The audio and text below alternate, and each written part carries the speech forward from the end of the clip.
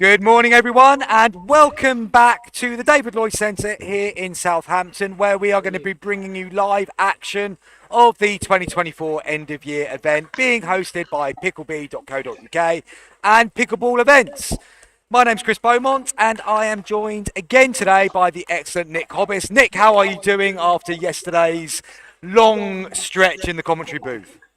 Yeah, good morning, Chris. Good morning, everybody watching at home. Yeah, it's great to be back for day two live here on the South Coast. Great day of action yesterday with men's and women's 4.0 and 4.5 competitions. Really looking forward to some mixed action today, and we get underway where the standard is set to be high, Chris, here this morning.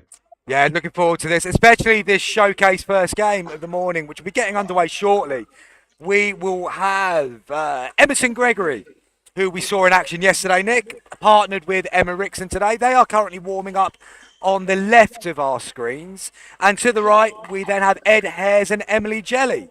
Nick, tell us about the players in action this morning.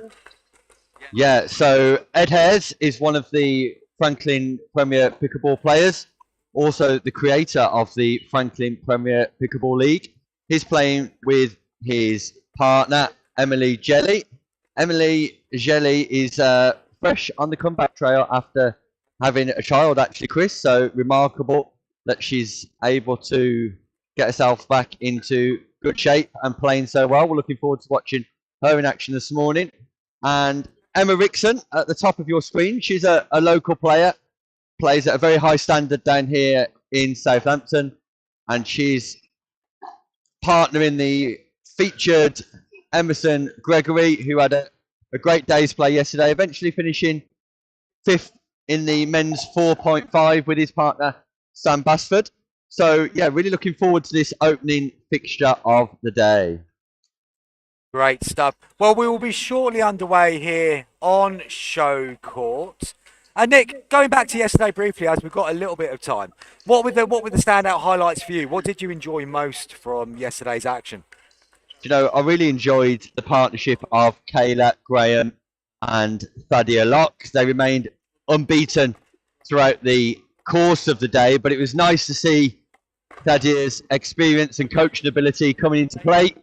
Just talking Kayla through from a developmental perspective, pretty much every point of the day, allowing Kayla to grow in confidence and technique. And Kayla's performance, especially on her forehand side, was to be commended. So yeah, that was probably one of the highlights from yesterday for me. Anything stand out for you, Chris? Yeah, I thought the run of Kayla and Thadia was exceptional throughout the day, and I echo everything that you said there. I thought some of the men's action in the morning was really good to watch as well. We kicked off the day with the 4.0 tournament, and really high standard throughout that as well, Nick. I thought there were some excellent matches, and you had and go on to take gold medal, and they will have been absolutely thrilled with their performance, and maybe will have worn their medal most of the day. I would imagine. Yeah, I was delighted to be able to watch some of the 4.0 action in the morning. One of the first time 4.0s have been streamed live here in the UK. So it was great to see some of that action. And it would be fair to say that one or two of those players playing at 4.0 got the opportunity to step up to 4.5, in particularly Spurway and Balson, who pretty much destroyed all that went before them on the morning yesterday, Chris, with some magnificent performances. Most certainly. And we're hoping that Louis Belson, well, personally, I'm hoping Louis Belson might have emptied the tank yesterday as I'm playing him in the mixed doubles with his partner later on. So hopefully Tim will have worked him very hard on court, and that will give me the opportunity to get a little victory there at some point later this afternoon. Yeah, best of luck to you later on today, Chris, playing in the 4.0 mixed doubles category this afternoon. We look forward to watching you, hopefully, on court number one to see if you can match your ability in the commentary booth on the pickleball court. All will be revealed, of course. Yeah, I think that's the one thing I'm not massively looking forward to today. A few of my friends and family have mentioned that it looks like I found another sport that I can talk about better than I can play. Talk well, play well could be your new catchphrase, Chris, forthcoming, I'm sure. Yeah. So we're just having a little bit of running repairs before we get started here. One of the players, I think, is Emily Jelly's just getting a couple of plasters in place. Looks like a cut thumb early doors, and we've not even got going yet. That is the ferocity we've just been witnessing on camera. Yeah, unfortunately, that is on her playing hand too. So, Steve Beale, our tournament director, leader of PickleB.co.uk and Pickleball Events, has not only ran the whole show, but he's also doing first aid down here on the players as well. And it looks like we're set to get underway. So we've got Jelly and Hares at the bottom of your screen. At the top of your screen, we've got Gregory and Wrixon. And we're live here in Southampton, David Lloyd Centre, and underway in our 4.5 mixed doubles clash.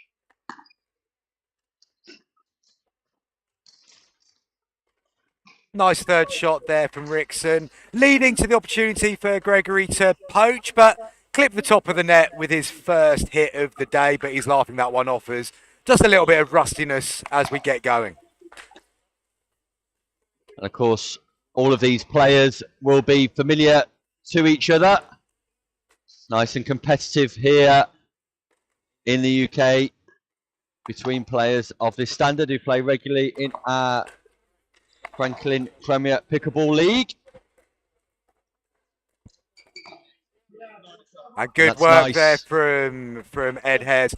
Nice step across there to take it on the poach again after good work between Jelly and Wrixon on the dinking. I think we're going to see quite a lot of that today, Nick, on both sides. And in the day in general with the mixed doubles, where we'll see the male player taking more of the centre of the court and looking to get poaching in those situations. Yeah, it's a deliberate strategy that the players will have discussed beforehand, talking about who will dominate the centre line on the mixed doubles court. Normally the male player just taking a significant proportion of the shots that come down the centre of the court. We'll see how that develops as the day goes on.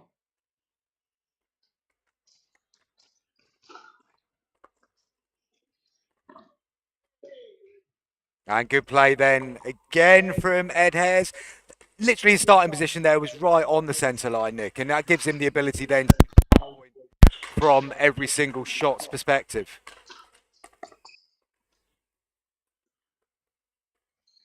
So players just finding their feet early in this one. Gregory and Wrixon will look to get off the board here.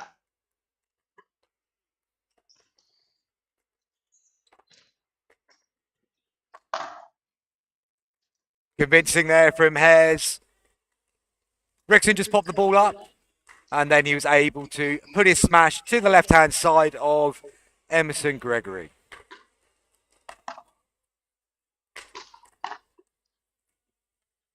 Jelly dealing with that drive from Gregory very comfortably indeed, forcing Gregory into the next mistake. And we still have a 4-point lead for Hares and Jelly here, Nick. Do you think that's symptomatic of what we've been seeing so far? It feels a little bit more even than that, really. Yeah, it does. I just think the consistency has come off the paddle of Hares and Jelly so far. And Wrixon and Gregory will be looking to make amends pretty soon. Remember, it's a race to 11, this one. Win by 1. All of our group games, and Gregory will be wisely advised to cut out 1 or 2 of those errors at the kitchen line. Just standing up a little bit too tall early on the shot. And again, just lacking consistency there in the early stages with this one. And it's a 6-0 lead for the partnership of Hares and Jelly. Gregory just talking to himself about 1 or 2 improvements he can make. Wrixon keeping him focused and on track. Nice and encouraging at the change of ends.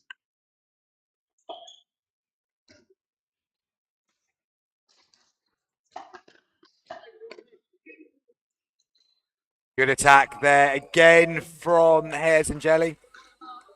Forcing Wrixon into the volley, just going long at the baseline. Oh, and a rare mistake there from Ed Hares, Nick. Yeah, an unforced error on the serve gives Wrixon and Gregory an opportunity to get off the duck egg. Won't want a bagel here first thing this morning. And again, Gregory at the kitchen line. Unfamiliar to us here watching Emerson making mistakes like that first thing this morning. And finally, they are off the board. The bagel is avoided. A sigh of relief from Emerson Gregory.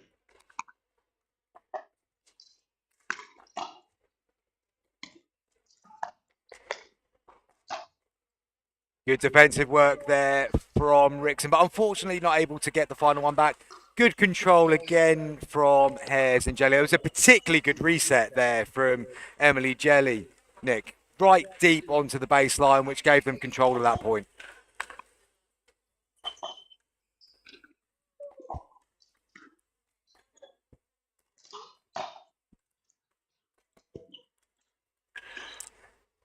Ed Hares there just going long with his volley on the second serve. Then Emily Jelly ball in hand.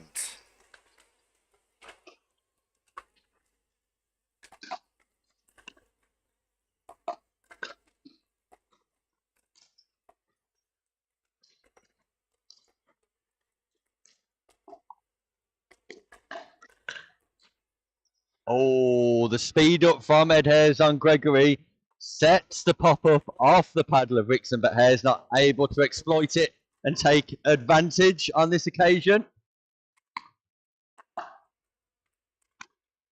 that's a great drive from Emerson Gregory. The in to out just catches Ed Hares in the wrong position. Nice execution.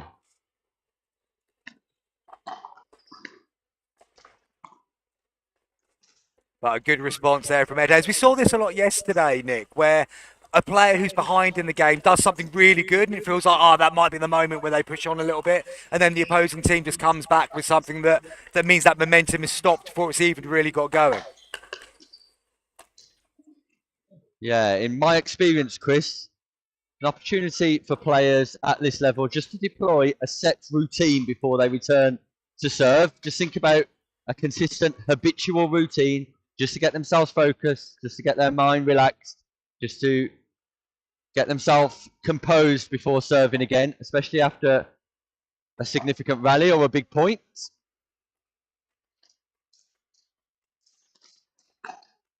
Great play there from Hares and Jelly. And forehand winner down the middle, splitting the pair of Gregory and Wrixon. They are now 3 points away from taking today's opening match, and that ball's just gone long from Emerson Gregory, another unforced error, meaning we have 2 points now before the first victory.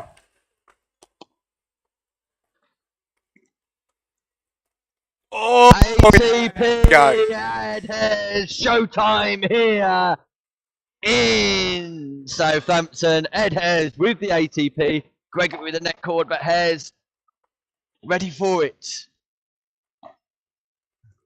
And not good work there occasion. again by Emerson Gregory. Potentially, I think Hares might have thought he was going to get 2 in a row, but the ball wasn't as wide as he would have hoped to be able to pull off a second ATP. Match point here.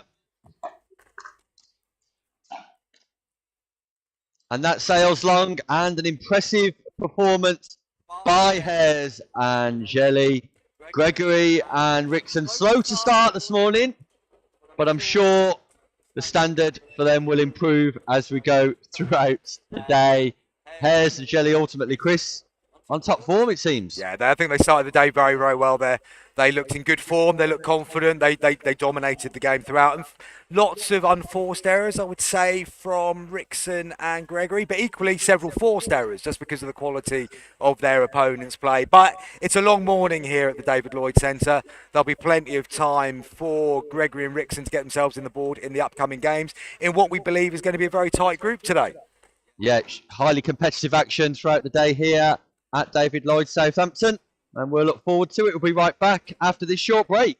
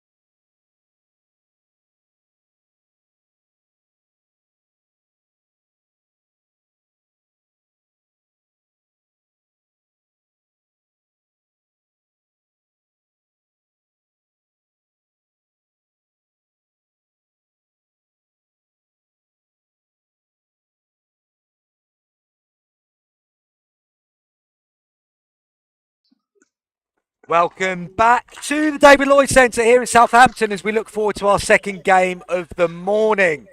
We've got Gregory and Wrixon again, Nick. We just saw them play in their first match, an 11-2 loss, so they'll be looking to get their first victory on the board at the earliest opportunity here, and they're up against Harry Feast on the left in black and his partner Marcia Audibert today. Nick, tell us what you know about the two players to the left of our screen. Yeah, Marcia Audibert, a very seasoned pickleball player here in the UK, plays in the Masters divisions, and you'll see her in the back end of some of our top tournaments. Very established player, local here on the South Coast as well, and she's playing with Harry Feast. Harry Feast playing in the Challenger version of the Franklin Premier Pickleball League, and Harry's improvement has been significant and dramatic over the past 12 months, working his way through the pickleball ratings. He likes to execute a double-handed backhand and is lethal in that particular shot. So, yeah, this should be a really competitive affair. We'd hope for Gregory and Wrixon just to make amends for their slow start this morning. We know the ability's there. So I'm expecting a competitive affair, Chris. And then what do you think Emma Wrixon and Emerson Gregory need to do differently from their first outing that we saw about 5-10 minutes ago? And I think the advice here, Chris, is the same for all levels, all players, all standards, and it's just get those basics right. Execute those basics by keeping the ball in play. And one of my favourite phrases is serves, returns, and thirds. Can you get a nice deep serve? Can you get that return deep to the baseline? And then your third, either drive or drop executed, that makes it challenging for your opponents. Well, the players are just performing the obligatory who's going to serve first routine. Getting underway in a matter of seconds. Emma Wrixon has hand. And I would imagine that she's going to be serving first here. Feast and Audibert just having a few last-minute discussions before the first serve of the game.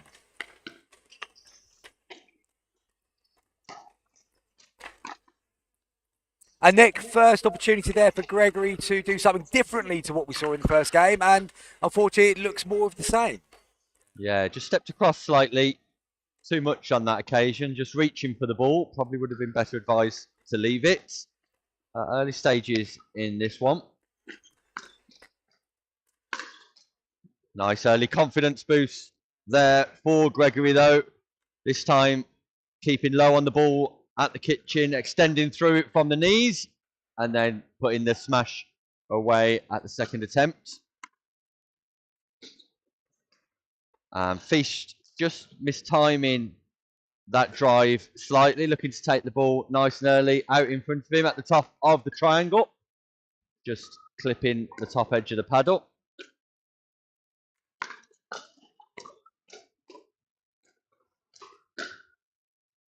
Short return from Audibert on that occasion just sets up the opportunity for Gregory and Wrixon to be in the ascendancy. So we repeat, get those returns nice and deep. Just like that from Harry Feast. And there you can see. Good work again there by Wrixon. She started this game with a bit more confidence than we saw in the first game. And we have a 2-point advantage early to Gregory and Wrixon here. The amount of points they got in their first outing a little bit earlier this morning. Wrixon's third then just going into the net, and the serve passes over to Emerson Gregory. In pickleball, serving team gets 2 serves. And Wrixon again just finding the net with her third shot drop. So we have a side out, and a side out being when the serve passes over to the opposing team after you've utilised both of your serves on your side of the net.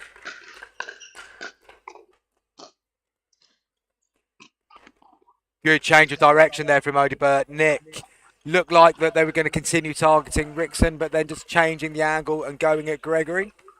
Yeah, the strategic understanding of Marcia Audibert will be high and on show for all to see in this game. She's got the ability to read her opponents really well, and you can see they're just going behind Gregory on that previous point.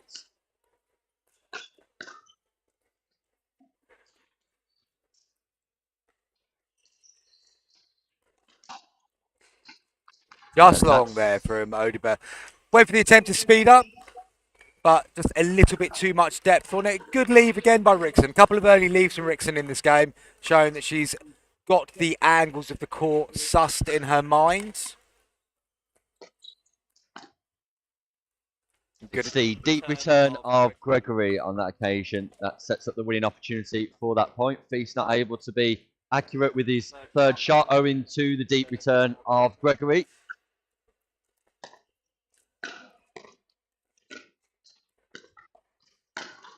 And again, it's the same story, Chris. The deep return of Audibert just establishes them in the point, puts them on the front foot, gives them the ascendancy, and makes it more challenging for Wrixon and Gregory to get into that point. Just the massive pitches on these serves make all the difference, don't they, Nick? I mean, just getting it to into that depth of the baseline really does change the dynamic of the point instantly.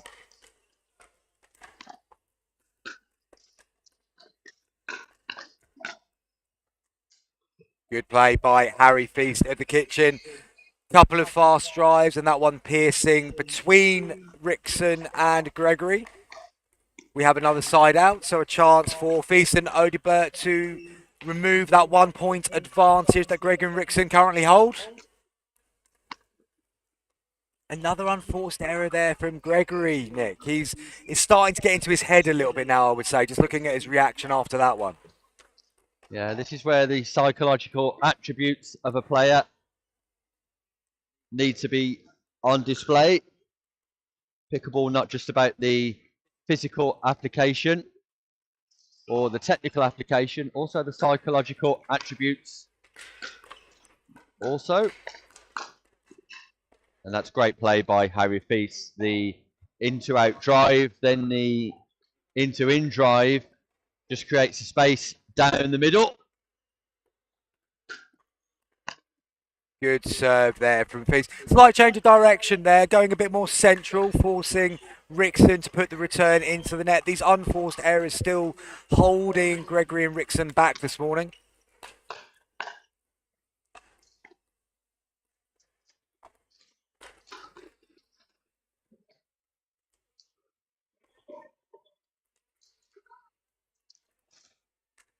And we have another side out. So the ball's back in the hand of Emerson Gregory on serve. And that just took a bad bounce on Feast on that occasion. Sees the funny side of it and gets on with the next point. Can't do anything about that. Control the controllables in this game.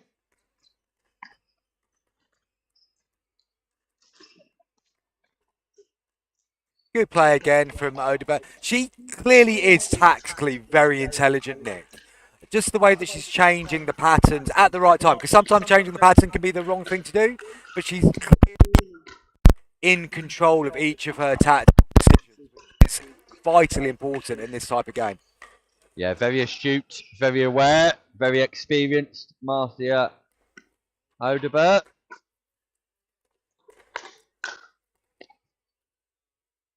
That's really good from Harry Feast again. The drive coming in a little bit high over the net, which gave Feast the opportunity to pick it up.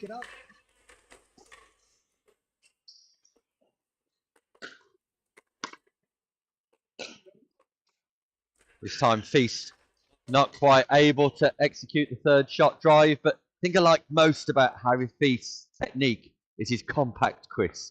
Keeps himself nice and compact with a great technique, great paddle control, good hands.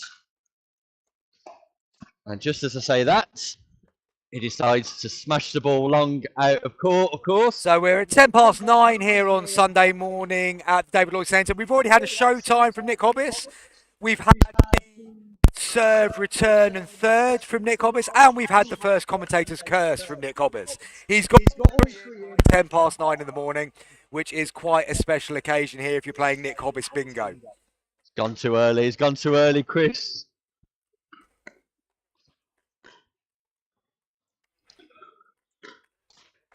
And again from Gregory, another unforced error. And his head just seems like it's going lower and lower each time a mistake comes along. Yeah, slightly lazy from Gregory there. You'll notice his court position, stuck in no man's land. It was a great drop by Wrixon, but Gregory doesn't find himself on the kitchen line and as a result misses the volley. Beecher's going long with another drive there. And there was tie game 5 each. And it's been quite bitty, really. Serve changing hands quite regularly without scores being added. But an opportunity here for Audibert to take the lead before the changeover. Great footwork from Harry. Feast just reads the play of Wrixon, gets himself to the kitchen line and puts the volley away. So there's a change of end, Chris. Any advice for either team here? It feels like one of those games that if either team can just get that little run of 2 or 3 points, a bit of consistency in their play, then that's going to be the momentum swing that they need to give them the absolute upper hand in this. As we said, serve has been changing hands a lot. Is this a chance for Audibert to put a bit of distance between the two teams now on her serve? As Emerson just drives that volley long, we do have a 2-point advantage, which we've not seen for a while in this game. Important moments, you feel, for both teams now. Yeah, I think this is a big point here, Chris. Oh, that's nice from Feast. Yeah, just takes advantage of the pop-up from Wrixon, who's just not quite establishing her base on some of those drives, owing to the nature of the stack that Gregory and Wrixon are deploying.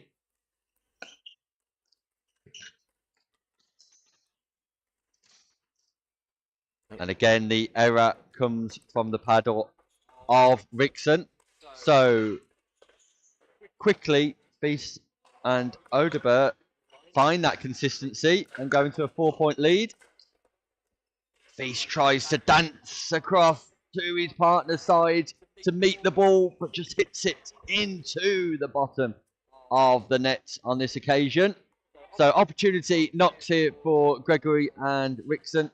Get back in this game.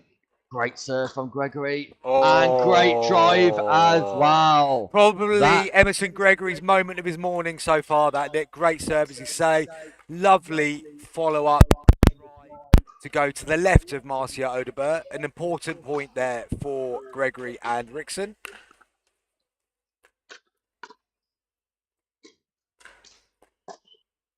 That's brilliant from Audibert. Defends the drive well just by blocking out wide.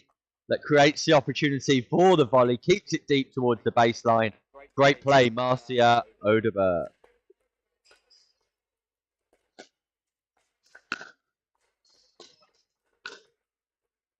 Unforced error there from Feast, driving his volley long, and they're chipping away at the deficit now, Gregory and Wrixon. They've got it back down to just 2 points on their second serve.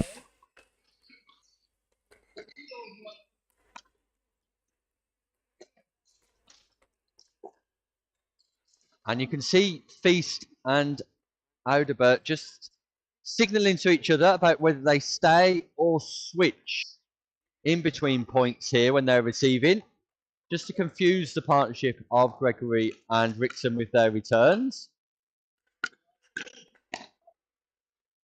Good work there from Wrixon.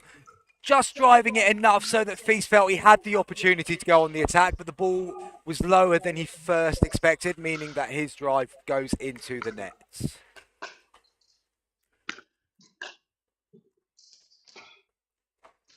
Good play again from Wrixon there, Nick. Nice bit of width on her approach, forcing Audibert to go cross court and wide. All of a sudden, this game's alive, Chris. Oh! Just called out by Feast and Audibert, Chris. But what a great effort from Emma Wrixon. Could have been the play of the day. Narrowly called out in a tight call, Chris. And the net court comes to Gregory's advantage. And they're on the drive. 1 point game. And there's a little bit of fire in this now, Chris. They're fighting back. They've taken the last 3 points. They've still got the ball in hand. Could they go level in this exchange?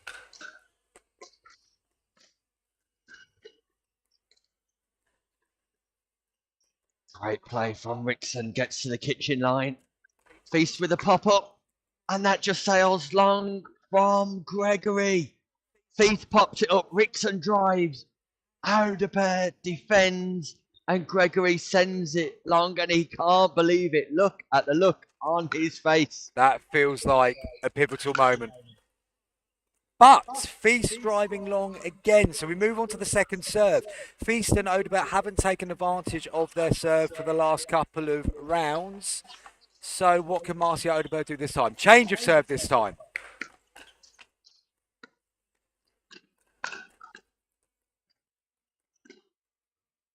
Mistake from Wrixon, who doesn't get low enough on the ball to begin with.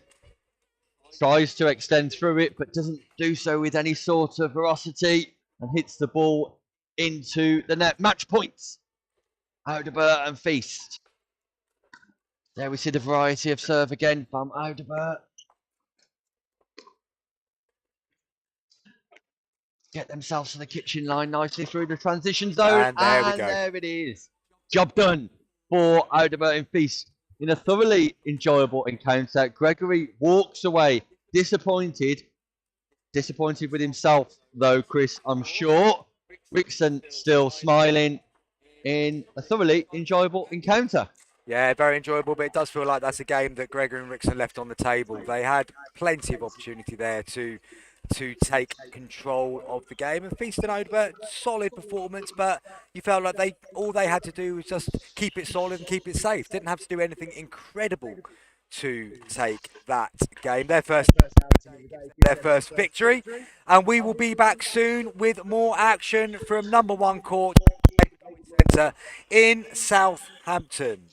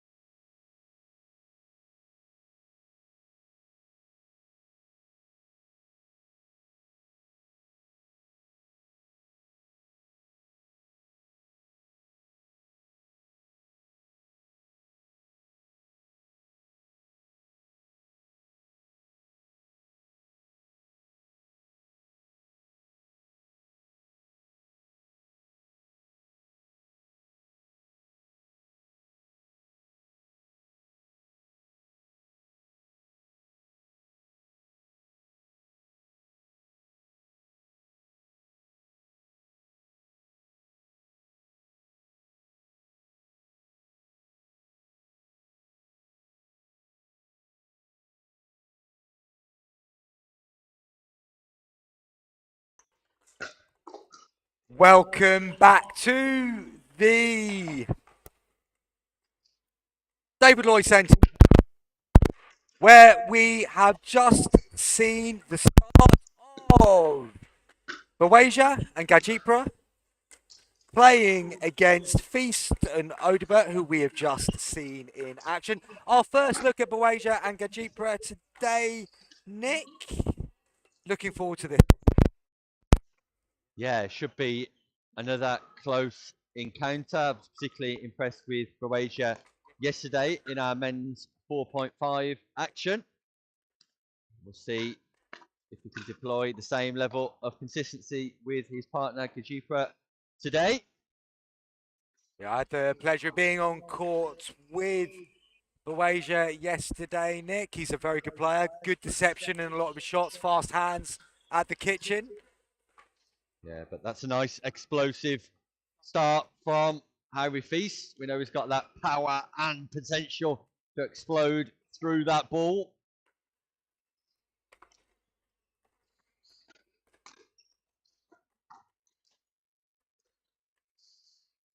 And Gajipra there, just a little bit too eager at the kitchen, driving her volley down into the net. Audibert on serve. And a nice drive down the line to the backhand of Baweja. Early advantage here, Nick, for Feast and Audibert.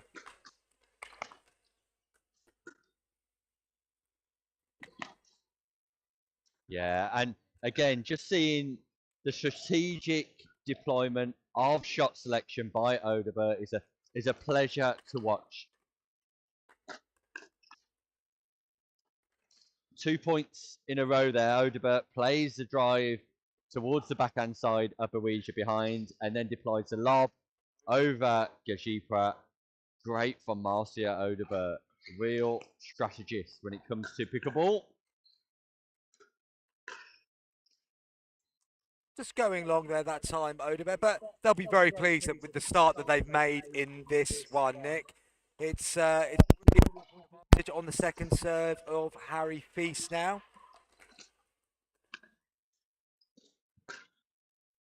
And yeah, that's a great return by Gajipra. Just puts pressure on the drive of Feast, who's taking that ball right off the baseline, looking to get that ball up and over the net. Just fails on this occasion. So, opportunity for Gajipra and Baweja to claw themselves back. it's a little bit exactly what they over-eager there, wasn't he? Harry Feast was a little bit over-eager, wasn't in the best body position. I mean, where he finished was pretty much where he started, and his paddle was pointing to the other side of the arena, not even in the same court.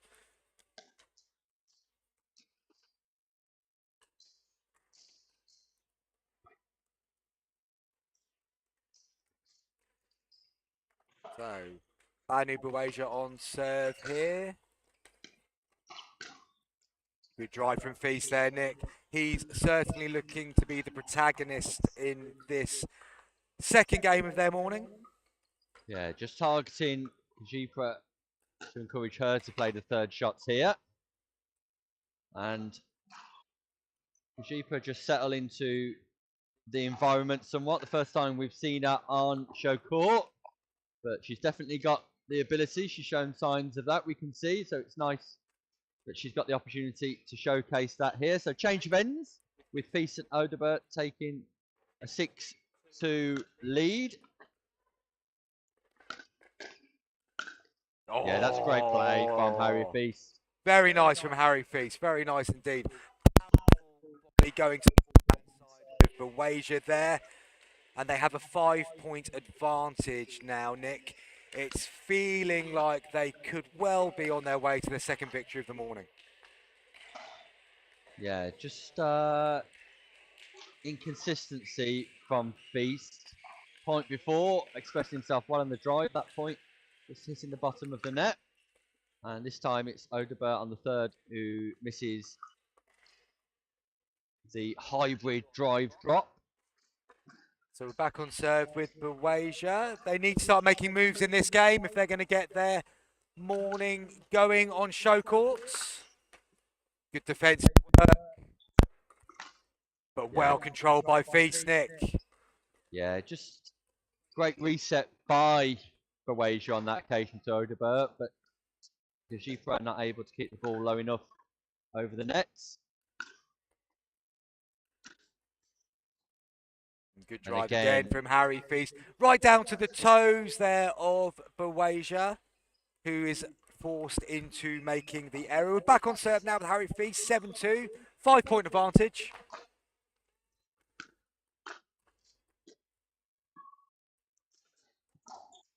Good recovery. Oh, played.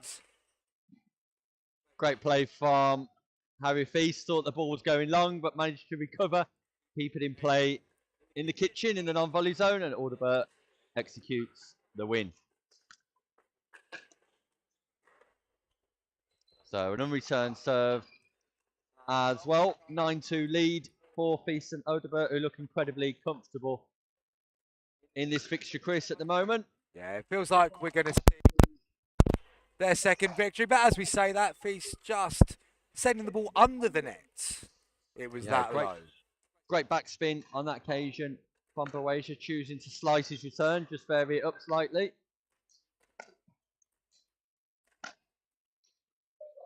Feast will be disappointed that he did great work there to keep the ball in play the first time, then felt that it was there for the attack on the next shot, but just hitting the top of the net.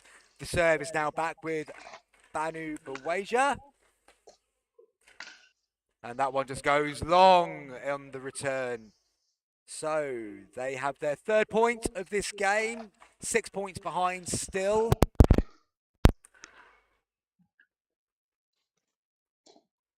Great play from Gajipra. That'll give her no end of confidence as we move through the rest of the day here. Great volley, piercing the partnership of Audibert and Feast. Great deep return there from Harry Feast, which gave them immediate control of that point. Onto the second serve with Gajipra.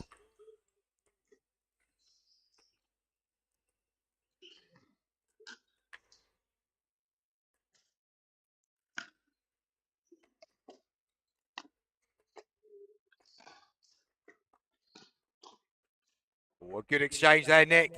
Quality from both sides. Baweja dealing with one shot in particular very, very well. But then Audibert still on the attack, forcing Gajipra into the mistake. Back on serve with Harry Feast, 2 points from victory. And make that 1 point from victory. We now have a match point as Baweja's return goes long. Good serve from Harry Feast. And there we have it, Nick. We have their second victory of the morning. A good drive from Feast, forcing another error from Baweja. And Feast and Audibert looking very comfortable so far in the 2 games that we've seen, Nick. Yeah, looking strong. Partnership who communicate well with each other and are able to execute during the big moments. Commiserations to Baweja and Gajipra. They'll reflect upon their performance, I'm sure, especially in a race to 11, Chris, where they committed themselves to 3 unreturned serves. Can't afford that at the 4.5 level, but individually showed moments of brilliance and definitely not out of their depths at this level. We'll be right back with some more action here live from Southampton soon.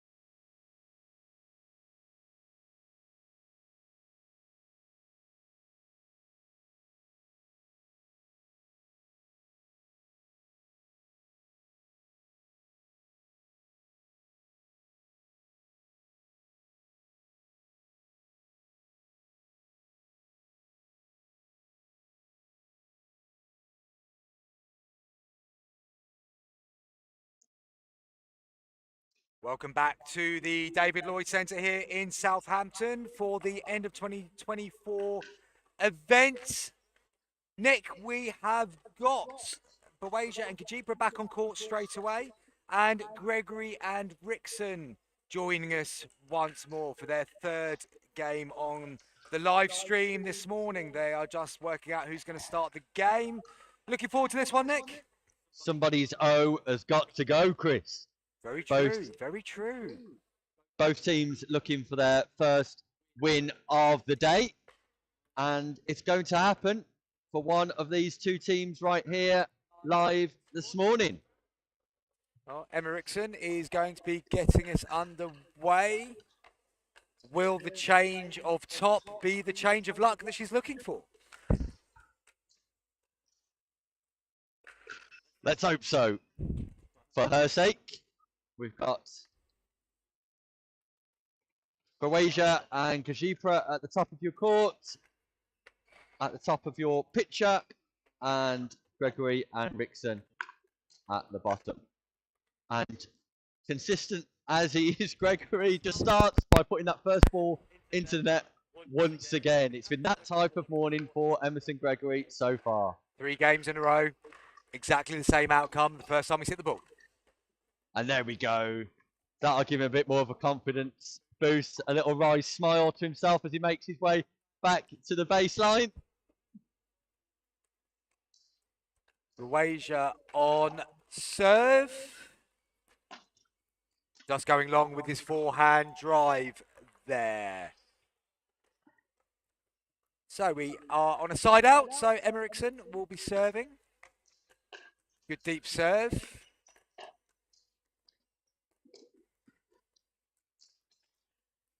And good patient play there, Nick, from Emma Wrixon.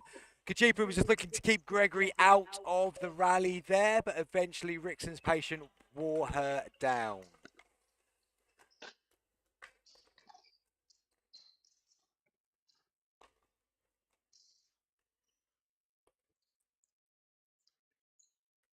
Great kitchen play here. And Baweja just catches the line on the straight dink, but entertaining all the way. Yeah, good rally that. Great pick up from the net court there from Baweja halfway through that rally.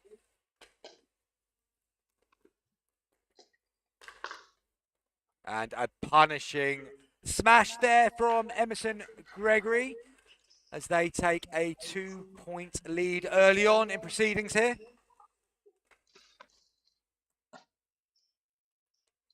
And that ball just catching the top of the tape and then taking a low bounce for Baweja. So they find themselves in an unusual position here, Gregory and Wrixon, in the fact that they're leading. Very work there from Emerson Gregory. It was a really good return in the first place, but an excellent response from Wrixon. Forced the pop-up, and Gregory was there to drive the ball home.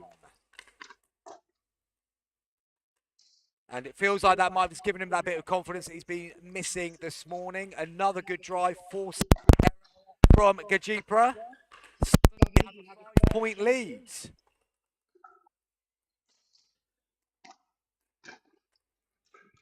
Yeah, well played, Gajipra. Nice put away, pop up off the paddle of Wrixon. Gajipra's there to put the volley away. So opportunity to get off the board. Still on that 0.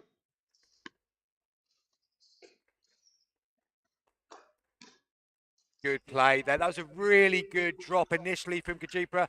Wrixon had to change her body position and just allowed Baweja then to get on the attack to force the error. They have their first point of this game.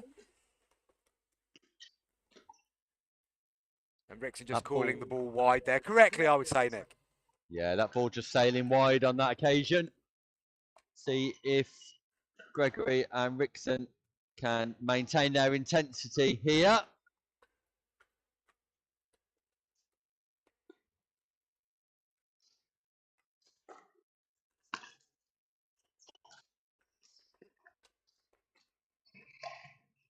Baweja just going along with the drive there.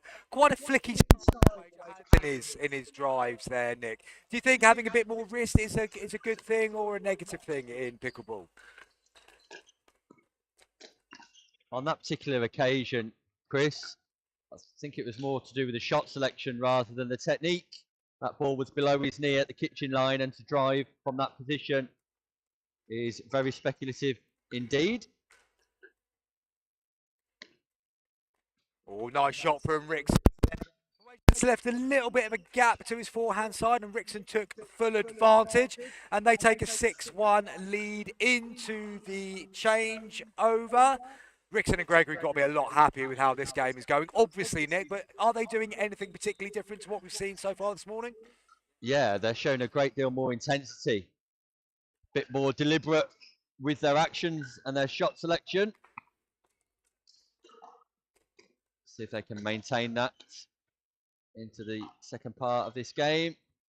That ball just catches the baseline from Gajipra. They deploy the stack.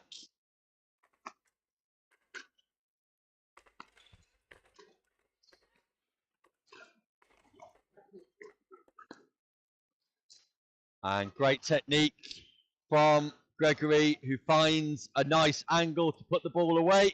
All too often we see players in pickleball looking to drill that ball as hard as they can. Sometimes it's about finding the best angle.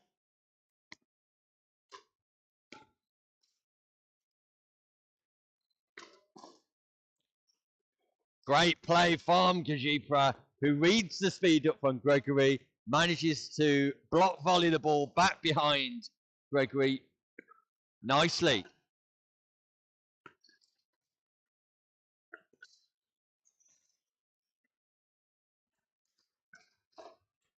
Good play again from Gajipra. This is a good little run they're putting together now. They've added 2 points to their score to take the deficit to 3, but you just feel that there's a slight momentum shift in this game. But a good drive from Gregory to slow that momentum down immediately. Second serve now with Baweja. In fact, it is a side out, and the ball is now with Emma Wrixon, serving 6-3 ahead.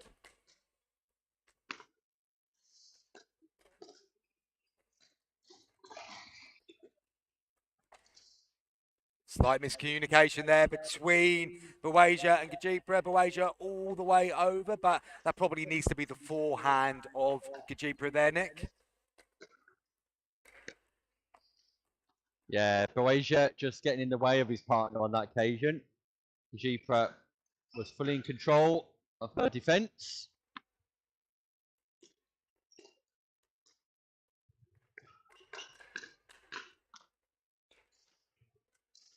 Fast hands from Emerson Gregory, whose reactions are lightning quick at the kitchen line.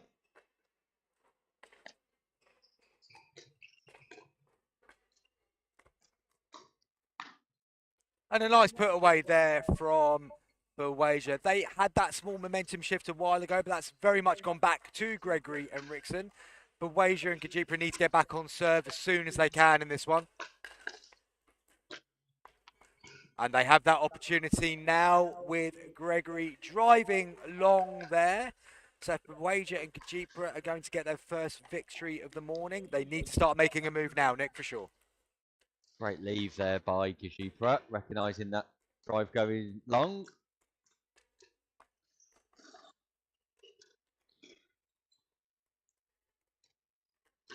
Pop up from Gajipra, the double-handed backhand from Wrixon pierces the partnership of Baweja and Gajipra. Nice play.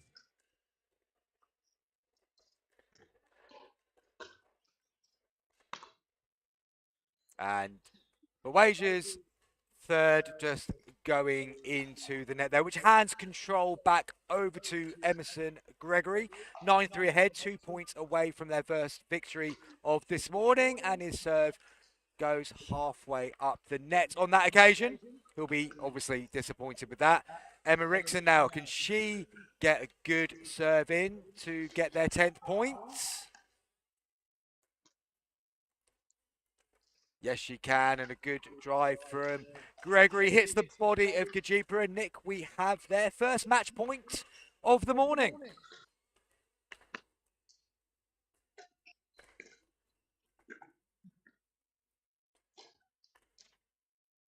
And Gregory and Wrixon are all over the place. Gregory dancing across the kitchen line, misses the ball. Wrixon salvages it, but not quite enough to be able to win the point. So opportunity here for Baweja and Gajipra to claw back the deficit. Oh, that's a good shot from Emerson Gregory. It looked like Baweja and Gajipra were in control at that point, but great flick, great control with it.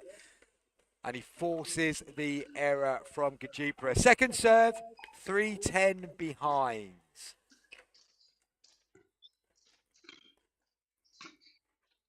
And there we go, another good bit of work from Emerson Gregory. By far his best performance of the morning so far. That's control of the ball back once more. Emma Wrixon serving on match point for the second time.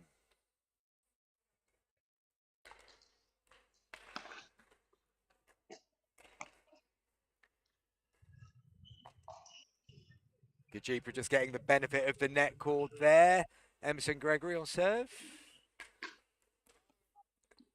And there we go, Nick. We have their first win of the morning. Gregory and Wrixon get off the mark, beating Baweja and Gajipra 11-3. What can we take from that performance? Yeah, there were a lot more intensity there from Gregory on that occasion, who managed to up his levels. Wrixon, her usual consistent self, of course, and they'll be pleased to get off the mark for the day. Commiserations to Baweja and Gajipra again, show moments of not being out of their comfort zone at this level, just not able to get the win so far this morning, but I'm sure that will come at some point during the course of the day. We'll be right back, Chris, with another game shortly. We certainly shall.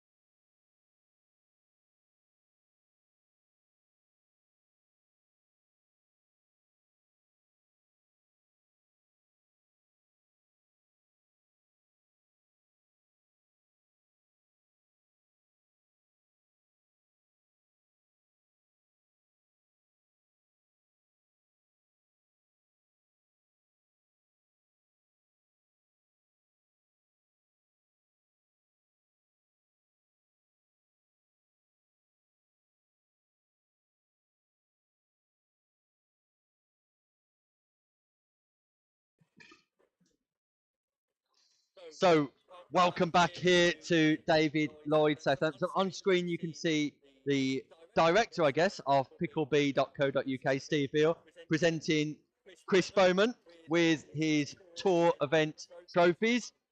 Chris has played at 3.5, 4.0, and 4.5 throughout the course of this year in 4 different events, managing to amass the most amount of tour points, and therefore takes away trophies for men's doubles and mixed doubles. Opportunities there for everybody in the UK to play in a PickleB.co.uk event in 2025. And I know Chris, when he returns to us in commentary, will be over the moon with his own development and progress throughout the course of 2024, amassing points at 3.5, but also, as we've seen this weekend, playing now in the 4.5 division. So I'm pleased to welcome Chris back. Chris, you must be pleased with your progress for 2024. Well, that was a very nice surprise, Nick. I wasn't expecting to walk away with a couple of trophies from today's event. Look, 2024 has been amazing personally, starting at the 3.0 level in the Open and then working my way through to get up to 4.5 this weekend. Not for 1 minute suggesting I am a 4.5 player, far from it. But to be able to get the opportunity to feel like you can even get on court at that level in the space of 6, 7, 8 months has been exceptional, and delighted to have walked away with a couple of trophies for it. And again, big thanks to Steve Beale and Simon Farr for putting on these events. More importantly though, let's get on to the action, Nick. Yeah, we've got a great game here ahead of us because we have got the partnership of Locke, Sadia Locke, one of Europe's #1 players, playing with Darren Gregory from yesterday, who was fantastic in the men's doubles events, and 2 unrecognised youngsters at the top of the court of Lewis Oak and Nia Rogers. Interestingly, great shot from Lewis, who's playing in our Challenger Franklin Premier Pickleball League this year. But interesting, Nia is playing with an unusual paddle, Chris. Yeah, Nia's using one of the owl paddles, which reduces the noise that we get when we're playing pickleball. And it's becoming quite a popular paddle for players to use. Equally interestingly, though, Nick, is that one of these 2 teams is going to lose their 100% record this morning. Both have won all 3 matches in their group so far. So we have a top of the table clash. Gregory and Locke, you would assume, would be favourites here, but you never know. The younger pair have a lot of confidence in their own ability and will be looking to put a lot of pressure on Gregory and Locke.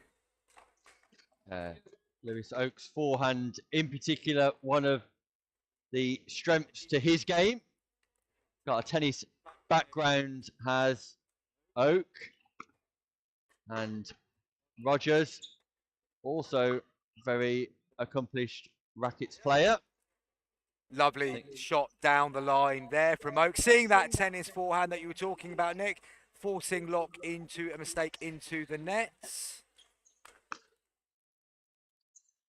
And Rogers very unfortunate there. Looked like she dealt with the net court from Thadia Locke, but was unable just to reset it over the net herself.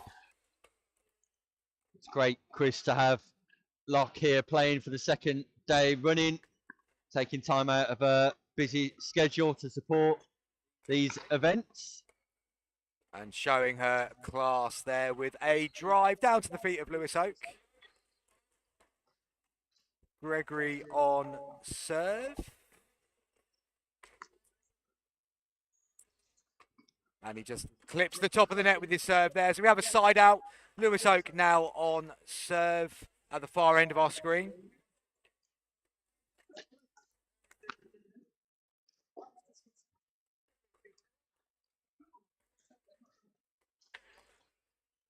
Good work from Locke and Gregory. They're just forcing the error from Lewis Oak.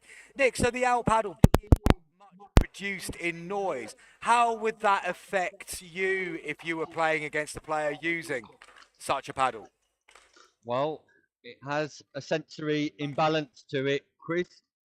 the sound of the X40 off your regular paddle becomes synonymous as you play your game. So the fact that it does make no noise can sometimes be slightly off-putting with your own timing and expectations of that ball coming back towards you. It's one of those developments in the game that players need to adjust to and adapt. All right, Lewis O getting the benefit of a net cord there, just dropping the ball short on Darren Gregory, who's seeing the funny side of it.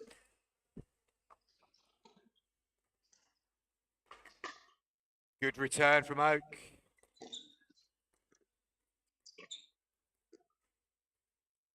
And good play by Oak there, forcing a mistake from Gregory.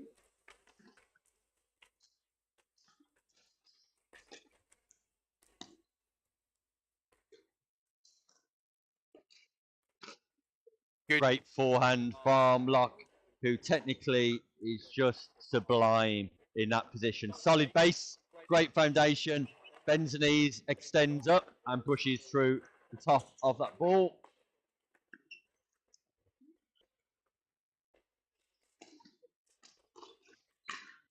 Nice work from Lewis Oak there.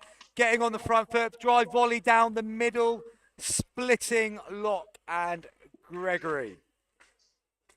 Very impressed with Lewis Oak so far, Nick. Looks like a youngster with a very, very bright future in this game in England. Yeah, it's certainly more experienced than his youthful looks would make you believe. So regular player in tournaments here in the UK, and again puts a lot of time and effort into developing his game. And that's the thing with such a new sport, isn't it, Nick? That you have young players who've got many more court hours than players that you would naturally assume have more experience because of the age difference. A lot of this is down to hours of practice that has gone in, so you can have more experience at a far younger age. Great reset from Gregory.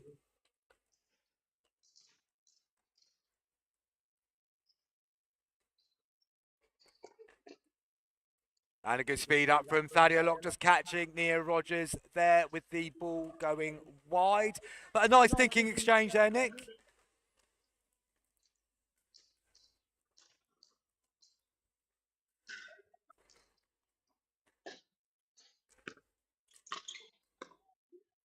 And again, great depth on the Oak forehand.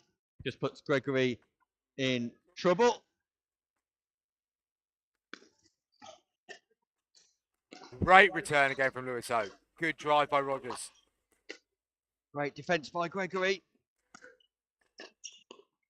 Oh, and just fails in the reset on the transition through the middle of the court. But great pressure from Oak and Rogers, keeping the partnership of Locke and Gregory at the back of the court. Great footwork from Oak, who's explosive on that forehand side, just tagging Darren Gregory on that occasion.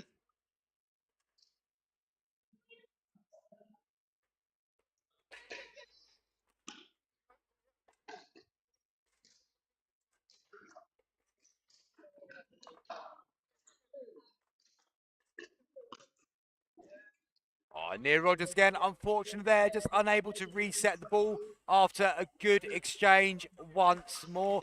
In terms of quality, Nick, I've got to say this is one of the better games that we've seen so far this morning, and we've seen some good games already. Yeah, that forehand, that topspin forehand from Oak is an absolute weapon of destruction here in this game. And that's dominating some of the rallies for Rogers and Oak. And they managed to get to within one of Locke and Gregory. Serve just sails long. So first time we've seen Locke under pressure this weekend here live in Southampton.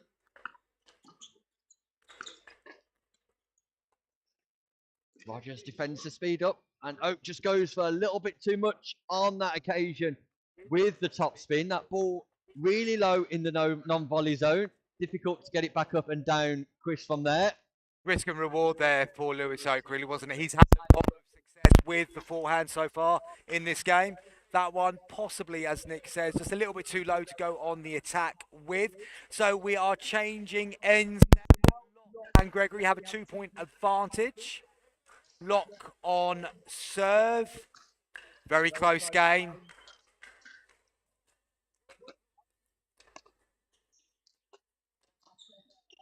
And Lock just dealing with a good return there from Rogers, but forcing her then into a follow-up volley into the net.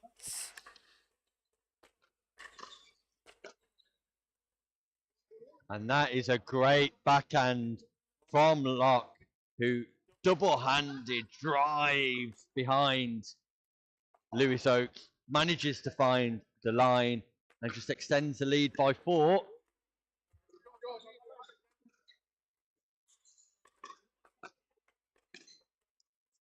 Oh, no, just clipping the top of the net there with his forehand roll volley, and the net just takes the ball wide. 5-point difference now, Lock on serve. And all of a sudden, Chris, Locke and Gregory have just stepped it up a notch, gone through the gears, and find themselves in a comfortable position and match points.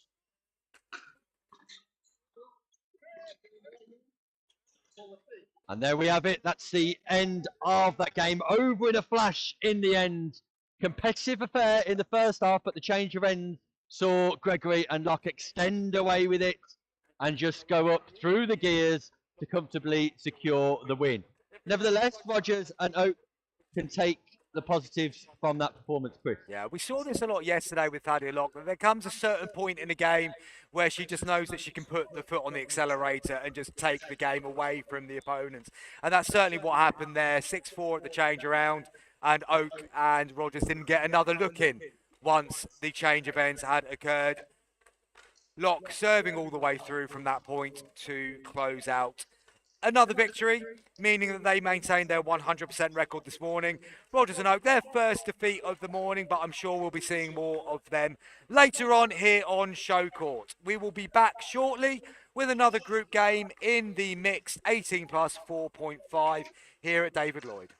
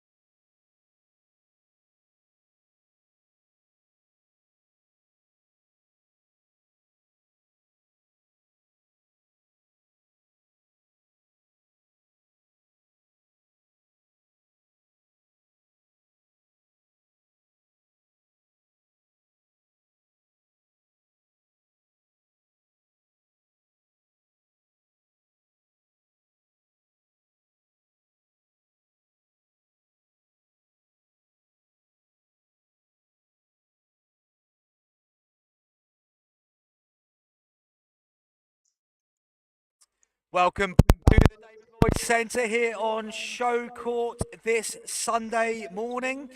And we have another group game in the 4.5 mixed 18 plus tournament where we have James Chowdhury and Claire McKnight playing against Josh Bright and Evie Kenner.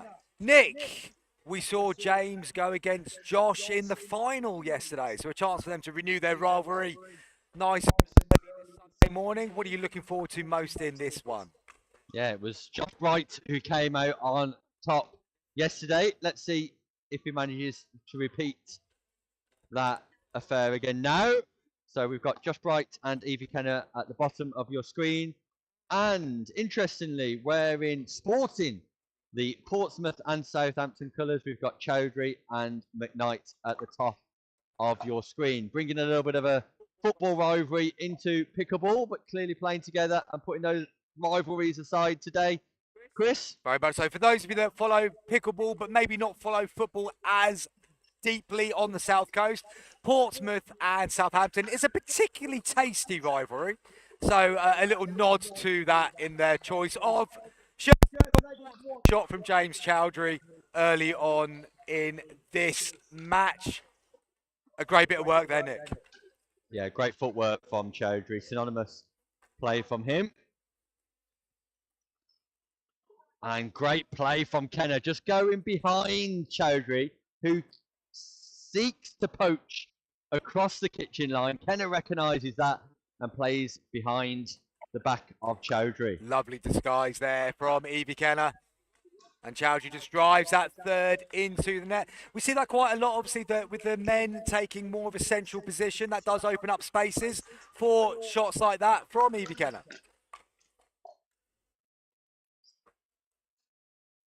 That ball just sails wide as well. And a great start for Bright and Kenner. Good defence. Not a second as Chowdhury punishes putting the ball out of our arena here on Show Court, just being retrieved by a very helpful member of the crowd watching this game over on Court 1.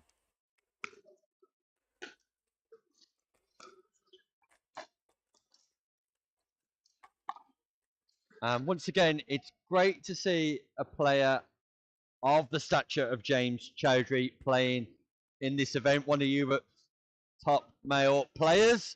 Definitely one of the top player, if not the top player here in the UK. Particularly strength of Chowdhury is his singles game. And already we can see signs of his ability on the drive coming through into this doubles affair. But not quite the serve on that occasion, which sails wide. Ball back in the hand of Josh Bright, of course, got the better of James in yesterday's men's doubles final. And that one from Chowdhury just clipping the top of the net and dropping slightly wide on the forehand side of Evie Kenner. And they now have a 4-point advantage, Nick. An early move in this game from Bright and Kenner. And Bright replicating Chowdhury's move of earlier, going for the drive across court and hitting Claire McKnight. Their apologies all round. 5-0.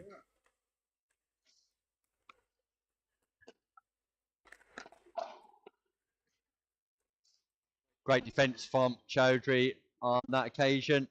Nice to see Claire McKnight here playing at this level from Aaron Pickleball. Great control from Chowdhury, and that just sails long, much to Kenner's annoyance. But very sporting here, very enjoyable to watch. Lots of smiles on the players' faces. Good serve from McKnight. Chowdhury getting on the stretch, but this time hitting down into the net. Just delayed slightly on that shot.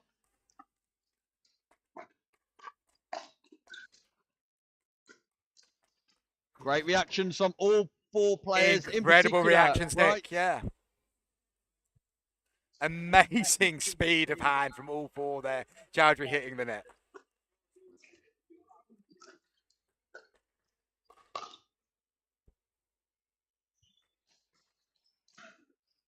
And quickly, it's a 6-0 advantage for Kenna and Bright at the change of ends.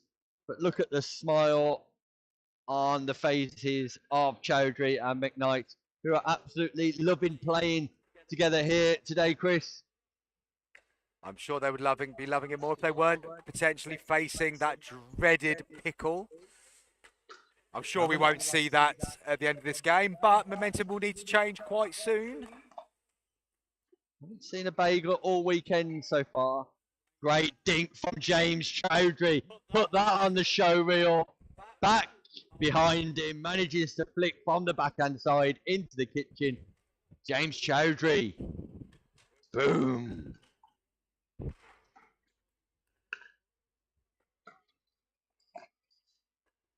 Same again there, Nick. Targeted that backhand side of Bright. And we have the side out, so McKnight and Chowdhury get the opportunity to get their first point on the board in this match.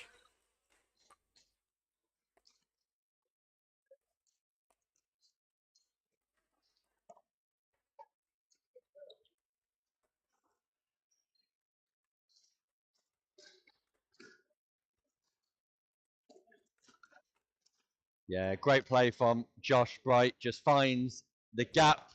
But nice control from Claire McKnight in her dinking game.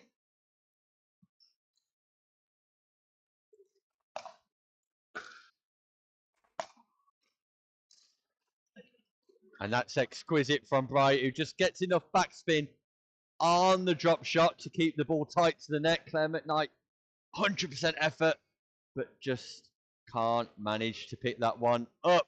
Side out then. Evie Kenner back on serve. And Bright just driving his forehand into the net there, so we're on the second serve. Still with that 6-point advantage.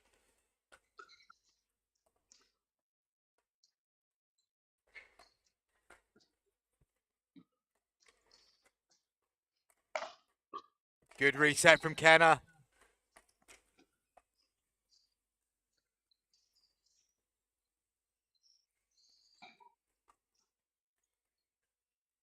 Kenner going for the Ernie.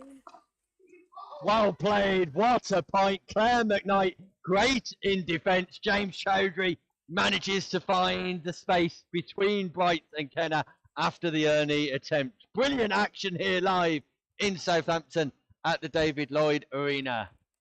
So James Chowdhury back on serve. 0-6.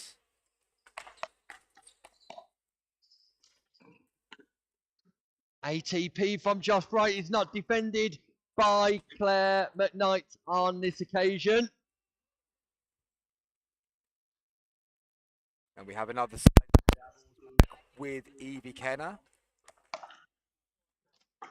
Just long there from James Chowdhury on the sliced forehand return. A rare unforced error from the European gold medalist.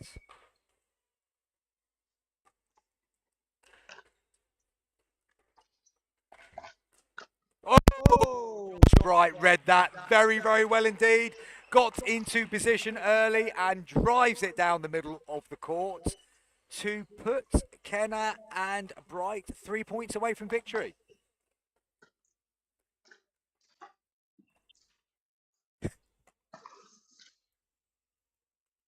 Chowdhury just forcing Bright there into some interesting footwork. Keeping with the football theme that we have, probably trying to flick the ball up for the volley, but wrong sport. Joshua Bright, wrong sport.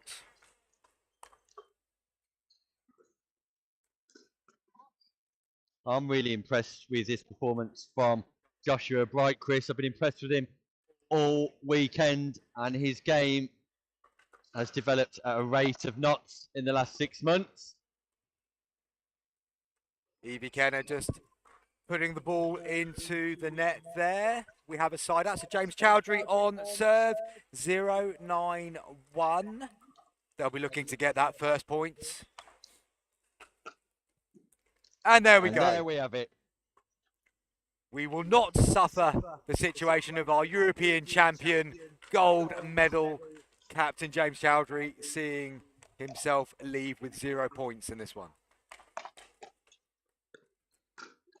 Great recovery from Chowdhury, and they've got 2 now. Well played. Well played, Claire McKnight. Well played, James Chowdhury. Fantastic action. Look at the smile on Claire McKnight's face. Before the last point, she said, we got a point. Well, now, Claire, you've got 2, and thoroughly deserved as well. Chowdhury's a little bit eager there on the drive, on the move with that one, clipping the top of the nets. Claire McKnight on serve now.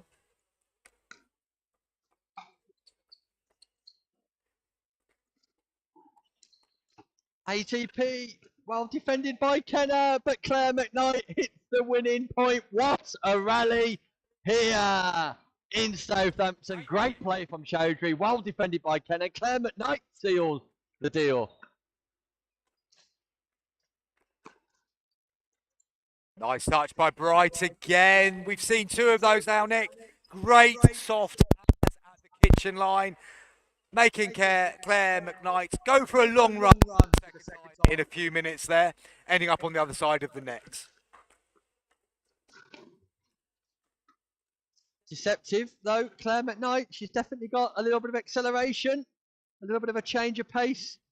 Chris? But we have match point now on the serve of Bright.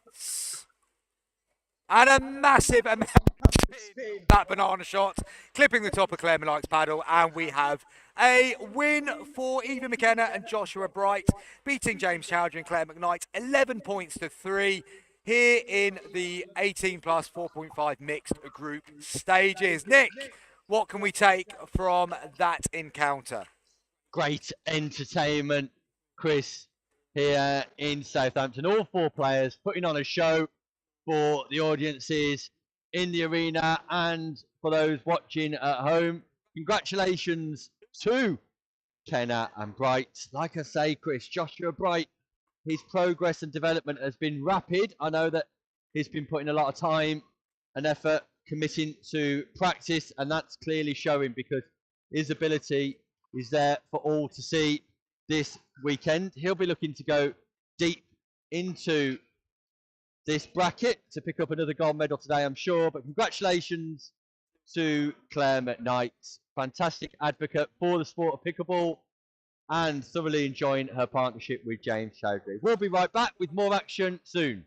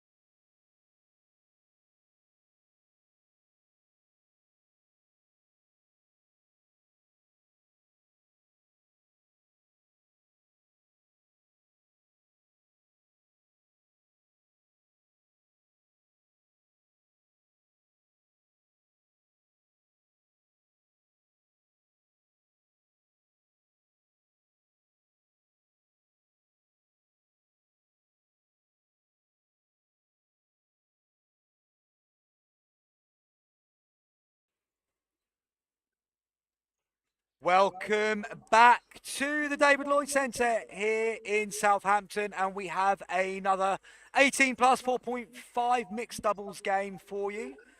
At the bottom of your screen, you will have Baweja and Gajipra, who we've seen a couple of times on court today. And at the far end, we have the mother and son pairing of the Bowen Rayners, Nick, who we haven't seen so far yet. But of course, we saw Bowen Rayner Jr. yesterday in action. Yeah, Charles Bowen Rayner was fantastic yesterday in picking up the gold medal, playing with Joshua Bright at 4.5 level. And his mum Frances joins him this morning. Looking forward to a highly competitive affair here. And that's a great start from Gajipra, just forcing the speed up low down to the knees of Francis Bowen Rayner. And that gives them an early lead off the mark. Must be a nice way to spend Sunday morning, Nick, playing a bit of highly competitive pickleball on a live stream with your mum. No better way than to spend a Sunday. I'm sure they'll be looking forward to Sunday lunch this afternoon after potential success here live on Show Court in Southampton. Well, with that in mind, you would hope that it has to be a good morning if they are planning Sunday lunch later, because it could be a slightly frosty atmosphere if there's any doubt as to who was playing well and who wasn't playing well here on Show Court. That's a good shot there from Baweja. Lost the ball slightly in the lights, maybe, I think he's indicating, but certainly didn't seem to affect the power and accuracy of his smash there.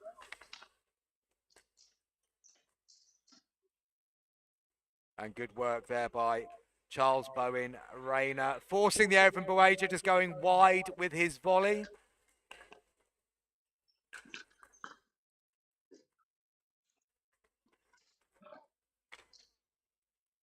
And it's Baweja who wins the battle of the net tapes on that occasion. Bowen Rayner clipping first, Baweja clicking second, and then executing the volley down the line.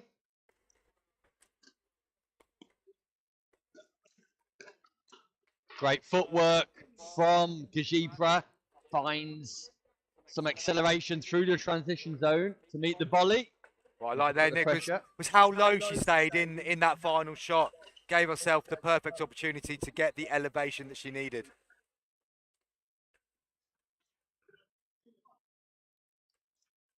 Players just confirming the scores with each other.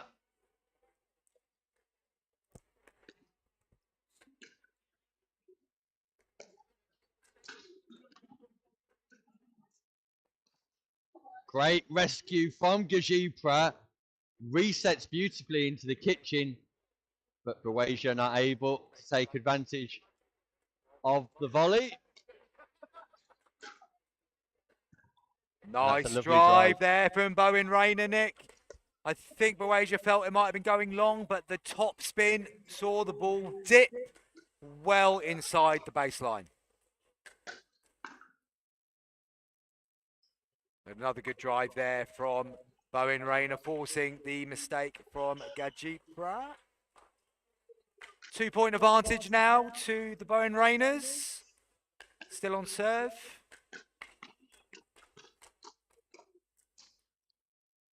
Great hands battle from 3 of the 4 players there.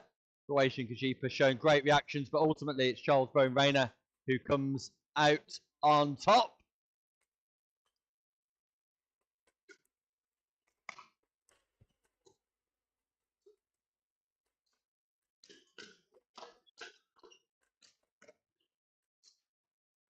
Great hands at the kitchen there from both Francis and Charles Bowen Rayner.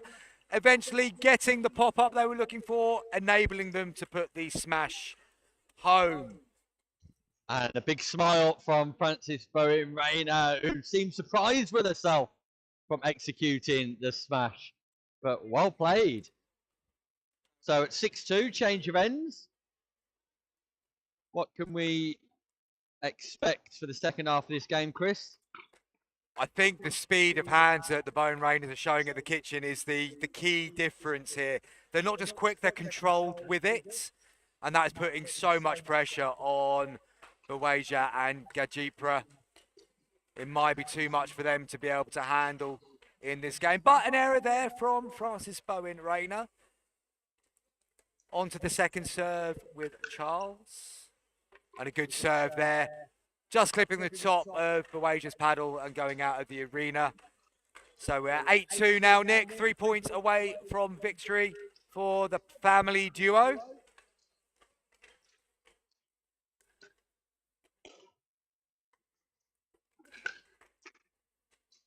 And again, Baweja and Gajipra just not able to defend the drive, the third shot drive from Charles Bowen Rayner. That seems to be the main difference so far in this encounter. That and not being able to return Charles Bowen Rayner's serve brings up match point very quickly.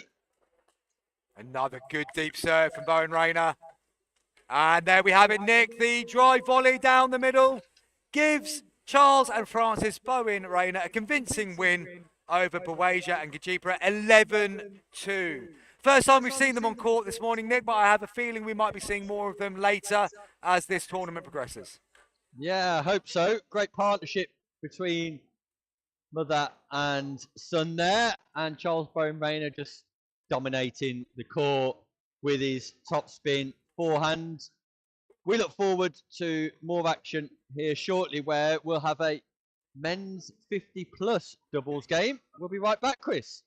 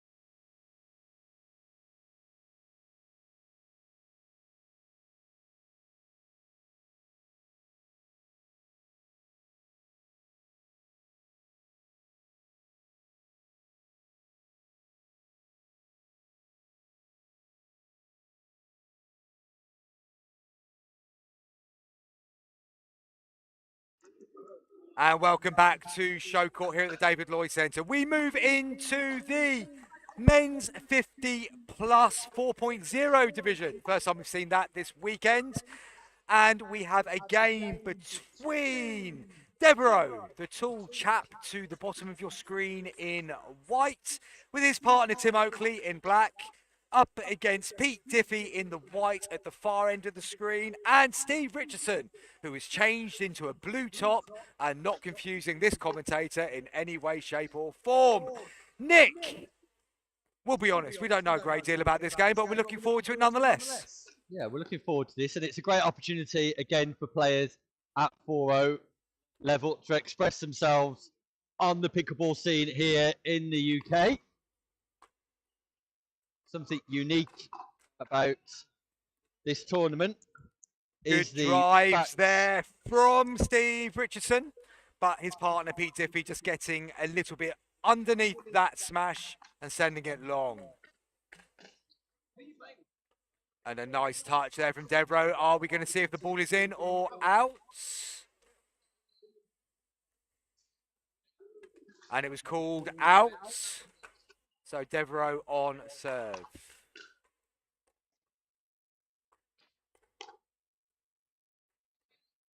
Lob going up there from Richardson, just dropping too far out of court.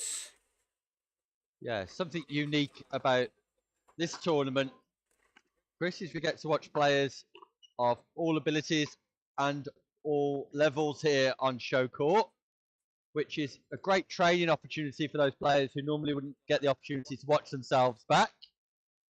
And just as I speak, we're joined near the commentary booth by one of the UK's leading commentators, Rob Williams, who's been playing here today in Southampton as well. Devereaux just sending that ball long. So we have a 1 point difference in this game here. Slight miscommunication there between Richardson and Diffie. They'll be looking to make sure that is the one and only time that happens on court in this game.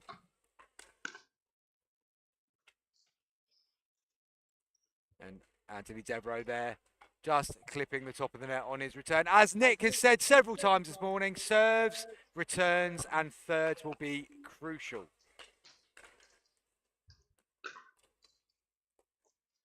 Yeah, just getting those basics right is critical for players at this level and at this stage of the group phase. Remember, this is a group game, the first game for these players today at our tournament here in Southampton. And of course, Nick, that is going to add a little bit. Although the stream isn't as big as being on the BBC or ITV in those situations, they know the cameras are on them. They know that there's a little bit extra exposure with this game. Do you think that's going to add a little bit of extra pressure to these players who are probably experiencing this for the very first time? Yeah. Watch the end of this rally. Great defence, and just Tim Oakley just sends that ball on. Yeah, arguably greater exposure than BBC or ITV, Chris. This has been streamed all round the world. Players are going global here at our PickleB.co.uk pickleball events. Well, having had a little bit look back at some of the analytics last night, Nick, I'm delighted to say that we have had a viewer in Cambodia and at least 2 in New Zealand, which is what we want to see here whilst we're in the cold in Southampton in the last bits of December 2024. Yeah, you I'm cannot sure watch ITV in Cambodia, Chris. there's not, but there's a lot more temperature and higher degrees, which I would of at the moment. So we are at the change around here. Richardson and Diffie have raced into a 6-1 lead. Players just making sure that they are in the correct positions as we get underway again.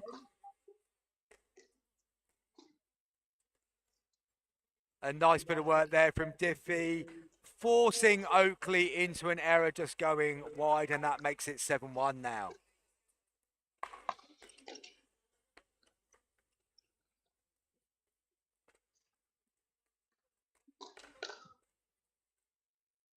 Speed up there from Tim Oakley, forcing the error from Pete Diffie, side out.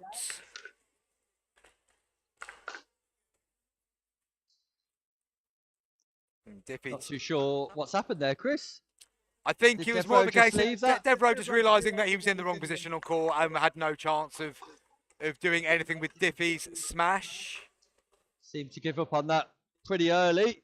But the left-hand, right-hand combination of Richardson and Diffie proving too strong here at the moment for Devereaux and Oakley. Great defence from Devereaux. Net court's in play and great top spin roll from the tall man Devereaux there. Brilliant defence to begin with and just manages to get that backhand roll, Chris, through the middle of Richardson and Diffie. Nice work there from Devereaux, but they're going to need more of that if they're going to turn this score around here on show court. Diffie and Richardson already showing that they have solid games, a bit of everything there. Able to drop, able to drive, good court discipline. Yeah, bringing lots of energy to show court here. Richardson and Diffie, been impressed with their performance so far.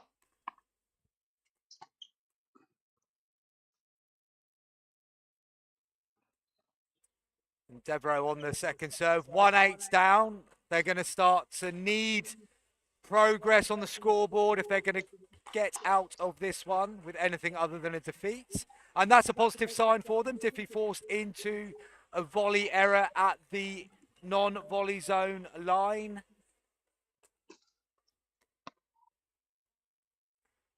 And a couple of points back-to-back there for Anthony Devereaux, Nick. Yeah, 2 errors from Richardson and Diffie. Just allows Oakley and Devereaux to close the gap somewhat.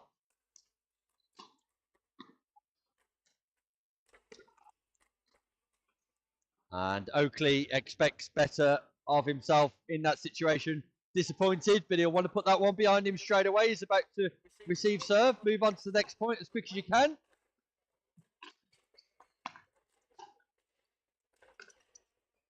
Diffie just driving into the net there.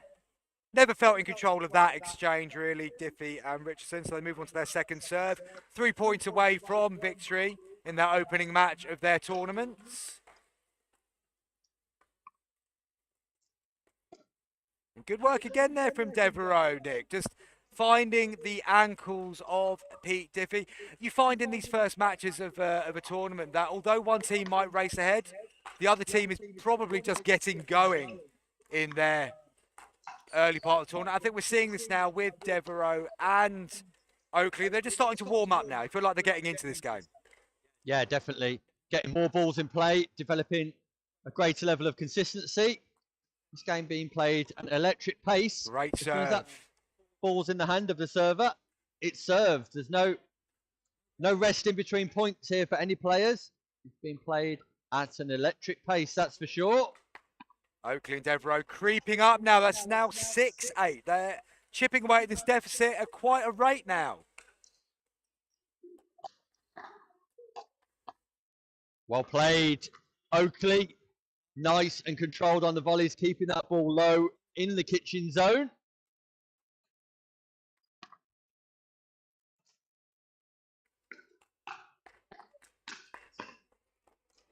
Great defence from Richardson.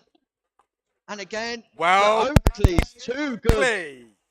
too controlled at the kitchen line, moving that ball left and right. And it's 8-8, Chris. Great comeback from Oakley and Devereaux. And I tell you what, Steve Richardson needed to get that one to the ankles of Anthony Devereaux, and has done so. Have their second serve. And that ball sails long from Oakley, so worked hard to get back to 8-8.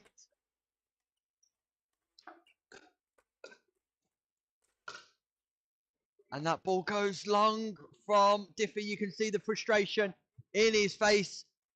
And this is turning into a little bit of a Southampton classic. Well played again, Tim Oakley. You've seen Tim Oakley's game just raise in these last 10 or 11 points or so. And they have the ball back in hand. But they move quickly onto their second serve as Devro hits his serve into the net. 8-8 second serve with Tim Oakley. And a bit of a error in communication there between Diffie and Richardson. And for the first time in this game, Oakley and Devro have the lead. 2 points now away from success. Is this one of the great comebacks that we've seen this weekend? And that takes them to match point. Great work lead. again, Nick. With he stepped up since the turnaround. Can they get the job done here? Not quite with that one. The backhand exchange between Diffie and Devro goes away.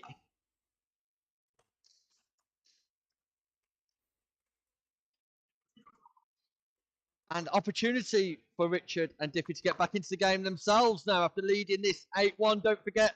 And that's exactly what they do. 9-10 on serve.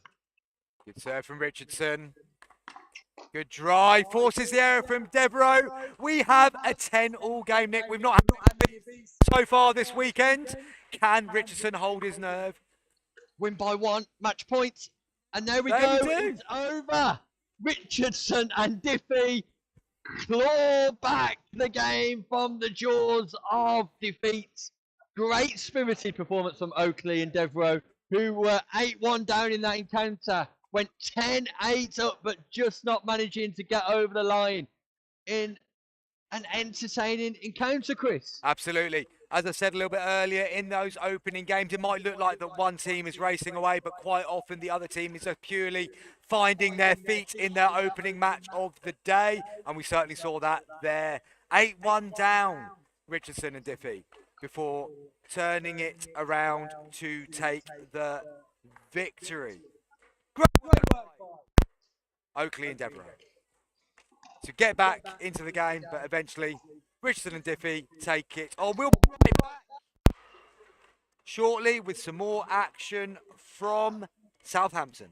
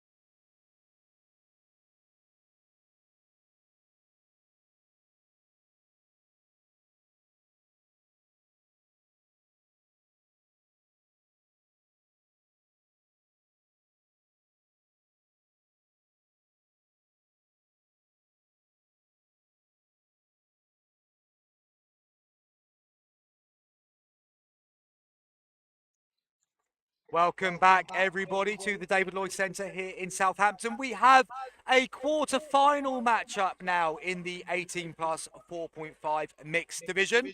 We have Darren Gregory and Thadia Locke up against Francis and Charles Bowen Rayner. Nick, this should be a very entertaining game. Yeah, we saw how electric Charles Bowen Rayner was earlier on this morning.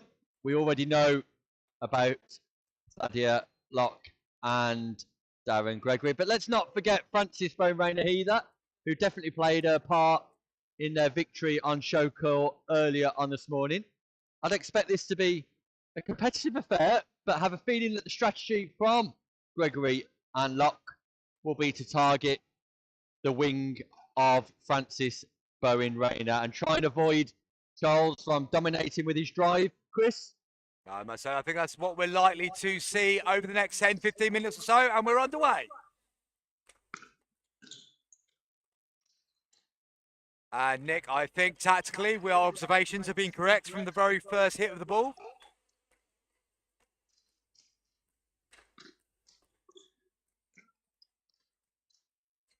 Great defence from Locke and Gregory. Great rally to begin proceedings here in our quarter-final. And great defence from Charles Bowen Rayner. Gregory had the pop-up and the smash to put away, but Charles Bowen Rayner kept himself low to the floor to defend against the overhead volley.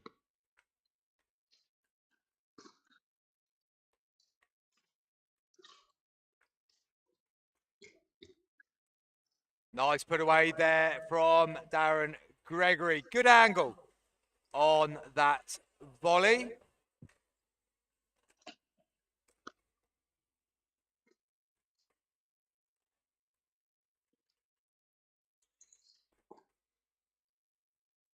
And a good speed up there from Thadia Locke, just targeting the body there of Francis Bowen Rayner. So Darren Gregory on serve, still 0-0.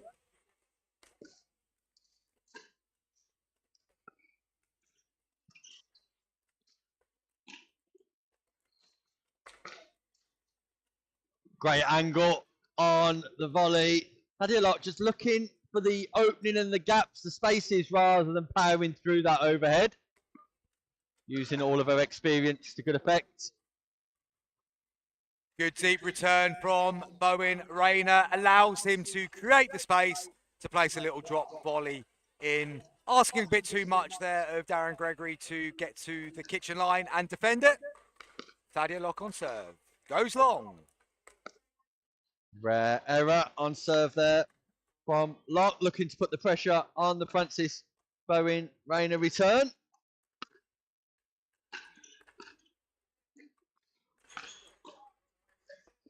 Great defence from Francis Bowen Rayner.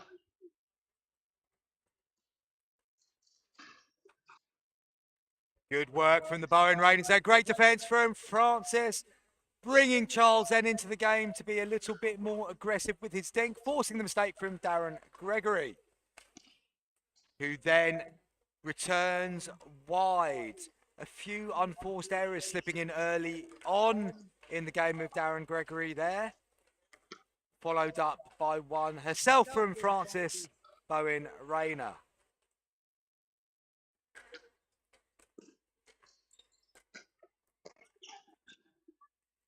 Great volley from Charles Bowen Rayner again. Looking to execute into the space rather than with power. Great control, great angle.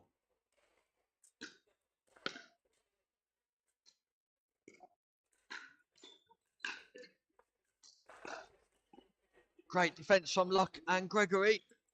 Speed up from Charles Bowen Rayner. And again, finds the space with the into-out forehand on the volley. Charles Bowen Rayner is on fire, Chris. He is. Just a little bit of help there from the net on that last one, but a very good start from the Bowen Rayners.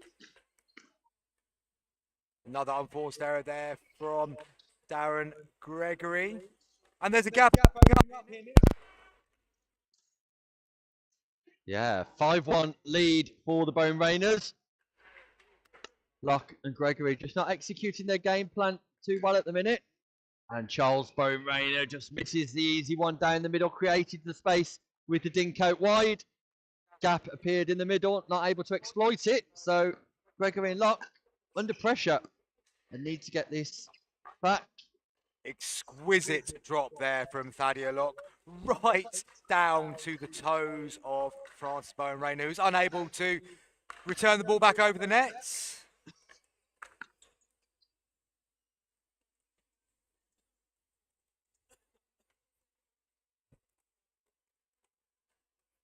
And we're on the serve of Darren Gregory. 2-5 in this one. Excellent deep return from Charles Bowen Rayner there, forcing Thaddeus Locke to place the third into the net. Once again, showing the benefit of getting your returns as deep as possible and removing options for the player on the third. And Charles getting some amazing luck there with his serve, clipping the nets and forcing Gregory into a mistake. We have the change around, Nick. 6-2 lead for the Bowen Rayners. Got to keep Charles Bowen Rayner out of the game if Locke and Gregory are to force their way back into this quarter-final affair. All-important quarter-final here, live in Southampton with Thaddeus Locke, one of the best players in Europe, under pressure. And that's 7-2. The lead goes to 5. Charles Bowen Rayner making sure he uses all the facilities here today with another net cord going his way. And a good shot from Darren Gregory hitting the toes of Charles Bowen Rayner. We're on the second serve now with Francis. A good advantage still in hand. But her drive hits the top of the net and we have a side out. These two serves seem crucial to me here, Chris, in the momentum of this game. Can Locke and Gregory trouble the scoreboard? Great recovery work from Thaddeus Locke, but Gregory clipping the top of the net. So Locke on serve. We've seen her put her foot down in a few occasions so far this weekend, bringing the extra level when needed. And that is an amazing shot down the line. It just feels like Thadia Locke might have decided now is the time to make the move, Nick. It's now or never. Chris, for Thadia, she might want to skip through third and fourth and get straight to fifth gear here because she's under pressure. The great icon of the game, Thadia Locke, sends that one into the middle of the net. Bowen Rayner, can they get the job done here live in Southampton in our mixed quarter final? And a good drive again from Locke. Little bit of miscommunication there between the Bowen Rainers. Charles potentially getting in the way of Francis.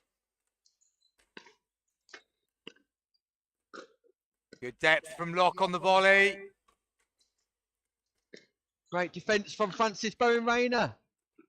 Keeps that ball in play, resets into the kitchen. Great point here. Crucial point.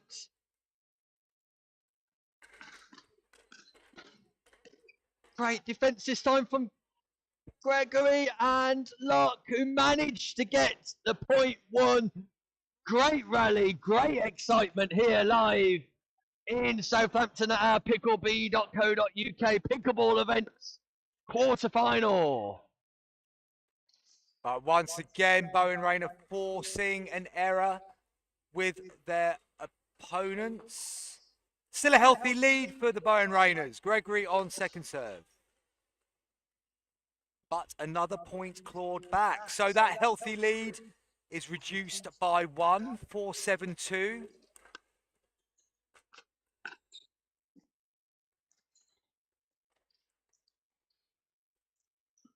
And here we another go. one, Nick. Another point on the board for Gregory and Locke. It just feels like there's been a momentum shift that we talk about so often in these games. Yeah, pickleball sometimes is all about momentum and ascendancy. And at the moment, the train is rolling for Gregory and Locke. But the error gives the side out opportunity and an opportunity for Charles and Francis to get off 7. Not the best return from Locke. And it's the return that causes the problem. We do not want, or Locke and Gregory does not want, Charles Bowen Rayner driving from mid-court positions on the return of serve. Good angle there from Gregory. Forces the error from Francis Bowen Rayner. Just sending her wide enough to make it difficult to control the reset. Let's see where the return goes here from Locke. Straight to the forehand of Charles Bowen Rayner again. Great defence though.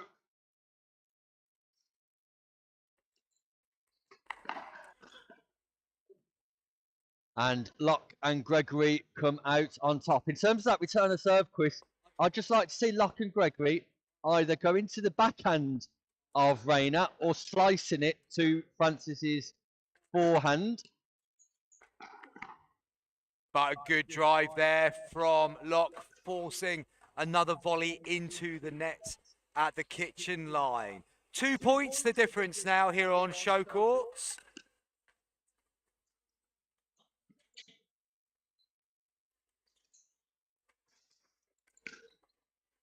He does that so nice. His footwork is great.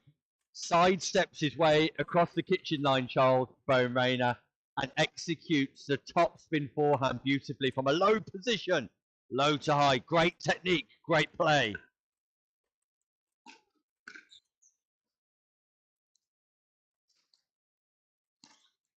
The speed up again from an unlikely position, possibly going long, but because it's in between the shoulders of Gregory, he can't get out the way and he's forced just to let it hit his paddle.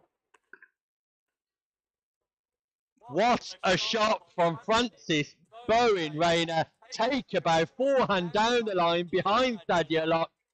And she'll go to bed thinking of that one tonight, I'm sure, dreaming of playing a shot against the #1 female player in the UK. Great control from Gregory on the backhand volley. Second opportunity here for the Bowen Rainers to move closer to the winning mark of 11 points. Pop up from Gregory into out forehand, which we know is one of Bowen Rainers' favourite shots. Executes it, match point. Shock on the cards here live in Southampton. Serve down the centre line. Good drive from Thadia Locke there to keep the ball from the door a moment longer. Side out, so the ball is back in the hands of Darren Gregory. 6-10-1. They need to make their move now if they are going to claw themselves into the semi-finals here at Southampton. And that is 1 point they have got back on the board, so the difference is now 3. 1 point at a time, Chris. Get the basics right here. Get your strategy right. Get yourself into the rally, and there we go. The third that goes cross-court to Francis Bowen Rayner. Nice and controlled. Seals the victory in that particular rally. So 2 points now, the difference. Great serve from Gregory. And executes the overhead volley. Well played, Thadia Locke. And it just feels those last 2 points, Chris, have got their strategy right. Most certainly. And Francis was forced into a decision there. The ball was possibly going out, but it's one of those ones that you feel like you've got to play anyway because it was so tight to the line.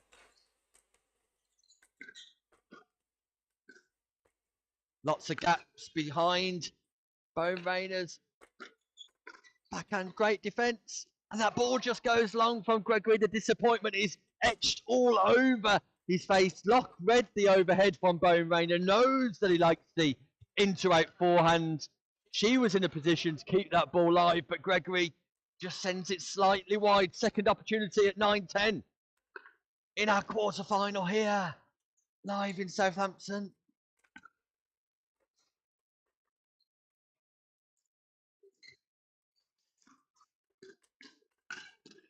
Great defence, Locke. Great play, catches the line. Gregory, excellent, goes behind Charles Bowen Rayner. The play we've been waiting for, finds the gap down the line. And now we are on match point from Gregory and Locke. What a turnaround in this game, Chris. Win by 1. Crucial moment now for Thadia Locke.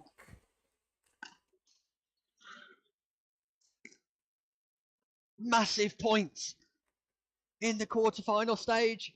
Gregory goes behind forehand, down the middle. Charles Bowen Rayner executes it nicely. Match point, Bowen Rayner. So side out, the ball in the hands of Francis Bowen Rayner. Will she make it a semi-final entry? Great defence from Gregory, but one drive too much. And it is victory for Charles Bowen Rayner and Francis Bowen Rayner. They cuddle at the end of that game. What a victory. The first time Thadia Locke has been defeated this weekend. They'll be disappointed, but Charles and Francis must be over the moon, Chris. Excellent performance from the Bowen Rainers there. We saw Charles dominating so much of the court. Great aggression, but great control as well. Forcing error upon error from Locke and Gregory. Credit to them both, though. The experience showed as they clawed themselves back in the game and even had the opportunity to go on and book a semi-final place themselves. But it was the Bowen Rainers who then turned it around right again at the end. And we will see them in the Final Four shortly. We'll be back very soon for some more action here on Show Court at the David Lloyd Centre.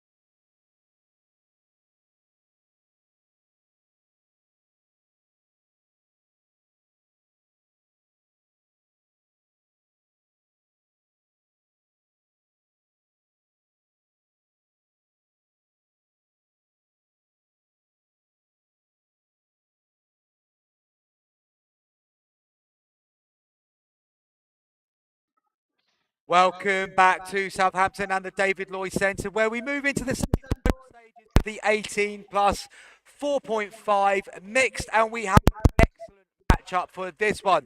We have Joshua Bright and Evie Kenner about to get us underway, playing against the Bowen Rainers at the far end of your screen. Nick, we've just been talking about this one off camera, and we're looking forward to this one greatly. Yeah, exciting contest. We've got the explosive forehand of Bright versus the explosive forehand of Charles Bowen Rayner. And we'll see which one of those comes out on top. Be interesting to see what strategy the two teams deploy. And that's a great backhand from Charles Bowen Rayner. Not just a one-trick pony, but single-handed backhand down the line. Top spin behind Kenner. Great shots. Great start. Good body movement then as well from Bowen Rayner. Just stuck to that one, which went long from Evie Kenner.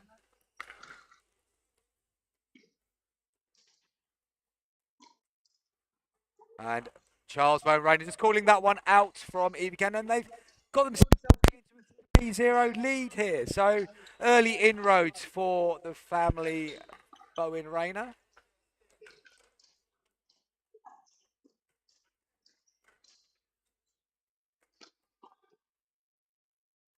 Very good play again from Charles Bowen Rayner, forcing Joshua Bright wide to the backhand dink whilst being able to shuffle over himself and then kill it in the middle. Top.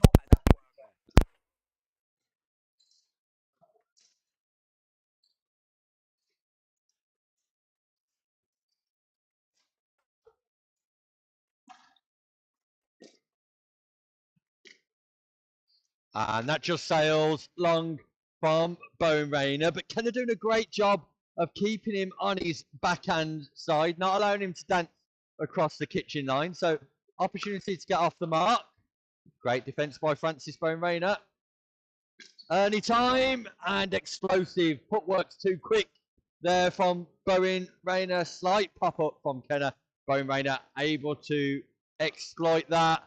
And it's an impressive start from Charles Bowen Rayner and Francis on their quest to get into the final. Very good team Rainers. Charles moving, Joshua Bright out yet again, and then Francis able to go cross court and make it impossible for Kenner to cope. Nick, Just this feel game like- is suddenly getting away from Bright and Kenner. We weren't expecting this sort of start. Change of tactic from Francis Bowen Rayner. Tries to defect the lob, and Bright's not up to the level on the overhead smash, and it's a 6-0 turnaround. Chris, I just feel that Bright and Kenner have got to get this ball bouncing in the kitchen, keeping it tight, because at the minute it's Bowen Rayners who are dominating this game at a fast pace.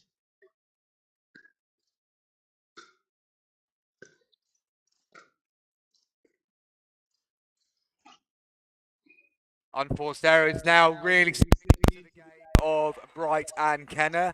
It's an 8-point lead for the Bowen Rainers. Francis on serve. And possibly the first unforced error there from Francis in this game so far. But still a Charles on it.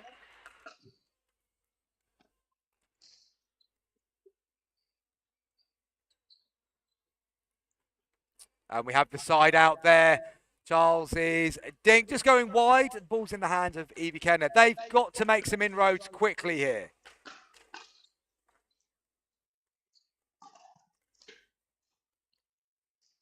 And again, exceptionally good work from Francis, creating the situation where the pop-up was going to fall into the arc of Charles, who's able to put it away for another winner.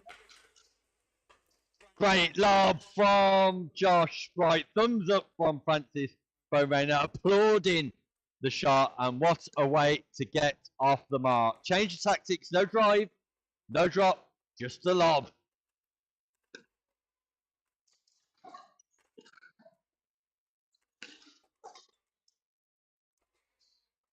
Great court domination again from Charles Bowen Rayner. I think he's realised he left a lot of court there, but his cross-court volley was too strong, meaning Evie Kenner couldn't find a response. The agility, balance and coordination of Charles Bowen Rayner is something to behold right now. Josh is looking for a timeout. No timeouts, not today. We're playing straight through here live in Southampton.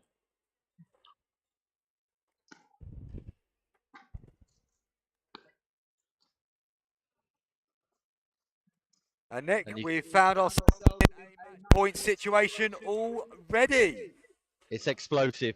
Charles Bowen Rayner is putting in the performance of a lifetime, and it's an absolute pleasure to watch. And Francis just misses the line. What a great finish to the game that would have been, but second match point, second opportunity to get into the final of our 4.5 mixed division.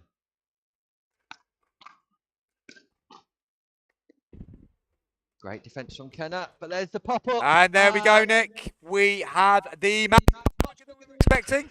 Amazing work. The Bowen Rayners there as they congratulate each other following a dominant victory over Kenner and Bright. All eyes are going to be on the performance of Charles Bowen Rayner there, but so much credit has to go to Francis as well for playing her role to perfection in that semi-final encounter. Yeah, I agree. Chris, Francis, Bowen Rayner, definitely a much more steadier player than Charles in terms of core energy, but effective nevertheless. Keeping that ball in play, adopting lots of consistent practices, and just making her opponents play one more shot. But you cannot fail to be impressed with the explosive qualities of Charles Bowen Rayner. He is electric here this morning, and he'll be back in our final to come later on, and hopefully so will you. We'll be back soon.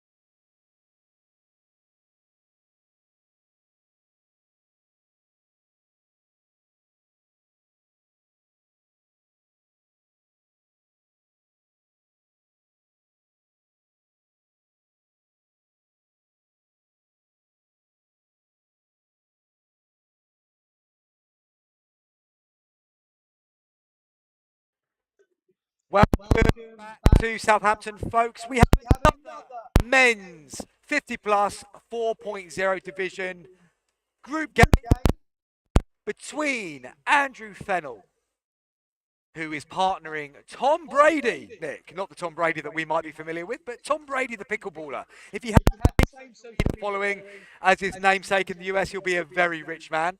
He is wearing the black with the neckerchief, with the baseball cap. It's a strong look from Mr. Brady, and we're up against Anthony Devereaux and Tim Oakley, who we saw in action earlier. Devereaux's underway, Nick. Yeah, looking forward to this one. We've not seen Fennell or Brady today. See what the standard is like in our men's 4.0 division. Tom Brady representing East Meath Pickleball Club. Big shout out to all of Tom's followers watching us live on the stream today.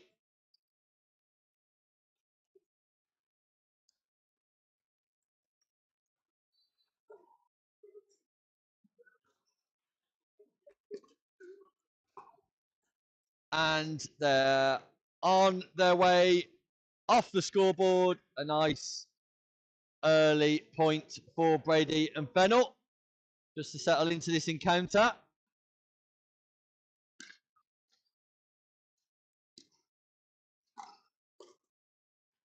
A miscommunication there between Oakley and Devereaux. Ball just dropping in between them, and they both made contact with the ball at the same time. So Brady on serve with a nice serve.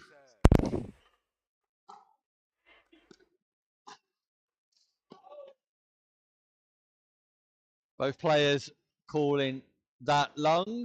Brady and Fennell look tight from our position here in the commentary booth, but players are in the best position to be able to see those line calls.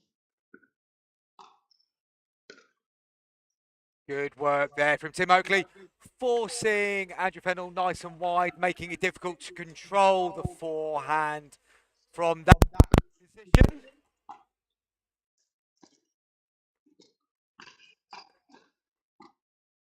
Good work there from Tom Brady, Nick. Good hands at the kitchen. Kept on the attack, forcing the error from Oakley.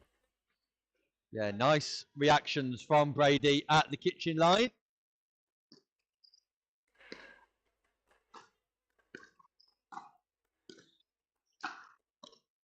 Great defense from Brady, and just can't get the follow-up from the baseline. So a nice early positive start for Fennell and Brady, who take a 4-1 lead into this group stage encounter. Let's see if Oakley and Devereaux can bridge the gap. But Brady sharp and pierces the partnership of Oakley and Devereaux through a backhand punch volley down the centre of the court. And great overhead smash as well from Brady, who started this game strong, Chris. Yeah, he's coped with everything so far. Good at the kitchen, good on the smash, good with the serve.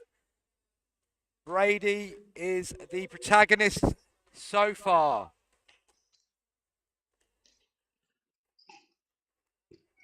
Good recovery from Fennell there.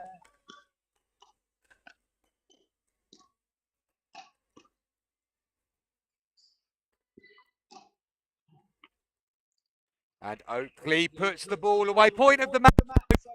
Nick, good reflexes from all people involved. Some good resetting work, some good attacking work. And then Oakley puts the ball away with a forehand cross-court winner.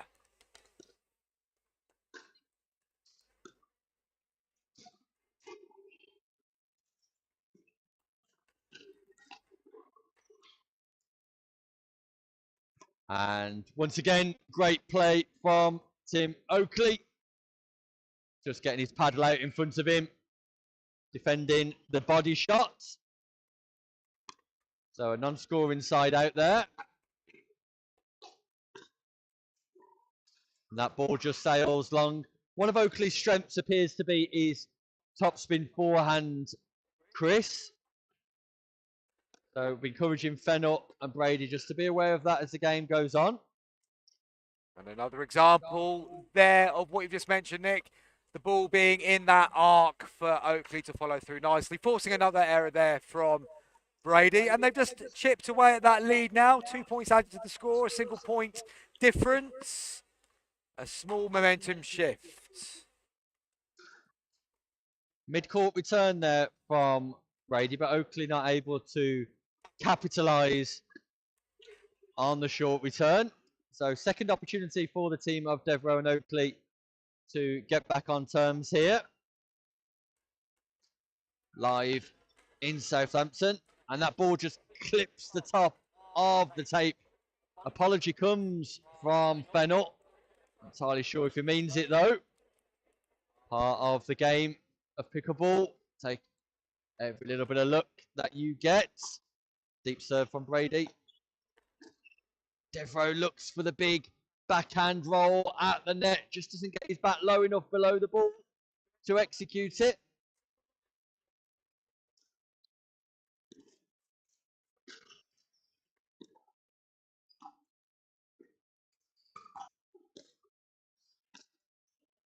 And Brady just popping it up there for Devereux to put away.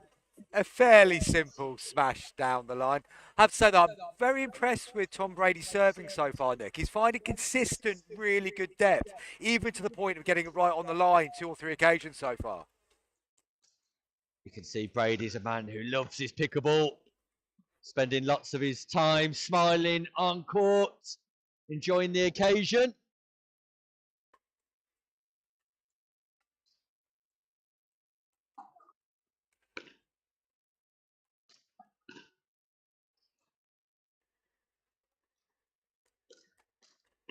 Good work by Oakley there. Not shot before, just to force Fennell a little bit wider than he would have liked, opening up then the opportunity to drive at the knees of Tom Brady. Yeah, that's a great drive from Devereux. Causes the confusion between Brady and Fennell. Just manages a bit of a hybrid drive where the ball's dipping below the height of the net into the kitchen. Nice work again from Brady at the kitchen. That drive from Oakley just a little bit too high, but Brady didn't do too much with it, just guided the ball back down the middle. Second serve with Devereux.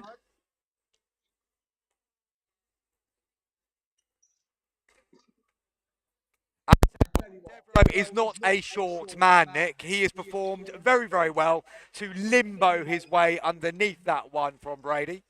And that gives them a 6-5 advantage at the changeover.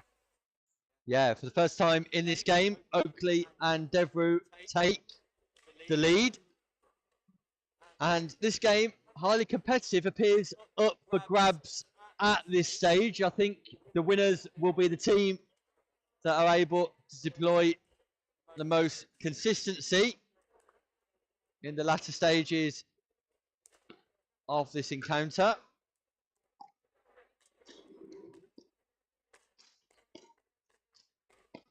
Yeah, that's great volleying from Brady. Just keeps Devereux back. Hits the ball down towards his toes. As a tall man, it's a long way down. Yeah, definitely placement over power there, Nick. Don't always have to hit the ball as hard as you can if you can get it in the right place often enough. That serve was right on the line from Fennell, which gives them the chance to draw level once again.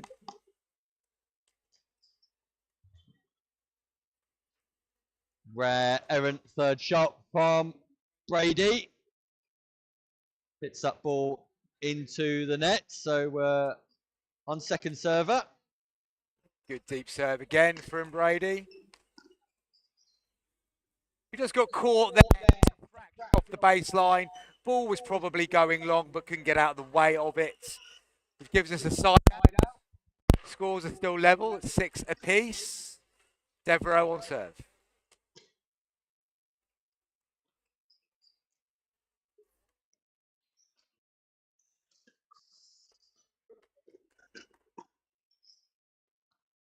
Impressive reactions there from Oakley. Nick, he didn't really look like he was in the best position to play the shot, but managed to get a bit of a flick on it and sent it past Brady. They're back in the lead. And Brady ducks this time, change that cap for a helmet. If balls keep coming at you like that, Devereaux just overcooks the volley, sends it wildly out. Second serve out, 1 point game. Who wants it most? Great defence by Devereaux on that occasion. Straight to the feet of Fennell, who doesn't manage to rescue the ball. Not entirely sure what's happened there, though, Nick. I thought that Fennell actually did manage to get that ball back over. I think he hadn't. And I think Oakley is being nice enough to say that that point was still in play, mate. Interesting. Look to me to see it bounce. I think we're going to play a let. Okay, we'll have to put this one down. What's happened there? But we're back in play again. I think the players might be playing a let. Either way. And a good catch to the ground. Josh Dye. Fielding probably at cover position. Takes it two-handed. Of course, he caught none of that on camera. You'll just have to take my word for it. But it was a great bit of fielding. No money for catching the ball in the crowd in this sport.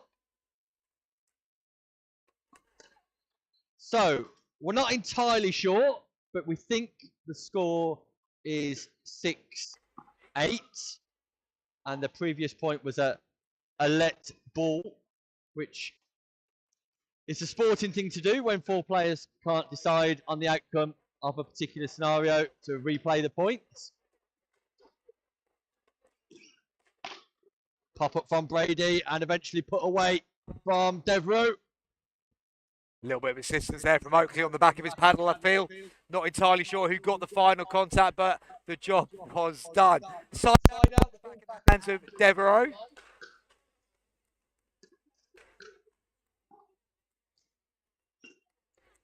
Nice body shape there from Devereaux to get into a low position to be able to play the shot, but not so low that he sends it flat into the net. Opens up a 2-point lead as we near the end of this group game. But Oakley just flicking the ball to the net there. So second serve, 2 points away from a victory.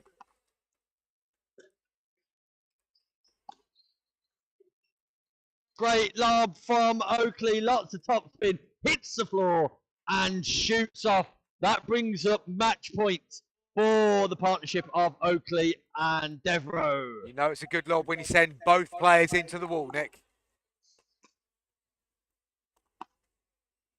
And good movement from Andrew Fennell there, just to get out of the way of that drive from Oakley. So side out, and if they're going to do anything more here, they need to do it now.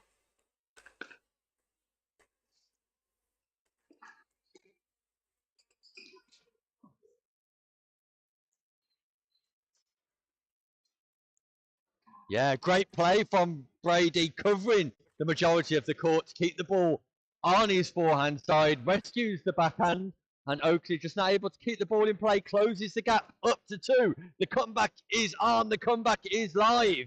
Will the comeback happen? Stay tuned. No, not like that, not with the net tape. Look at the smile on Brady's face. Such a crucial point. This bloke loves his pickleball, Chris. And for those of us playing Nick, Obvious bingo. Gone early on that comeback.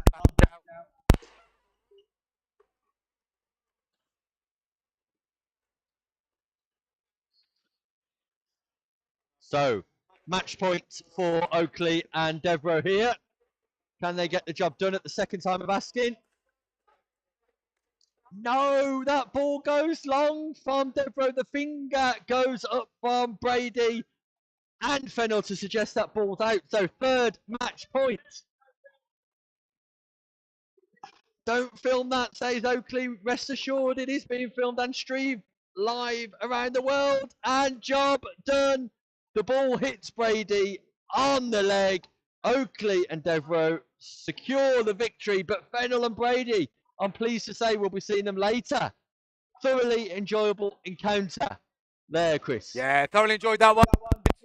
Played in good spirits, good standard from all four players. But we're going to be back shortly as we move towards the final of the 18 plus 4.5 mixed division. Don't go anywhere. We'll be back very, very soon for the showcase of the morning.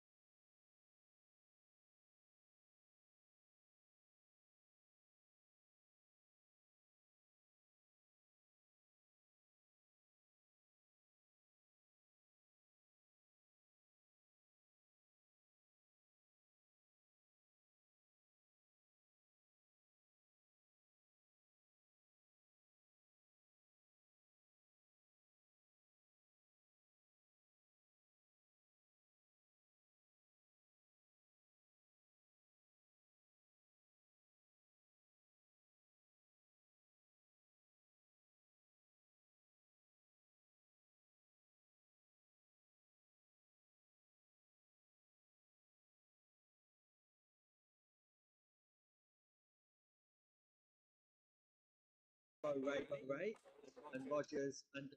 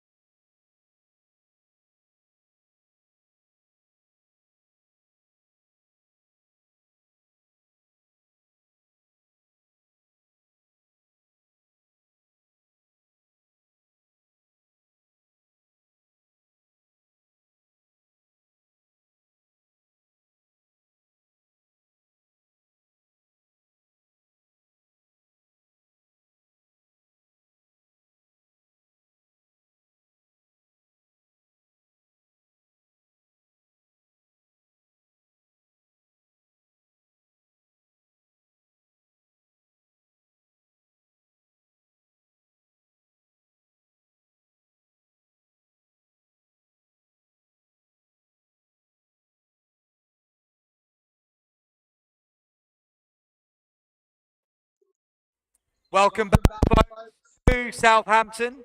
David Lloyd sends the PickleB End of Year 2024 event. We have the showcase final of the day so far, 18 plus 4.5 mixed doubles between the family Bowen Rayner and Lewis Oakey and Nia Rogers. Nick, this is the final we've been looking forward to. We've been impressed by all the players on court so far today. This is the final that we've been waiting for. Yeah, most definitely the ultra impressive Charles Bowen Rayner, the ultra consistent Francis Bowen Rayner against the youthful partnership of Lewis Oakey and Nia Rogers. Just a reminder to all of those tuning in that this is a match best of 3 games. So first to 2 games, each game first to 11 points, win by 1. Speaking to Oak and Rogers during the break, they were over the moon with their semi-final victory against Feast and Audibert. And Rogers was actually able to tell me, Chris, that they defeated this partnership of the Bowen Rayners in Swindon a few weeks back. Yes, indeed. But in those 2 weeks, pickleball moves very quickly, Nick, and we don't know whether that's even going to be an indicator of the form here. What I think I'm looking forward to seeing here is the battle between 2 very strong forehands. One righty in Charles Bowen Rayner and one lefty in Lewis Oakey. And then we're going to see how the 2 females on court go up against each other. Francis Bowen Rayner been so incredibly consistent so far. And Nia Rogers with her quiet. How's she going to cope with the pressure of a final being streamed live here today? A very early start in terms of a 2-point lead here for Oak and Rogers. And Oak just fires that forehand roll wide. So no early nerves here from Oak and Rogers. Chris, I expected it to be quite tentative in the early stages. But they seem to have adapted very well into the early stages of our final here live in Southampton for PickleB.co.uk, Pickleball events. yeah, good work there from Rogers and Oak. Rogers setting it up nicely with some good work at the kitchen. A slight pop, allowing Oak to go through the smash. And to move it on to second serve. But a good serve there from Bowen Rayner. Gets the first point on the board in this final. One thing we noticed in the first couple of exchanges there, Nick, is that Charles has been going very much down the middle with a lot of his winners so far today. But of course, we have a lefty and a righty who are stacking, which should close up that middle channel just that little bit more. Do we think that Charles will keep causing problems like we've seen there, or is he going to have to change his strategy a little bit? Yeah, it's a good observation, Chris. I'm expecting Charles Bowen Rayner to target the defence of Rogers, but that's a great return from Oakey that just puts Bowen Rayner on the back foot, but he's able to get back to the kitchen line. Oakey wins the duel at the kitchen with the hand speed and the punch volley, but it was the return by Oakey that set that up to the backhand of Charles Bowen Rayner. Great defence on the baseline, and Rogers just not able to execute the ball into the kitchen on that occasion, but it's an explosive start to the final.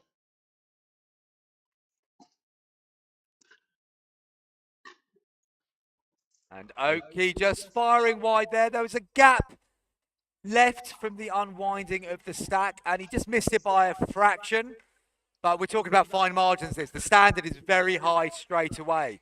It is going to be fine margins that decides this game. Good work again from Oakey, forcing Bowen Rayner into a bit of a no man's land there and forcing the error.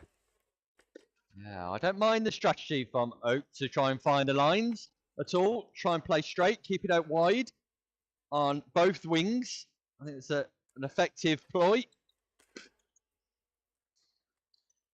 And just 1 or 2 errors creeping in from the Bowen Rainers.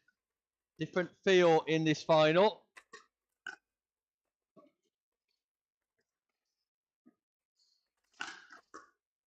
Good smash there from Charles Bowen Rayner. Going out to the backhand of Lewis Oakey. Already though, looks like it feels like it's the most ruffled we've seen the Bowen Rainers so far in the progress of this tournament. But the being a gold medal on the line, and they're being asked different questions by the pair of Oakey and Rogers to what they've been asked so far here in Southampton. Yeah, just keeping the ball out in the middle of the court is causing 1 or 2 more issues, and that's explosive from Oakey. He misses the easy volley down the middle, but it's great play to set it up. Again, the strategy of just keeping that ball wide, whether it's a drop or a drive, proving effective.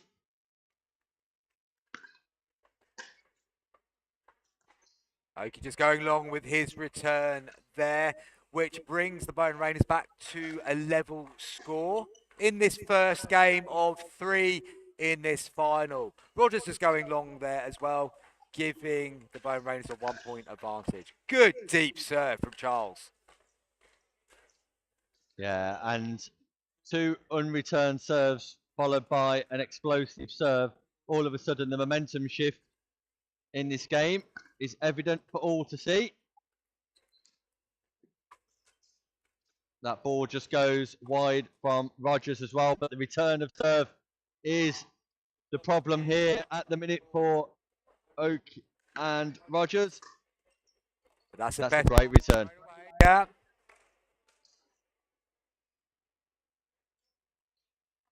And that one just long.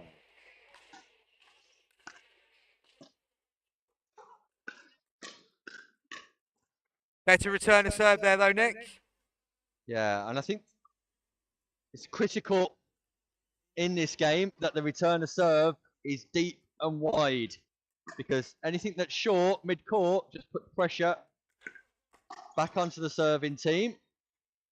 That ball just goes long from Rogers, and we're talking about fine margins here in the final, but that's a difference.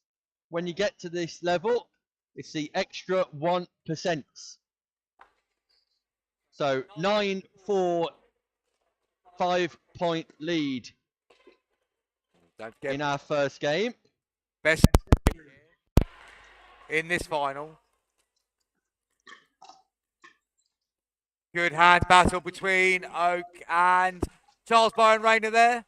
Oak coming out on top, forcing the error from his opposite male opponents.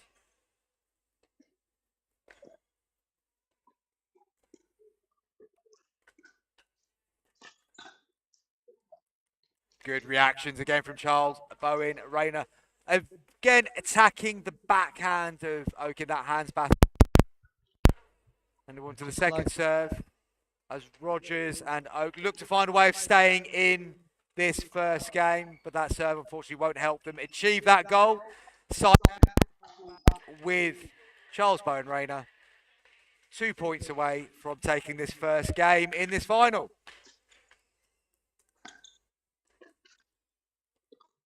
Third unreturned serve of this first game in our final brings up game points.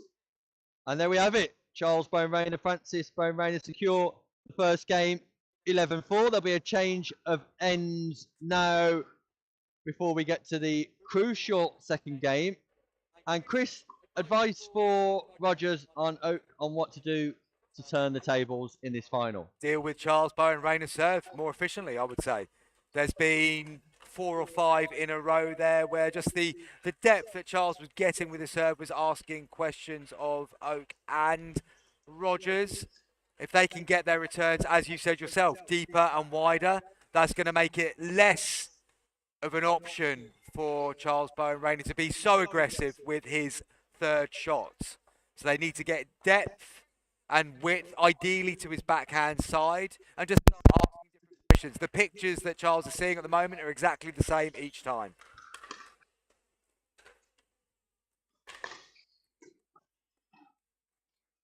Good pressure straight away there from Lewis Oak. winning the first exchange of this second game. Remember, Oak and Rogers need to win both the games from here if they're going to leave today with a gold medal. And it's a good start to this second game. A bit of luck going their way with the net cord. And they just get that 2-point advantage early. But they did in the first game as well. So it doesn't tell us a great deal at this early stage. It's a great return from Charles Bowen Rayner, but Oak rescues it back into the kitchen, and a rare error from Bowen Rayner on that occasion. Just feel, Nick, that these unforced errors that's slipping into Oak's game just like to get into his head a little bit. He's looking a bit more annoyed with himself as each one comes along. Important that he stays clear and focused throughout this second game. Great Just like footwork. that. Great footwork from Oak. Catches the net tape for the second time in this game, and that's the little bit of luck that they need. Can they build upon it now?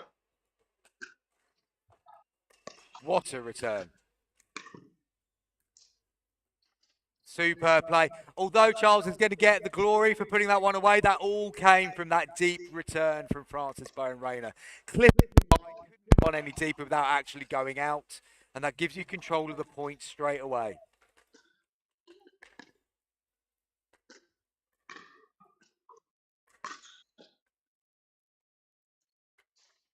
Yeah, great footwork again from Oak, taking the dominant position at the kitchen line to keep smashing that ball relentlessly to the baseline. Great deep return.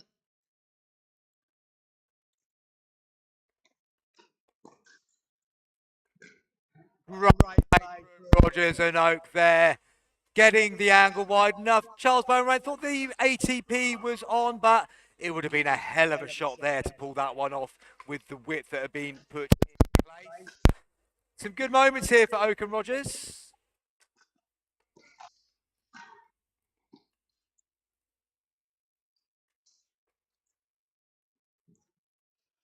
Yeah, Francis Bowen Rayner sees the opportunity just to go behind Oakey where all the space is, plays the ball there, and the tactic proves effective. Great play. And it's a missed return of serve this time from Charles Bowen Rayner. It's a 4-0 lead here in this crucial second game for Rogers and Oakey. Great return again from Francis Bowen Rayner. And Oak is electric. Great defence. That ball still in play, but ultimately put away by Oakey. What a great point here live in Southampton in our mixed doubles final, Chris. Yeah, Oakey's put away the straight he was showing a little bit earlier in this game. Playing some great pickleball at the moment. 5-point lead now. Feels like this is a crucial phase for Oakey and Rogers to potentially push on and take the second game. Cagey stuff, cagey stuff. Great at the kitchen line. Great lob by Francis.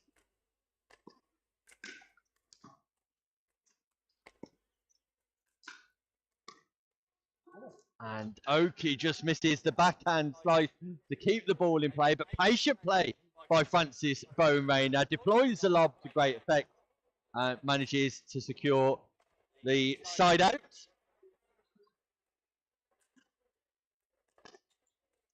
Great return by Rogers, but that's too good from Charles Bowen Rayner. Yeah, just Top getting spin Oakey for on the one. stretch there, Nick.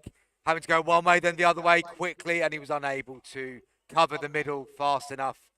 And Bowen Rayner able to put that ball away.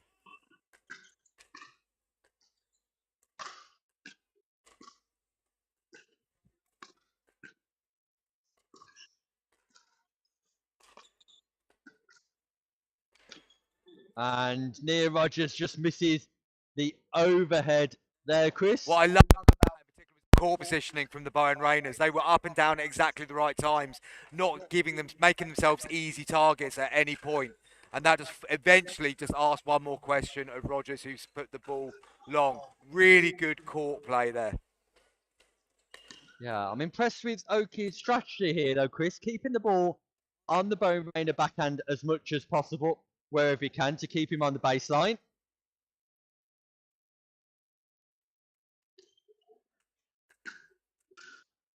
And for the second time this match, Baweja puts his serve into the net. Feels like there is still this window of opportunity here for Rogers and Oki. But they're going to have to make sure they get back to those basics well all the time, Nick. Serves, returns, and thirds. Good serve, forcing the error from Charles Baweja. Opens up that 4-point lead. Crucial second game here in our 4.5 final. That goes long from Francis Baweja. A rare error from her paddle.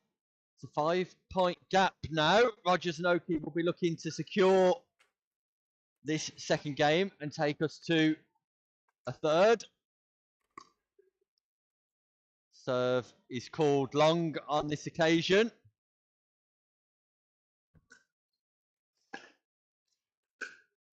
Yeah, that's a lovely double-handed backhand, just dipping below the height of the net. Oki not able to defend against it.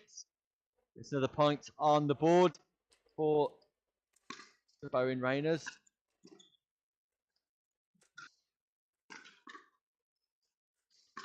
Great attack by Oki.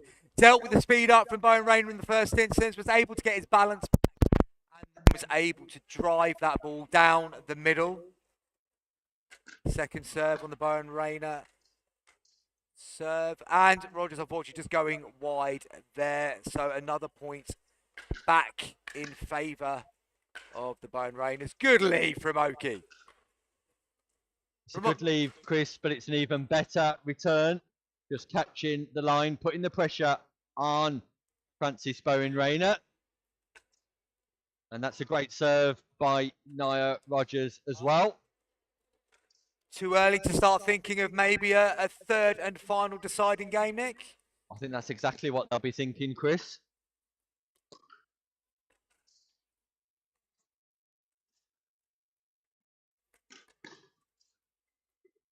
Well played.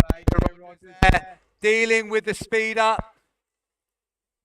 Sending the ball as deep as it possibly could have gone without being called out. And that's the strategy from Oki that I like. Not effective on this occasion, but plays to the backhand of Baweja. Baweja can only defend. Rogers gets the opportunity to win the point, fails to execute, but that's the strategy that's given the 9-4 lead in this game. And again, you see, deploys the third shot drop to the backhand of Baweja. It's defence only from Baweja on that occasion. Game points in our final here live in Southampton. And the ball's called long by Lewis Oki.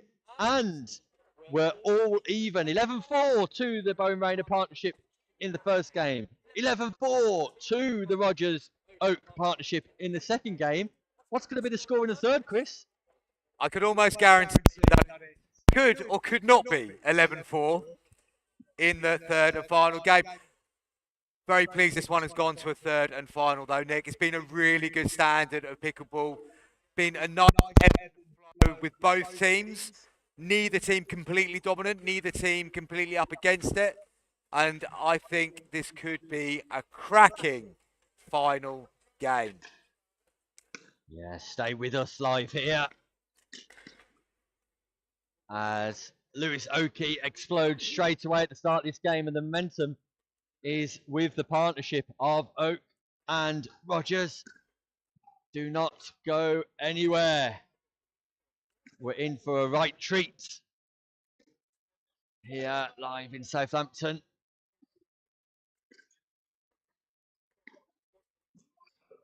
Great change in strategy from Baweja. Again, sending that ball out wide, just getting his opponents moving, creating the gaps. You see the first side out of our final game. Baweja, Chris, just tightening up on one or two shots. Charles, unfamiliar from earlier on today.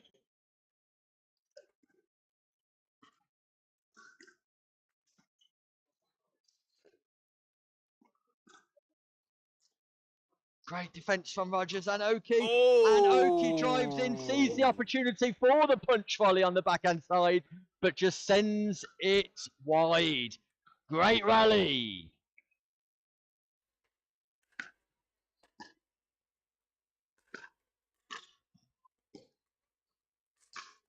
Great recovery from Bone Rainer. And that Oh, ball and again just sailed wide.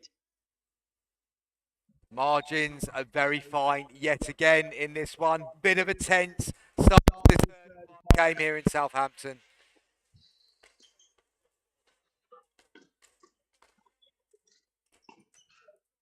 Great shot from Lewis Oki. Take a bow. Young man, double-handed backhand roll. Down the line, catches the corner. Impressive stuff, Chris. Very good shot from young Lewis Oki there. And he now feels like, you look at the body language between Lewis Oki and Charles Bone Rainer at the moment. There is one person who's up and buoyant and feeling like he's in control. There's another one who's trying to find the answers to the problems that are in front of him right now. Chest out, chin up from Oki. Shoulders down, head down from Bone Rainer, who puffs out the cheeks to decide what he and Francis can do about the onslaught. Again, to the backhand side. We've talked about it so much, Chris. It's coming to fruition. It's paying off. The strategy is right here in the final. And for the first time, a gap opens up as they draw nearer to this gold medal. Nice shot there. Very well played from Charles Bone Rainer. He might be scratching his head at the moment, but you still feel he's got enough left in the tank to change the direction of this game. But I'm so impressed with the tactical approach from Lewis Oki. It's not just how that he has. He's clearly thinking about a strategy here and employing it very efficiently as Francis Bone Rainer sends that one along as well. Chris, those forehand drives from Francis were going in earlier today. Good drive from Charles. Just catching off Lewis Oki's. So it's now 2-4. Francis on serve. And a good drive again. Rainer. Near Rogers just playing into the net. Single point now between the two teams in this third and final game in this 18 plus 4.5 mixed final. Couldn't get any tighter here live down in Southampton, England, the United Kingdom. Some of our top players in the country facing off against each other.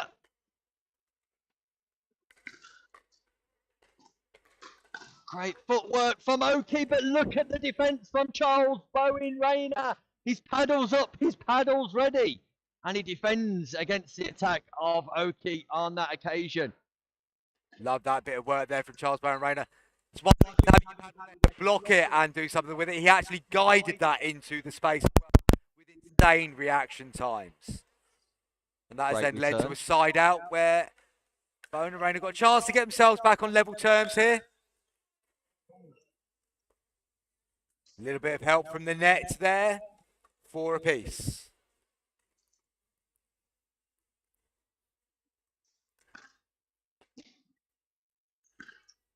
That's a great return from Nia Rogers. Puts the pressure on Charles Bone Rainer, who on occasions can think about his shot selection as to whether he just keeps that ball into the kitchen rather than playing an attacking drive. Good attacking work again there for Charles Bone Rainer. Not a great deal of a window of opportunity. He still found the opportunity to get on the attack. And I think everybody here knows that going out, but unfortunately for Francis Bone Rainer, impossible to get out of the way. Completely pinned on the base. I don't think she expected it, Chris. She was slightly blindsided by her partner. And that's a pop-up from Francis Bone Rainer. And again, just targeting the drop to the feet of Bone Rainer and then driving on the pop-up. So we're at 5-all in this crucial third game. Who takes gold? Who takes silver? Who takes the plaudits? Stay with us and find out. Yeah, good attack.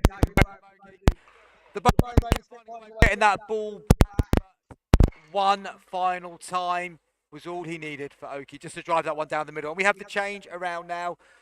1 point advantage to Oki and Rogers, but this game, it could go either way. We cannot call it, and we certainly won't even try to. That's felt long from up here, and it was. Crowd are captivated by this one here, live in Southampton at our PickleB.co.uk 4.5 mixed final.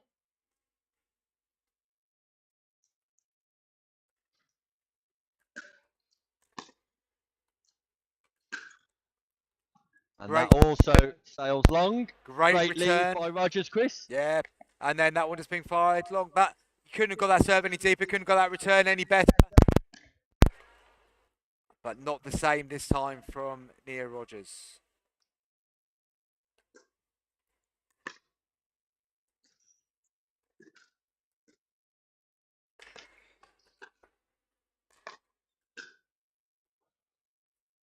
Bone Rainer would have felt that he could have done more with that one. Although the smash was coming in, they clearly adapted to the pace of Oki's smashes now. And he would have felt that he could have reset that a little bit better. So the side out on Oki's serve now. And Rogers just goes wide with that. Resets.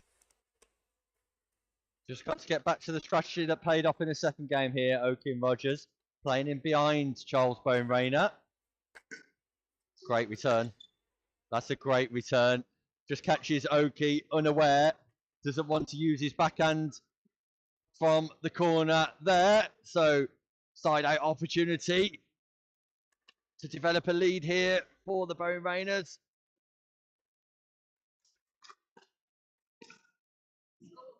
A little bit of help again from the net for Lewis Oki. He won't mind about that.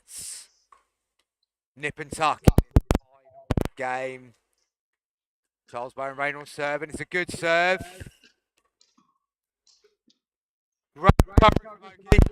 Oh, he's unfortunate with that one. Felt like that ball kept a little bit low on him, Nick. Yeah, I think it did, but again, we talk about serves and returns. It's the return that's the problem, Chris. That sets up the attacking opportunity for Bone Rainer, and that's called wide by Francis Bone Rainer. So it's a 2-point lead, 3 points away from the coveted title here in Southampton. But the serve goes long once again from Bone Rainer. So side out opportunity. Can they close the gap?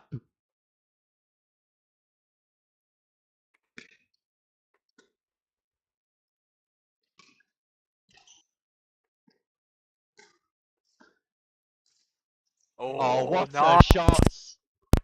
Charles Bone Rainer take a bow diagonally cross court on the backhand side of Oki. Ball just lands in. Phenomenal amount of topspin technique on that shot. But then a failed return again. 1 point game in our final. It couldn't be any tighter. Oki does the right thing. Takes time out to have a conversation with Rogers about strategy. Good deep return. But well played, Lewis Oki. Shot from Rogers. Great third shot from Rogers, though, Chris, that sets up the opportunity. 8-all.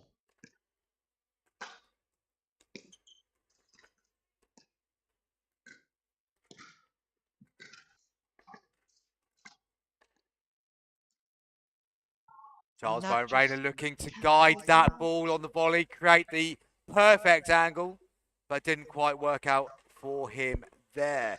So, Rogers and Oki, ball in hand, 2 points away from claiming gold here. Great reset.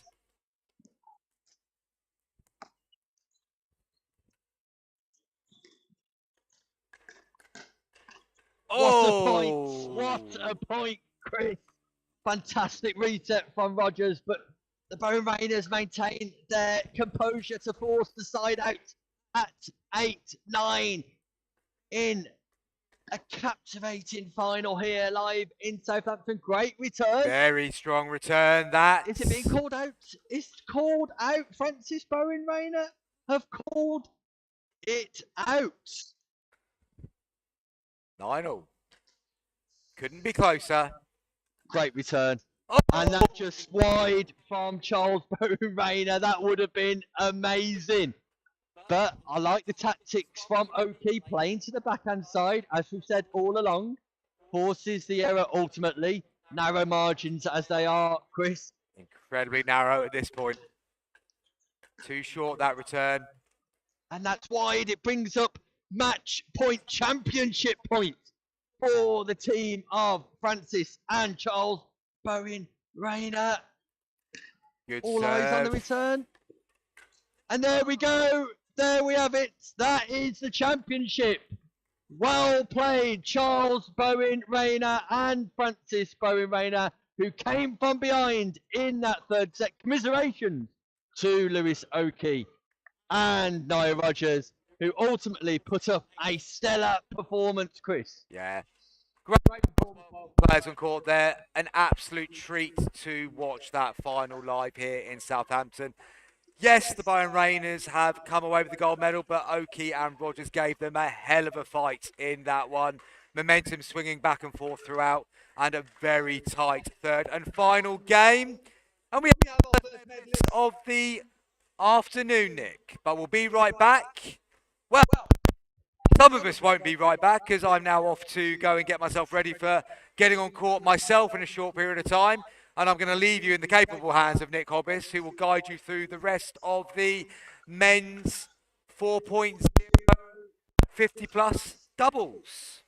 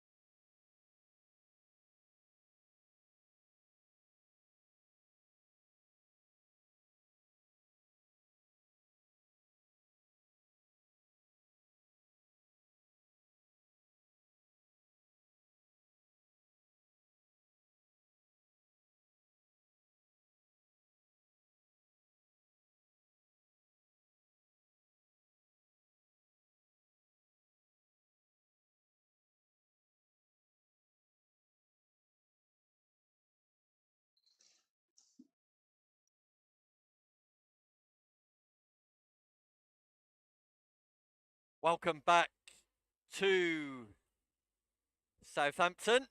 We're live here with a men's 4.0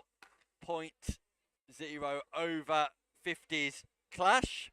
We've got the partnership of Jim McKnight and James Butcher. Jim McKnight wearing the Aaron Pickleball blue top and the bright orange trainers at the top of your screen.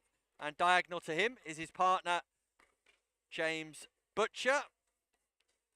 And they will be playing against the familiar partnership of Devereux and Oakley.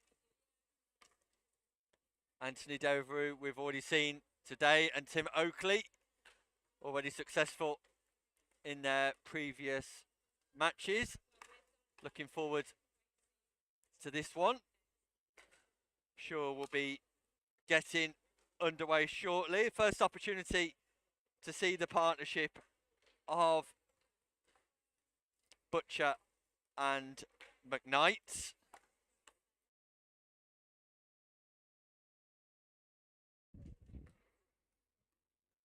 Players just going through their final service warm-ups. Just some cross-court serves and returns, just to ensure they're fully tuned up in this group stage match, race to 11.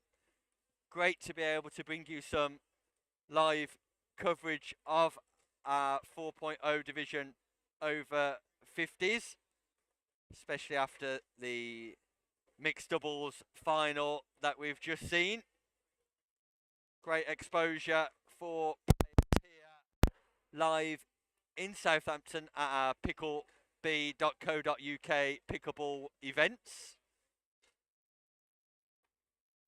So McKnight and Butcher will be at the bottom of your screens. It'll be Devereux serving to the paddle of Butcher in this race to 11 win by one encounter. McKnight just caught sleeping, not on the kitchen line there, standing in the right position, but it's an early side out and a nervy start from Oakley. Great return from Devereux. McKnight not able to keep that ball live on this occasion.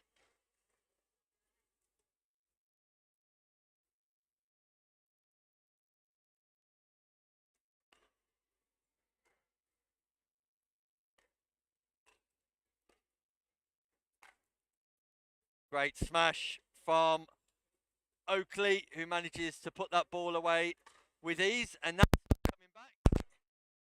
So an unscoring side out, and we're back to the serve of Devereux. Butcher just sending that ball slightly long on this occasion.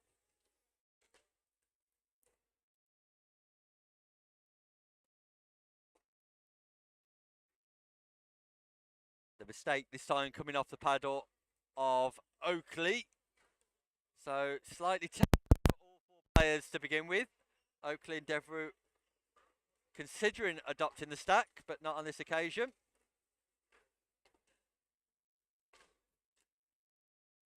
Great defence from Devereux, and Oakley just misses the ball at the base of his feet.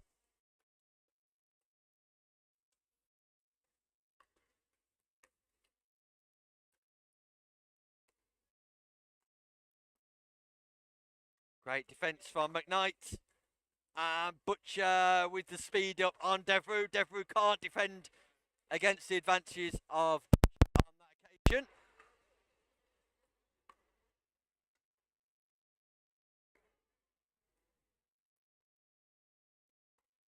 ATP attempt from Oakley just catches the post. So an early 2-1 lead for the partnership of McKnight and Butcher. And again, ball down at Oakley's feet, just fails to put it back in play. So McKnight and Butcher from Aaron Pickleball Club, just across the south coast here in the UK. Off to a great start, but that's a nice punch volley there from Oakley between Butcher and McKnight. Second opportunity to get on the scoreboard in this race to 11. And this time it's Butcher's attempt at the ATP around the post shot. Just catching the post once more.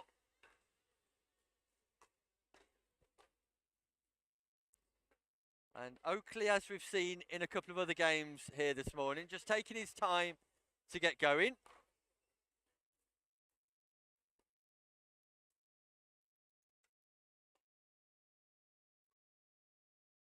McKnight not able to keep the ball in the kitchen zone, just finds the top of the tape.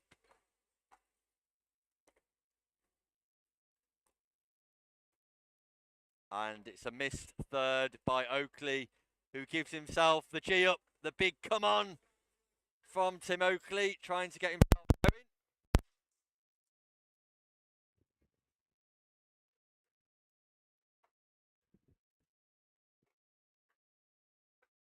It's 3-2, but Devereaux explaining that he's potentially been on the wrong side.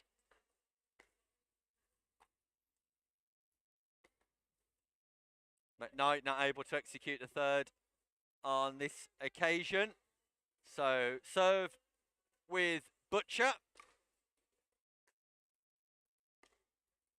And that's a nice forehand drive behind the advances of Tim Oakley. Well played, Butcher. Great shot.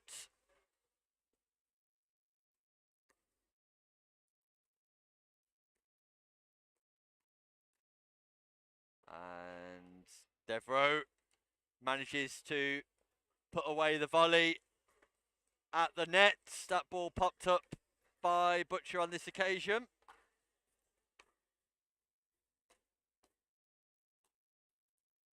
I'm not sure Oakley needed to hit it, but he did, and it caught McKnight and Butcher by surprise. Great topspin forehand in the end on a ball that seemed to be going long, but Oakley wanted one for the show reel, clearly.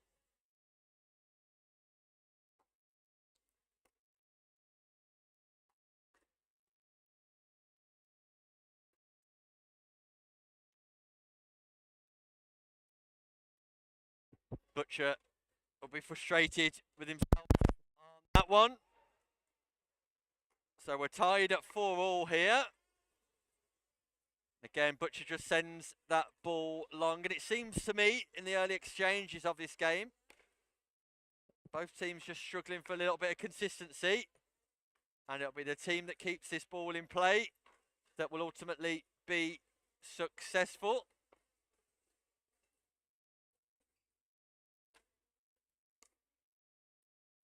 And that return also goes long off the paddle of Butcher.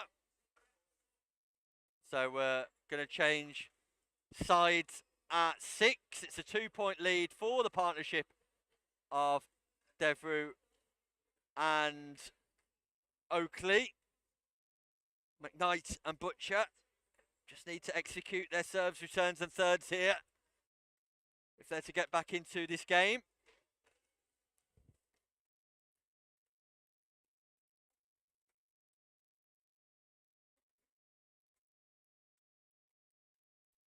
Great dink in exchange.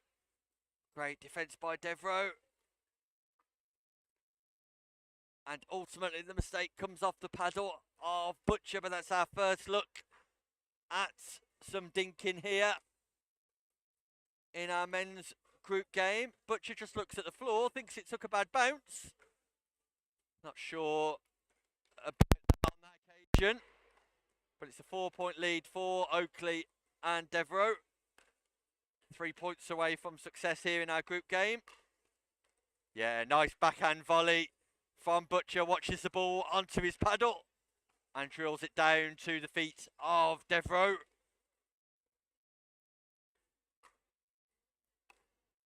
Deep serve, deep return. Great third from Butcher. And that's just not coming back from Devereaux. Great play. Pop-up coming off the paddle of McKnight.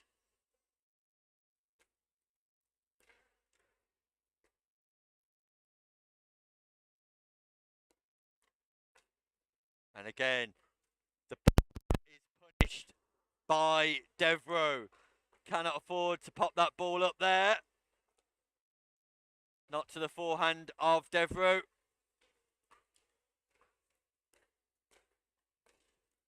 And once more, 3 points in a row. 3 pop-ups, 3 volleys, all punished by Devereaux.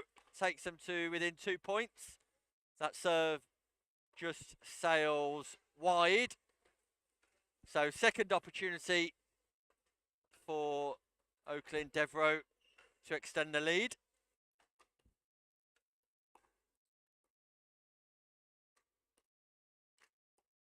Yeah, lovely punch volleys on the backhand side from Butcher. Just gives them an opportunity here to close the gap and build upon their current score of 4.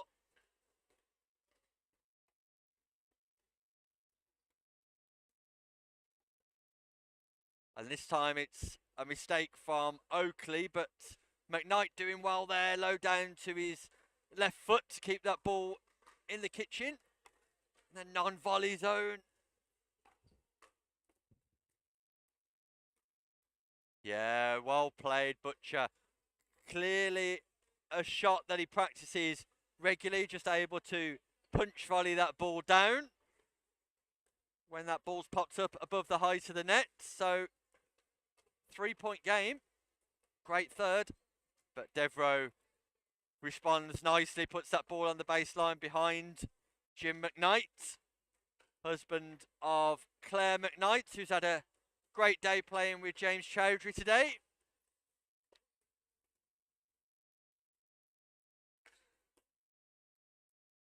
Yeah, Devereaux again just punishing the pop-up, and once that ball's above the net, Devereaux looks deadly in punishing the pop-up.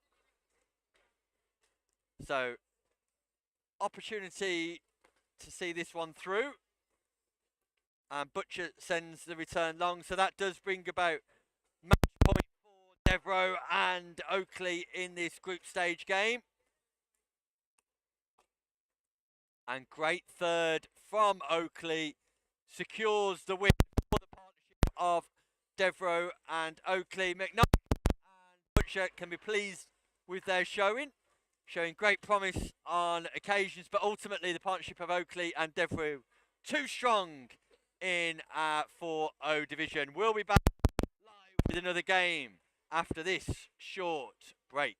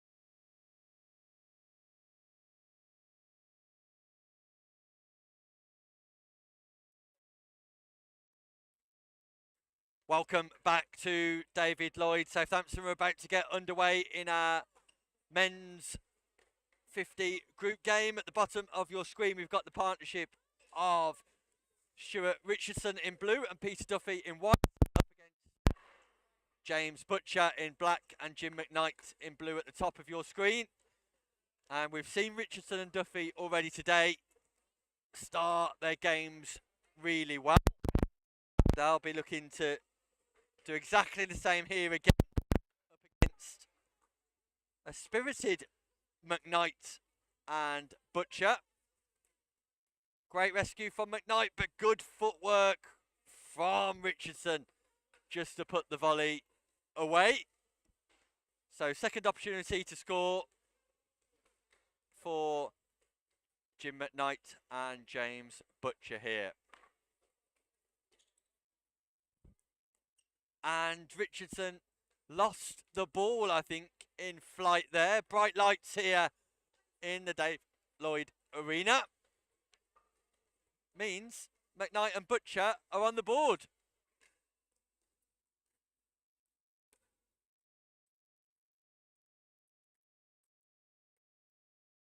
McKnight not able to defend the speed up of Richardson on this occasion. So it'll be Peter Duffy serving to Jim McKnight.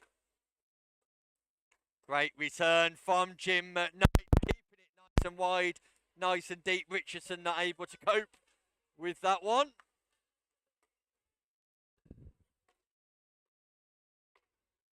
And pop up from Butcher gives Richardson the opportunity for an overhead smash, nicely executed. See, Richardson and Duffy like to play the game at a fast pace. Very little time in between points.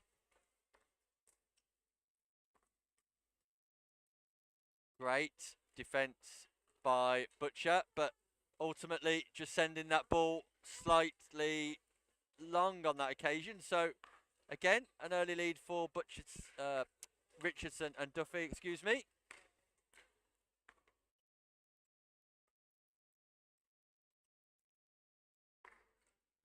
Great rescue from McKnight. Richardson tries the overhead, but sends it long.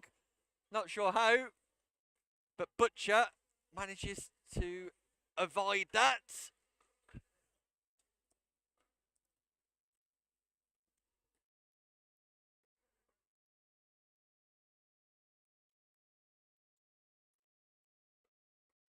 Great control from Butcher. Brings about the error from Richardson, who tries the straight dink. Trying to run round his backhand and use his forehand. Be interesting to see if that's a tactic the Butcher and McKnight partnership can use more. And again, runs round the backhand, plays the forehand.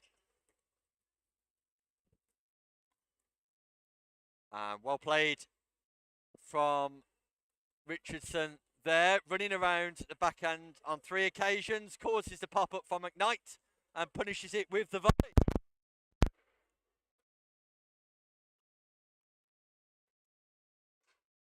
And this time it's Duffy with the overhead smash. McKnight pops the ball up and no mistakes from Duffy, who punishes the mistake from McKnight.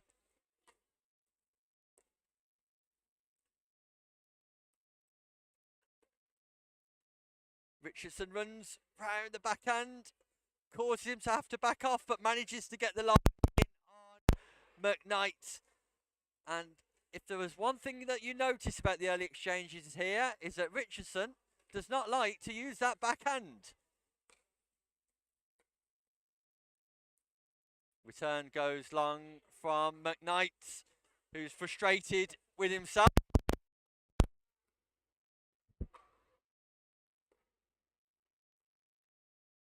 Butcher, a victim of his own backspin, it seems, on that occasion. Ball was rotating backwards, just not able to bend his knees low enough to get underneath the ball and lift it over the net. And we change with the score being 6-2 in favour of Richardson and Duffy. So Richardson and Duffy definitely in the ascendancy here. And again, it's the pop-up from McKnight, which causes Duffy to punish the ball straight down the centre line of the court. And again, the backspin from Butcher, the spin from Duffy, but it's Butcher who puts the ball into the net, and it's all quite comfortable at the minute for Richardson and Duffy. Great exposure for these players though here live in Southampton. They'll be able to look back at this game on the live stream, try and develop their practices, and great smash from Jim McKnight. A little under the head, and he's pleased with himself there. Finds the angle nicely. Jim McKnight of Arran Pickleball Club. Come dink with us is the phrase on the back of his shirt. Come smash with us on that occasion. So, second opportunity here for McKnight and Butcher to extend or close the gap, I should say, and extend this game a little bit longer. And we saw that earlier on. Butcher likes the little punch volley, especially on his backhand. One of his more comfortable shots. Wry smile there for the camera from Butcher. And they do indeed close the gap and extend this game a little bit longer.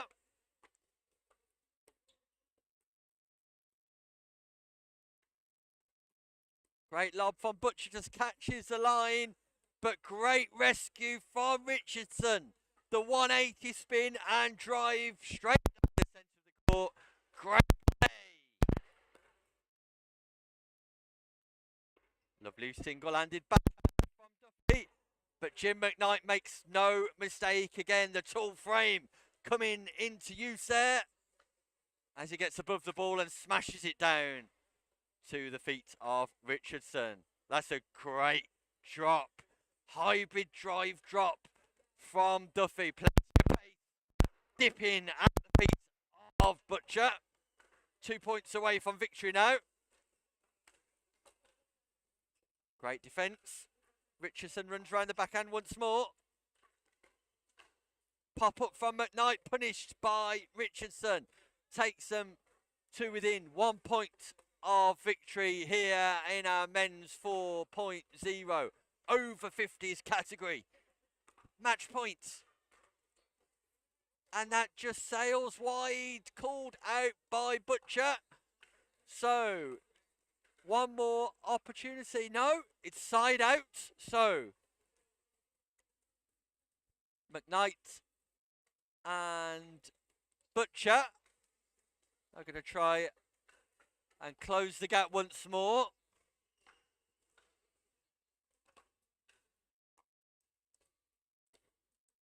Great third from McKnight. Butcher steps in for the volley.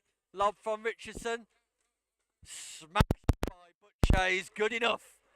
Gets it close to the baseline. And he's pleased with himself there, and so he should be. Great power from Butcher on that occasion.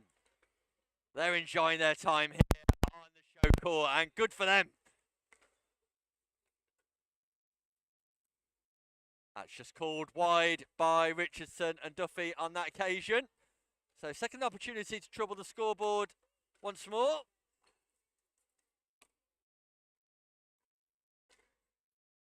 One shot from Jim McKnight. Butcher deploys a lob, defended by Richardson with the overhead smash, but Jim McKnight resets right into the kitchen at the feet of Duffy. Great return from Duffy. What a scramble from McKnight. Gets himself to the kitchen line, but not on that occasion. And Duffy just retains the composure, just appears the partnership of McKnight and Butcher. But entertaining rallies nevertheless here live in Southampton. Match point goes astray again, straight into the net from Richardson. Duffy, third match point. Can they secure the deal? Can they get the job done? At the third time of asking, no is the answer. catches the net tape, and Duffy's fuming with himself.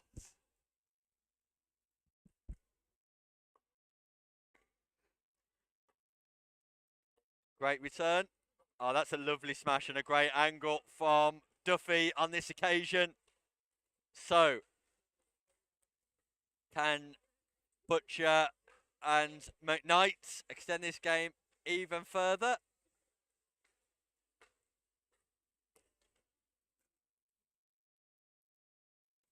Like a flamingo, Duffy on 1 foot manages to put the ball away. Pretty in pink, Duffy. Match point number 4, job done.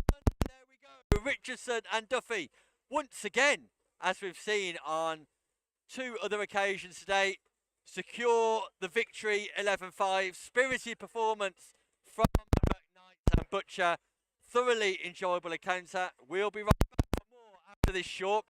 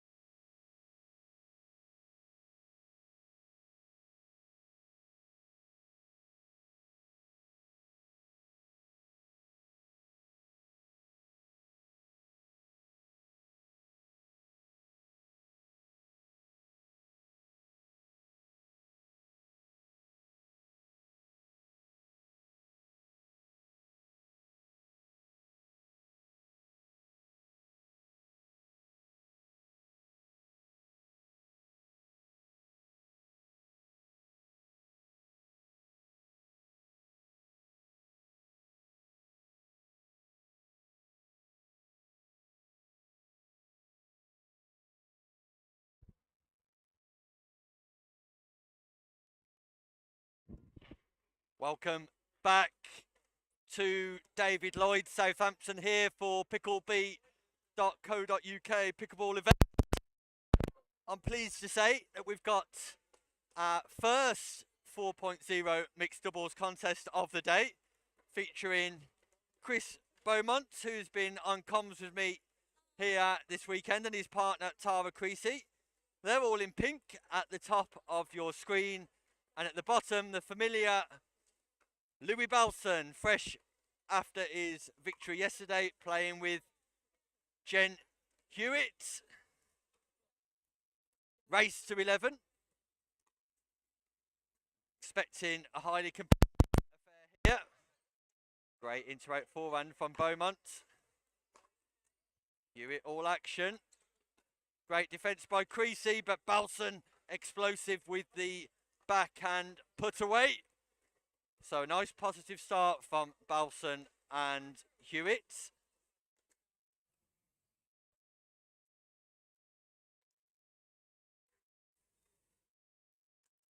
And an early 3-0 lead for Balson and Hewitt, who will be looking to dominate this group this afternoon and work their way through to the latter stages of the competition. Format will be quarters, semi and final for this bracket. That's a nice drive from Beaumont to the backhand of Balson. Sees Creasy and Beaumont get on the board with the first point. Creasy unlucky, just sending that ball wide.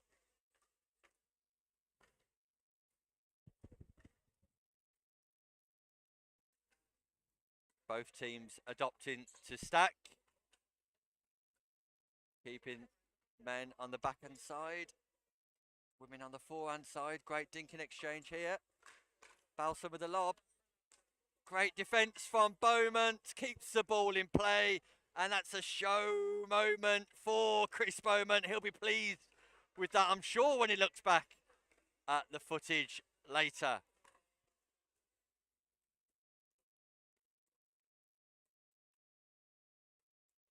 Great defence by Tara Creasy, but just pops that ball up, and Balson makes no mistake on this occasion. See his side out, so 1 point. Balson and Hewitt leading 3-2.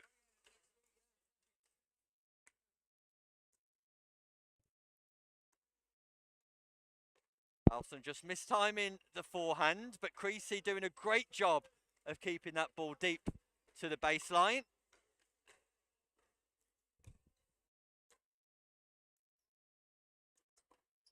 Yeah, and that's well played from Beaumont. The slice return, and then the dink out wide, followed by the topspin backhand roll into the legs of Jen Hewitt.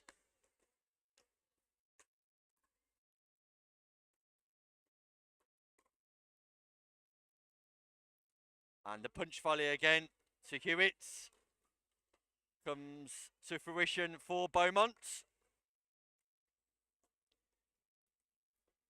Creasy just sends that ball into the net on serve.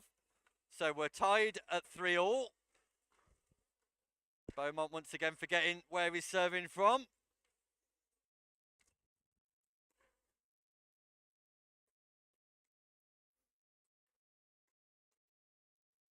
And again, just slightly long on the dink from Beaumont.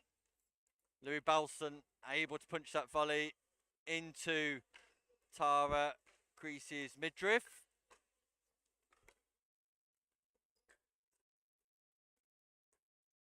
Great defence from Creasy and Beaumont, but Balson persistent in his advances.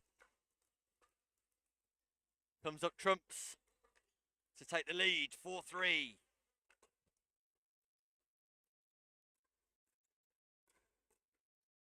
Balson is making it very clear that the strategy is to target Tara Creasy here with drive after drive after drive. And then has the audacity to apologise about it afterwards. Beaumont just calls that long.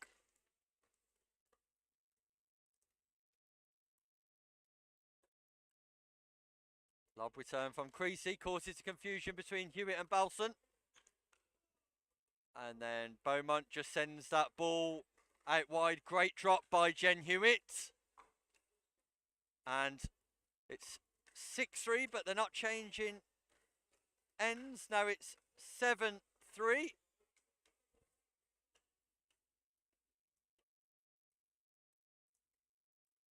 So they're going to change ends now at 7-3-2. And if Creasy and Beaumont are going to get back into this game, they just need to try and slow it down if they possibly can.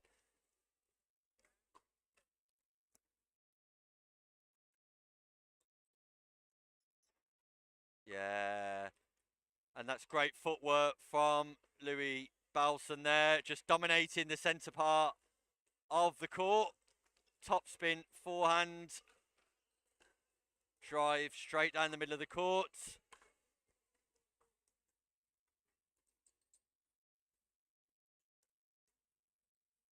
And Creasy just not able to dink responsibly, even though that's the phrase on the back of her attire. So quickly into a significant lead here, Balson and Hewitt. Great drive from Hewitt, great defence. And Beaumont just sends the volley wide on that occasion, but great defence from Tara Creasy. So match point for Hewitt and Balson. And Balson on this occasion just not able to execute the third off the backspin of Beaumont. Nice strategy to choose to use a slice on that occasion from Beaumont.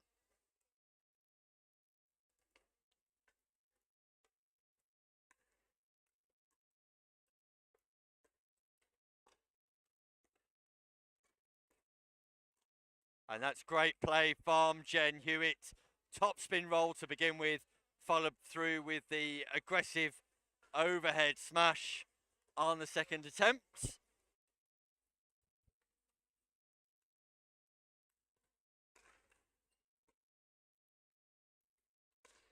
Nice deep return from Balson. Lovely third from Beaumont. Gets himself to the kitchen line. But again, that speed up from Hewitt just catches Creasy unaware. Second match point for Hewitt and Balson.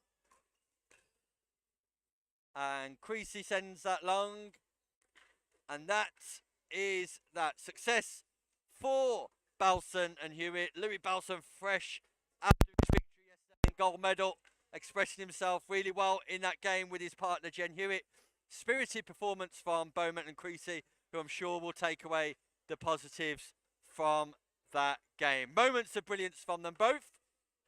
Both teams will be looking to get through to the quarterfinals later on this afternoon. And we'll be right back with another match shortly. Do not go anywhere.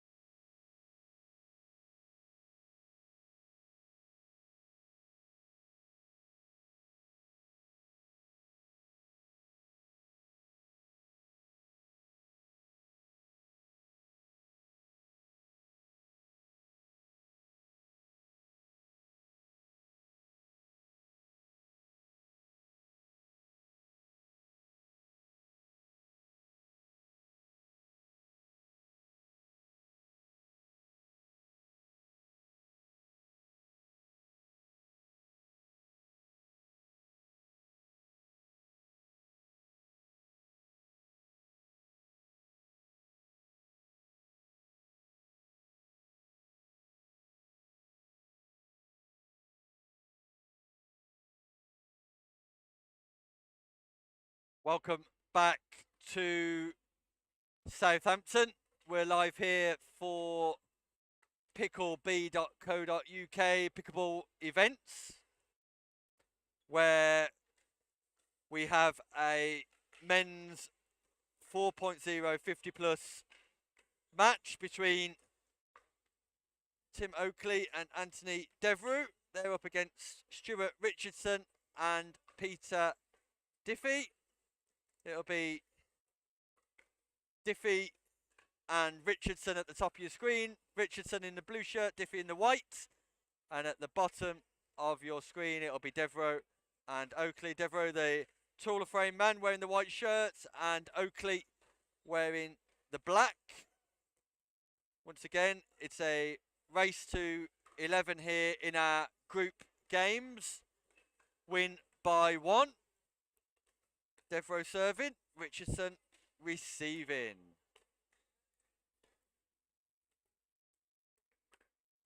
Great speed up from Anthony Devereux. Sees the gap between Richardson and Duffy. Picks out the left-hand side of Richardson, who's not able to deal with it. And they go into a 1-0 lead.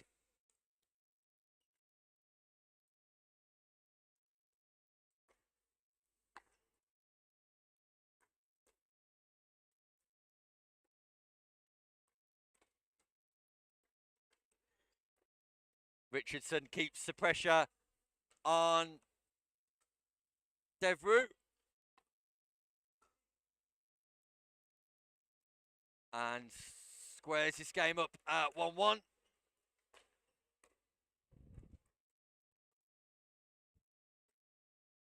This time the speed up from Diffie just goes long in the left-hand, right-hand partnership of Diffie and Richardson.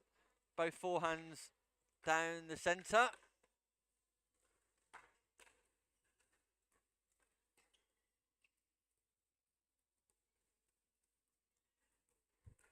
Richardson dances round his forehand. Devereux with a pop-up, and the left hand down the centre of Diffie just punishes Devereux on that occasion. So we're at 2-1 here live in Southampton in this crucial men's group game.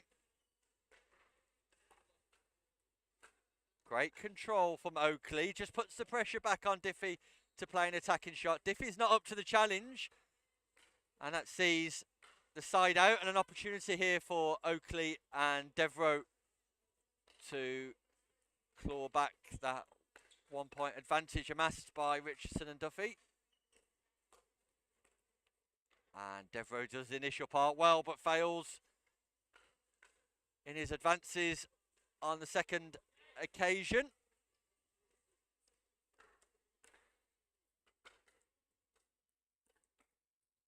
And again, it's just a missed third by Devereux, a non-scoring side out in the early stages of this one for Devereux and Oakley.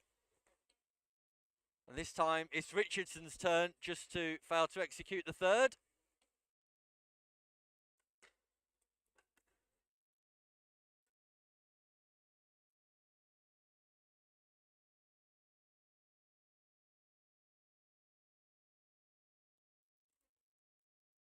So another non-scoring side out.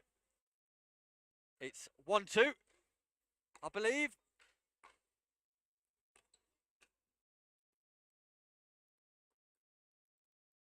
And a great overhead smash from Peter Diffie.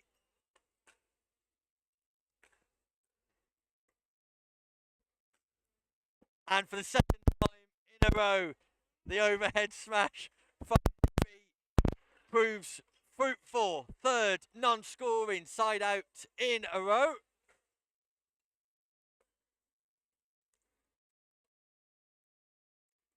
And at the moment, this game is error-strewn with slight errors and mistakes. Both teams searching for some consistency. Great drive down the line from Diffie. extends their lead to 2.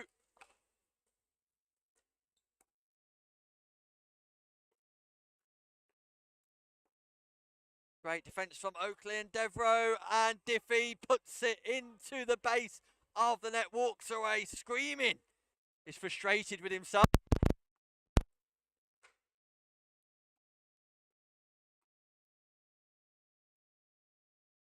Nice play from Oakley, forces Richardson to play the backhand, and again, and Devereaux forces Richardson to play the backhand. That time, Richardson's not got time to run around the backhand like he likes to play the forehand.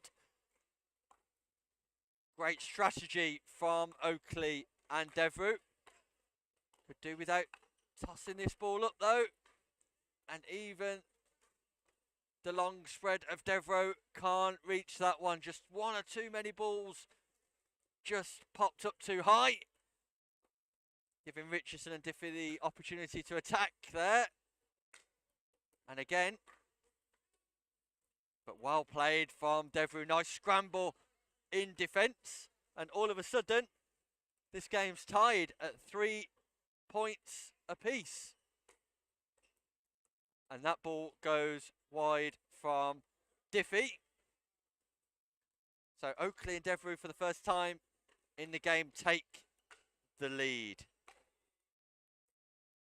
Diffie can't reset after the net cord. Oakley apologises.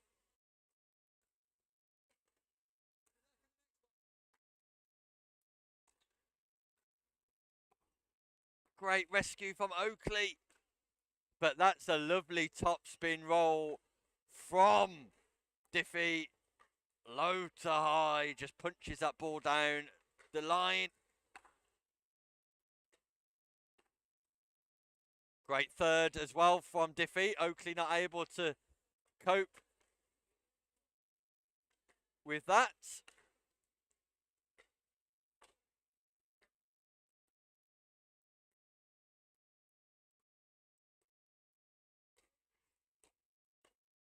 Ball pops up from Richardson initially, but he defends his own mistake and wins the point.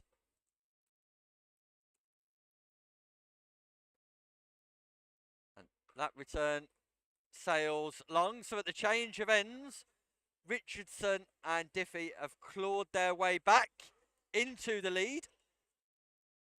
Oakley and Devereaux will be searching for a little bit more consistency and be trying to keep this ball tighter in the kitchen rather than popping it up. Just some confusion over position on the court here at the change of ends.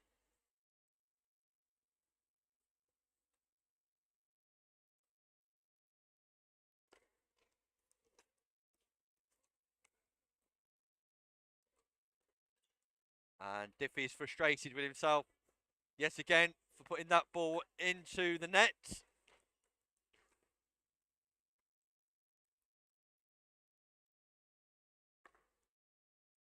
And Richardson sends the serve long. So, chances for Oakley and Devereaux.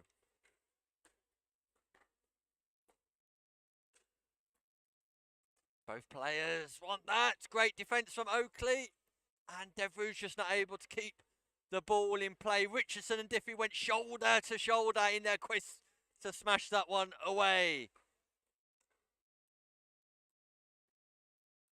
Yeah, well played, Tim Oakley. Great third shot, causes the pop-up, and then Oakley's managed to secure the volley.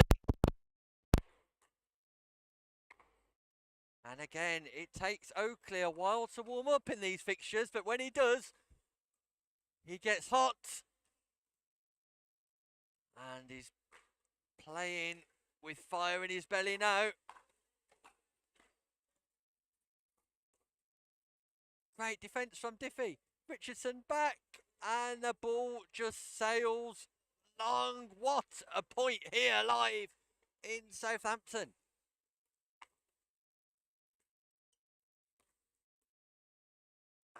And this time Devereaux just can't get down low enough. Great play from Richardson though, keeping that ball in the kitchen. Gaps too. Can they close it? Keep your eyes on this one. Net cord off the serve. Ball's popped up from Oakley. The gap has closed to just one now. Highly competitive affair here. Do not adjust your sets in our race to 11. Win by one. Richardson just mistimes the forehand drive off the Oakley return. Second opportunity beckons. Oakley steps across. He'll be asking himself, did he need to do that? We're tied at 8 apiece. 8 all.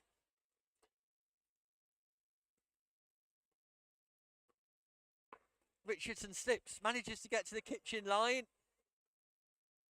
Didn't need to bother.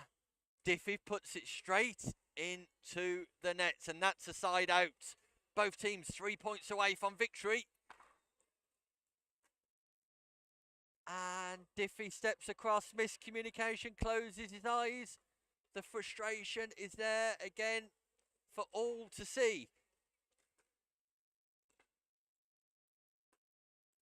Great return, great drop. Oakley keeps that ball alive. And Devereux can't punish the pop-up from Richardson on the backhand side. It's 9-8-2. Oakley and Devereux in the lead by 1. 2 points away from victory. 3 points away from defeat, though.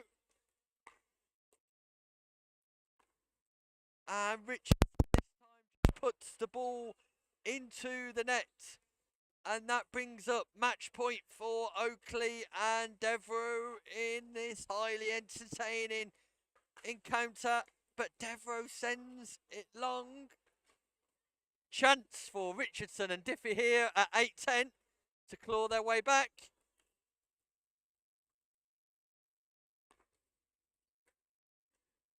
And that return does go long, so the gap's 1. 2 points for victory for Richardson and Duffy. And Devereux puts it into the net. We're tied at 10 all here. Win by 1. 2 match points for the partnership of Richardson and Diffie. Can they get the job done? And Devereux just punishes the pop-up from Diffie. 1 match point saved. Can they save a second?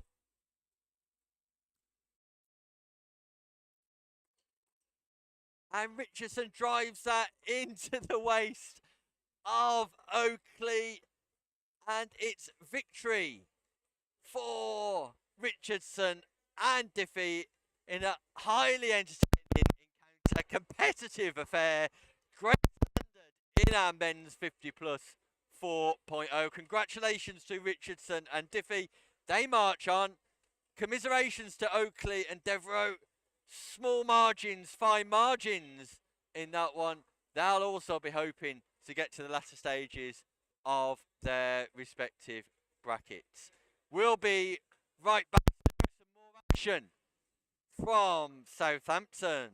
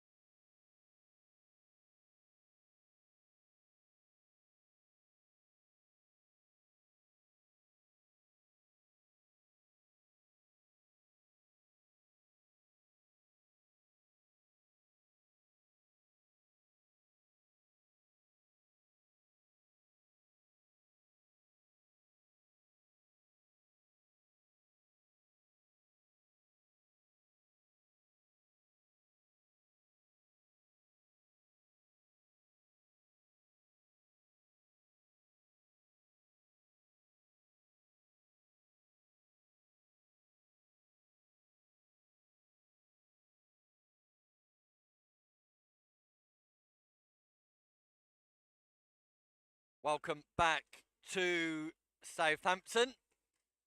We're live with a mixed doubles 4-0 game. And we see two new partnerships here this afternoon. We've got Richard Bailey in the black at the top of your screen. He's playing with Natalie Fumagalli, and at the bottom of your screen we've got Ingrio Vanaheki with Vicky Bateman. It'll be Bateman to serve to Fumagalli. First to 11 in the group phases, and we're underway.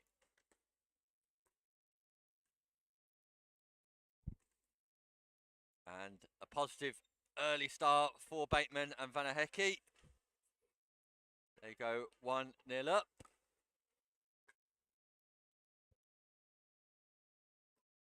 Nice deep return from Bailey, puts Vanaheki under pressure.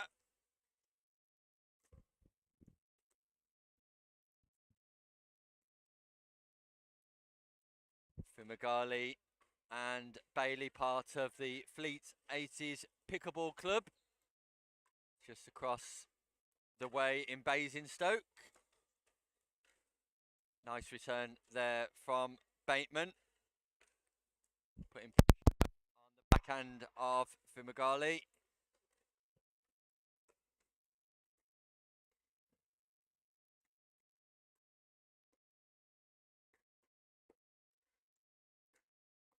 Yeah, great smash from Richard Bailey. Had to be cautious of avoiding the kitchen line on that occasion. Didn't want to cause a fault by stepping into the non-volley zone. And that's a nice return as well from Bailey. Lots of backspin on the return, causing the forehand drive of Bateman just to go into the net. And this time it's Vanaheki who just hits the ball into the net. And Fumagalli and Bailey are on their way to 11. Great serve, great depth on the serve from Fumagalli.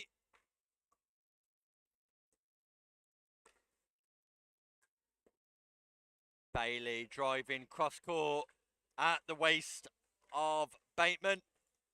Bateman not able to defend on that occasion, just not quite in the ready position, and Fumagalli just sends the ball long on her serve. So still a second opportunity for that partnership to score here.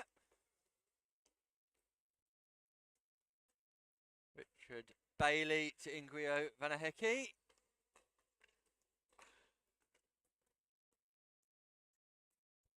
And Bateman tries to rescue the ball with the overhead backhand. Not an easy shot at all, but just puts it into the net. Manages to keep her footing though, importantly.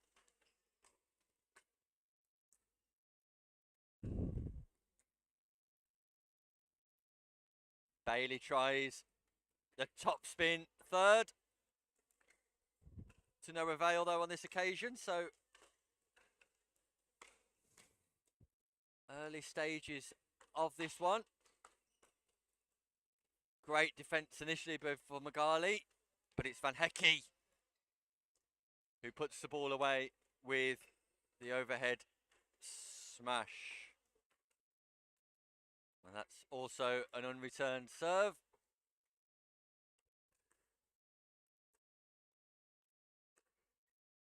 Vanaheki just wild, sending that one wide on the forehand drive. So Bateman to serve.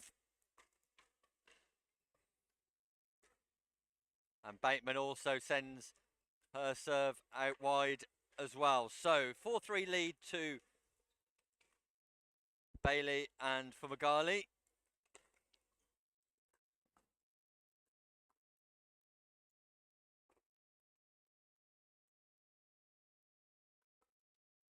And Bateman done all the hard work defending the speed ups by Bailey, but put the ball in the back of the nets on the easy one.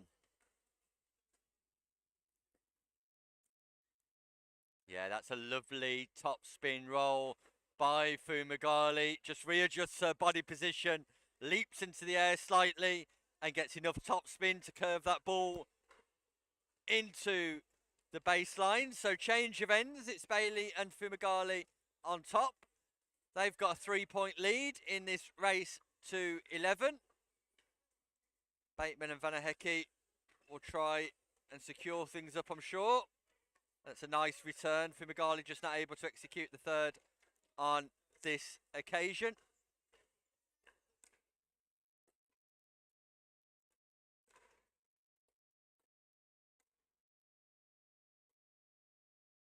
ATP defended by Bailey, and Bailey cannot run in at the end. Ingawaki. Wow, Vanahecki there on the ATP, just not able to defend.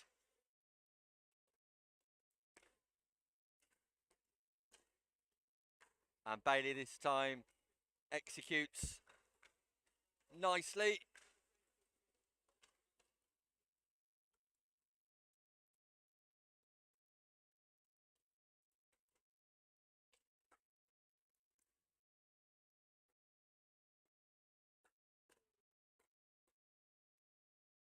And Fumagalli not able to defend against the onslaught there from Vanahecki. So Bateman and Vanahecki close the gap to 2.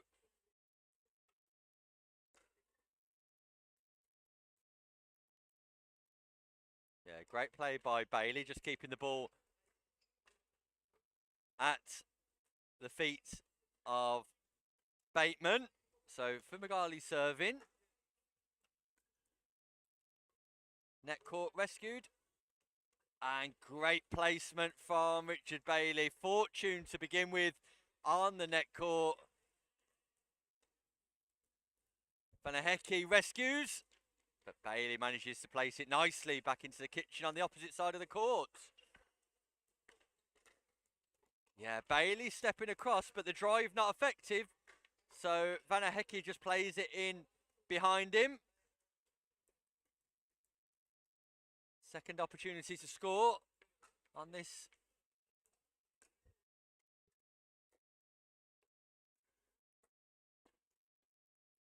Vanahecki defends the lob. And it's Fumagalli who cannot keep the ball in play. So chance here for Vicky Bateman and Ingio Vanahecki.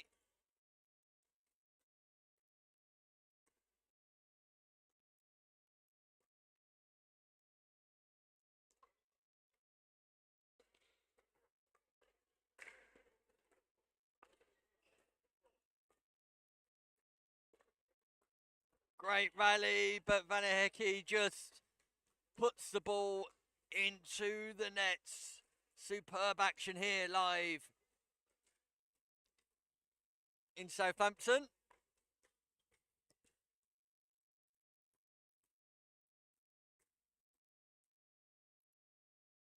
And again, Vanahecki just sends that ball long.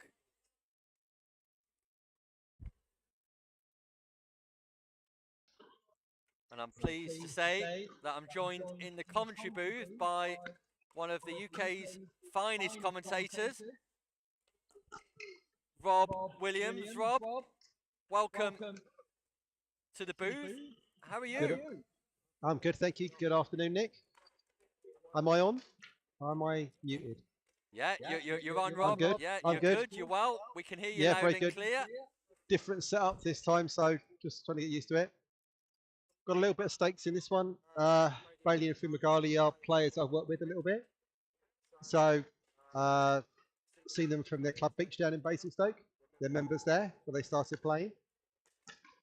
Yeah, and they started this game well, Bailey and Vanahecki. In fact, that takes them to match point, I believe, Rob, if my calculations are correct.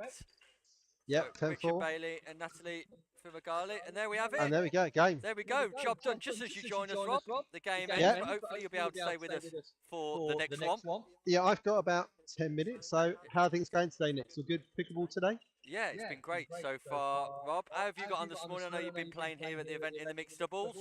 Yeah, had a really good day with a different partner playing with Claire Bourgois. We started a little slow. 8:40 in the morning was very early, and obviously we lost to the eventual champion. So not a bad way to take a defeat off people that are going to win the whole thing. Well, if you're going to lose, Rob, you might as well lose to the eventual champions. Yeah, get it out of the way early, That's and right. then we just got better through the day. Yeah. And for me, these are about a lot of fun. I mean, the PickleB events, you don't have your duper being inputted, so there's a little bit less stakes on certain aspects of it.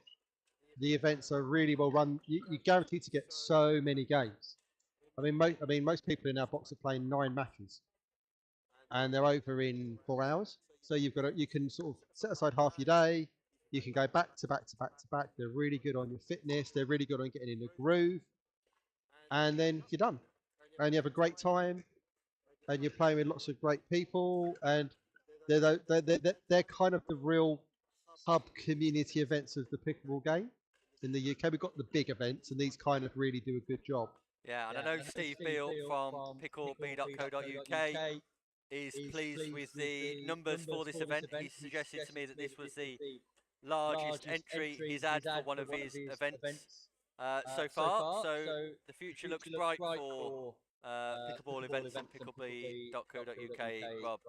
Yeah, absolutely. I mean, the big thing with this event was I was looking, and up until just before Christmas, it was looking quite Spartan. Not a lot of people booking in, and suddenly everybody's here. I was looking over this entire venue, and every court is being used all the time with matches for 2 days straight. So it's pretty much got to capacity very rapidly, and it just shows the demand that we've got here. You've got some other events that are not quite as well attended earlier in the year, but it's just getting bigger and bigger as more people come in and start playing. Yeah, that's great, Rob. Hopefully you can stay with us for this next game and we can continue chatting and talking all things pickleball. But if you're watching on the live stream, we will be right back, and an opportunity for you to tune in and listen to Rob Williams for at least 5 more minutes, hopefully. Don't go anywhere.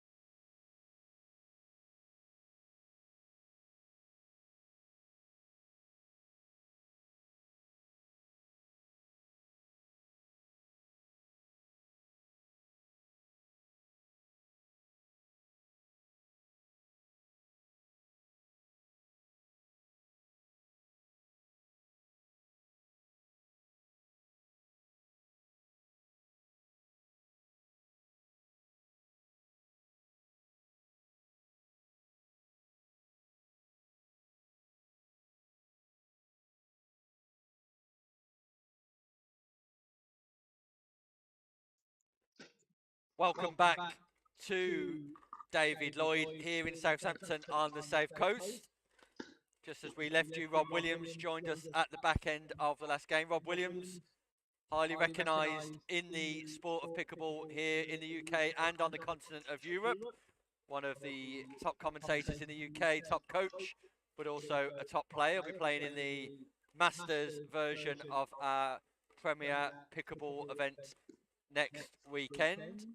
And Rob, what have you got to look forward to in 2025? So, unfortunately, a lot of time away from the family, going overseas coaching. I've decided to go and play in America this February, so I'm going to go on the APP tour, and hopefully, if I get through the selection process, play Champions Pro. So 50 plus pro in America with Lee Harper from the England team at the Euros that was here only a month and a bit ago.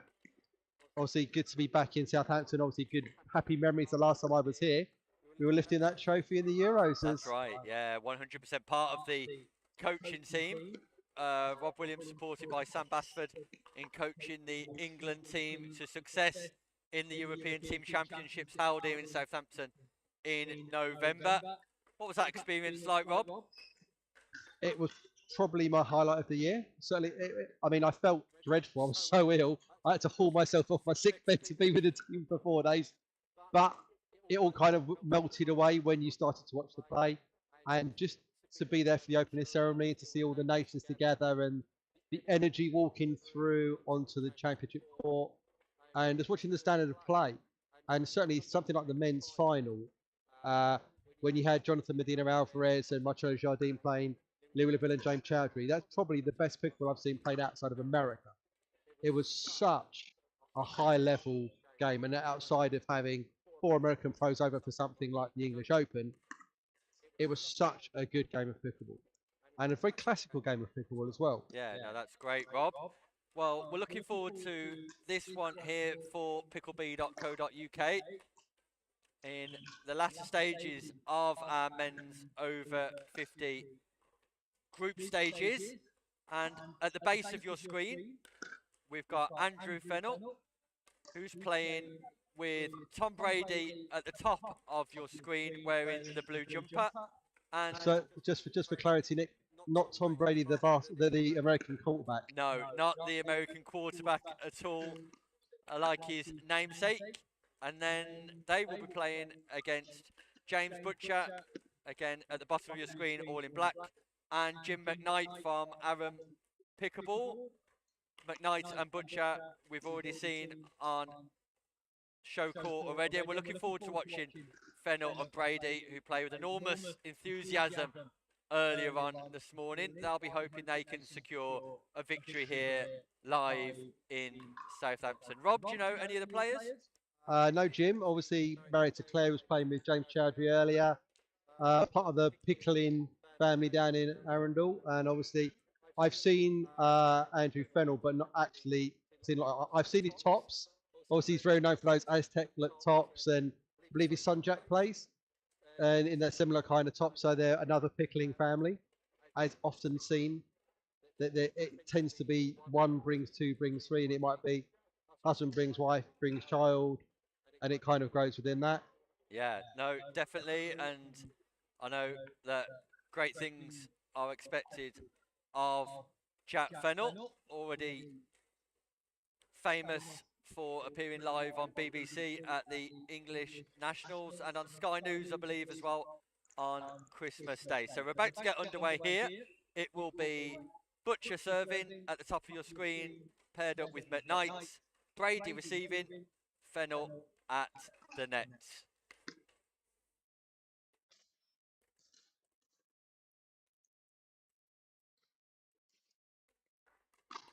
Yep, that's going to get finished. Yeah, good start there from Butcher. That'll give him a confidence boost. Pop up from Fennell, punished by Butcher. Nice deep serve. McKnight just not able to execute the third on Don't this like occasion. that. Don't like that location on that third, Nick. He's off balance. He's trying to hit it inside out. It's such a low percentage shot. Roy just slapped it and played an easier fifth in that sort of location.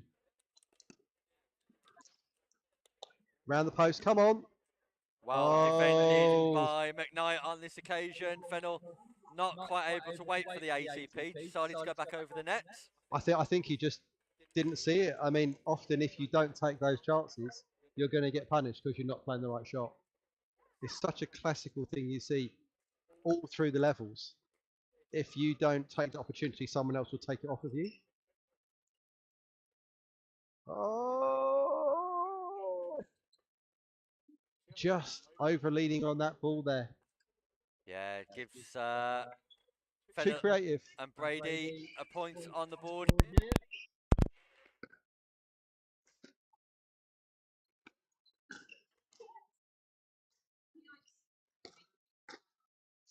Net cord coming to good And effect, but centre then bar. it hits the bar at the bottom off, so it's a let ball, right?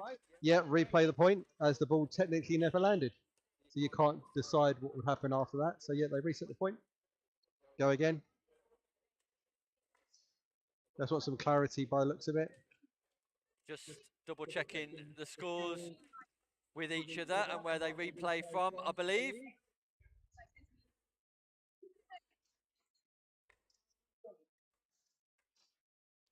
So it'll be Fennell serving at 1-1. Fennell sends the third into the nets. I'm just going to bid you adieu, Nick. I'm just going to disappear off for a little while. I might get back for another 5 or 10 minutes before the end of the day. Yeah, thanks for joining us, Rob. But doing a sterling job, Nick. Keep going. Yeah, and good luck to you. We hope to hear from you again later.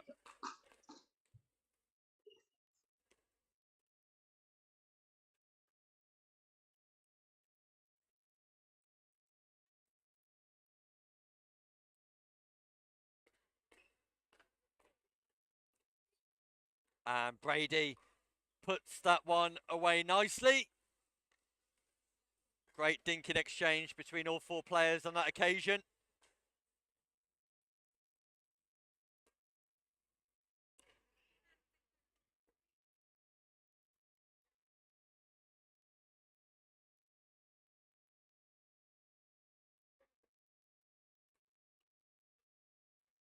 Good control on the dinks. Nice reset from Brady. Fennell with the attack. McKnight defends. Great action here. Butcher tries the lob. And Fennell's called it out. Brady agrees.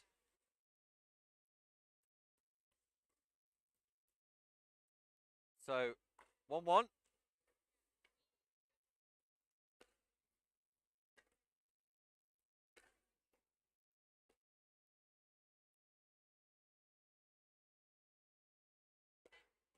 Speed up from Fennell is effective against the backhand of Butcher. Butcher not quite able to read the speed up from Fennell on that occasion.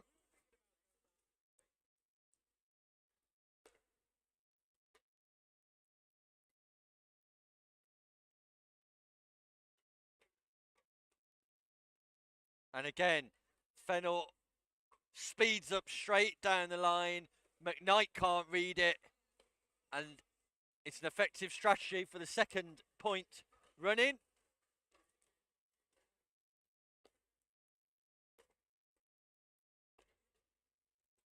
Nice third from Brady. Cagey affair. McKnight pops it up. And Brady is there to punish. And I think we're at 4-1 here in the opening stages of this race to 11.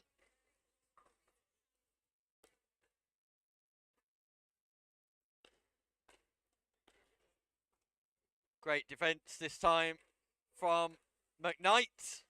Fennell puts the response into the bottom of the net. Tom Brady to serve.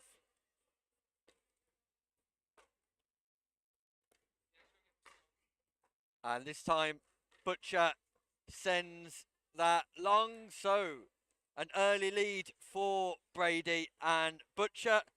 Tom searching for the ball. It's under my feet. Ball finds its way into the commentary booth.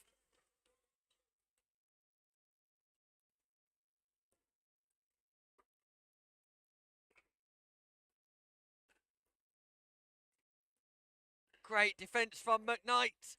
Backs away. Comes back into the kitchen. Great defence again from McKnight. Speeded up by Fennell. And this time it is put away by Andrew Fennell. Great scramble defence by McKnight. But it's Fennell who's able to put the ball away. And there's a 5-point gap at the change of ends. The ultra consistent Andrew Fennell. The quality of Tom Brady just proving too strong at the minute for McKnight and Butcher.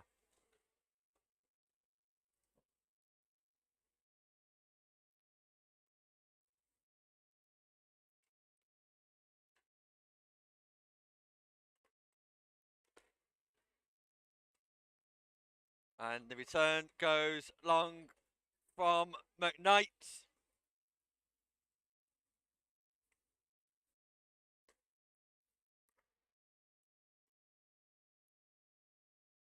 And this time it's Butcher with the error. So these unforced errors are mounting up. And they've allowed Brady and Fennell a 7-point lead in what looks rather comfortable for them at the moment here, live in Southampton. Great response this time from McKnight. Opportunity to extend the game slightly longer and close that 7-point gap. Still the enthusiasm and the encouragement is there for both players. Jim's wife Claire watching here courtside. And she'll be pleased with what she sees there. Jim McKnight goes on the attack. Volley, volley, boom from Jim McKnight. Well played.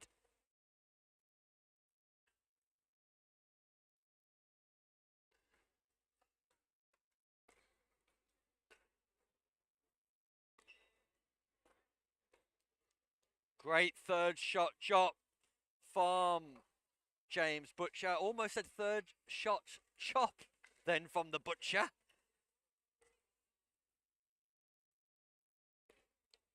Gap closes once again. Great return from Brady.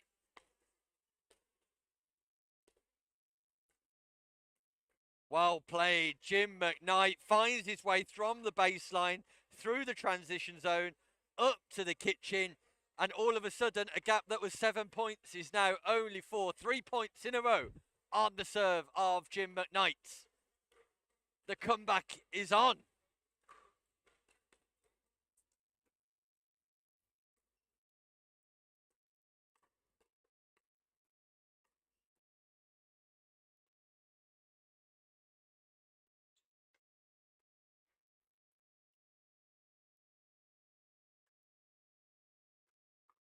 Speed up from Fennell again. Butcher caught sleeping on the kitchen line.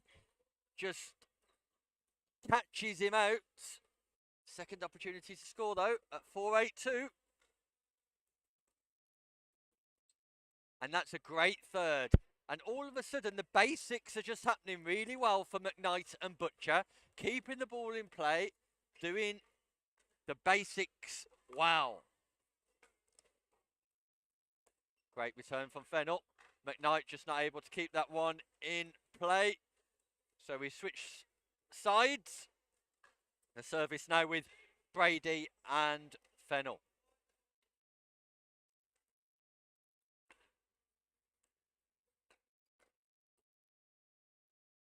Great defence from Brady. Speed up from Fennell. But McKnight's aware on this occasion and punishes the speed up.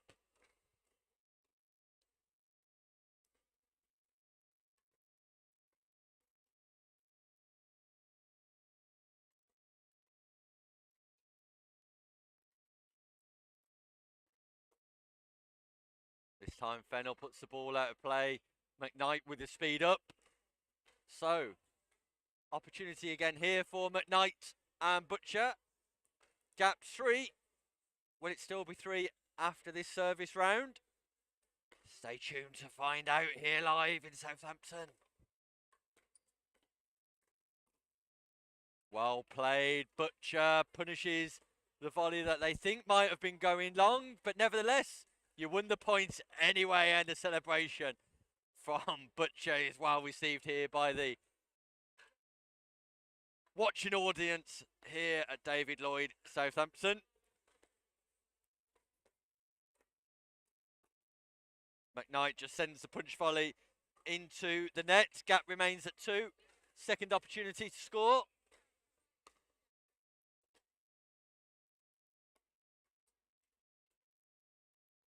Great third from McKnight. Dances round the backhand. This time plays the backhand dink.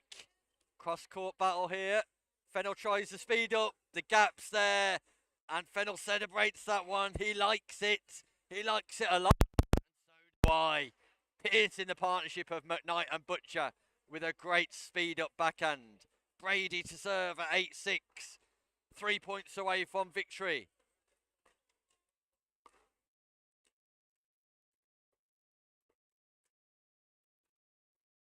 And this time Fennell makes the mistake on his backhand side. Fennell and Brady just finding it difficult to move off 8 here.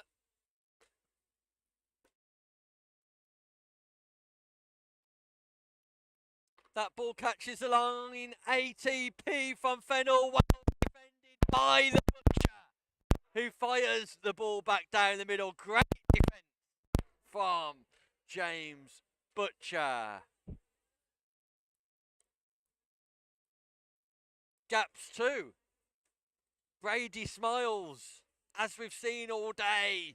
The Brady smile keeps us all engaged in the love of pickleball.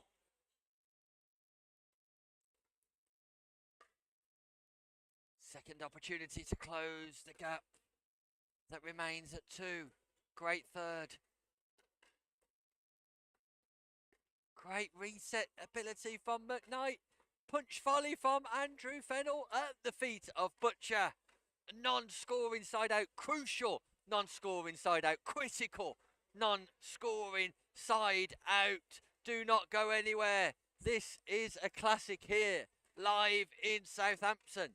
In our men's doubles 50 plus. 4-0 brackets. Speed up again from Fennell. There's that strategy down the line. Butcher's got to be aware of it. 2 points away from victory now for Brady and Fennell.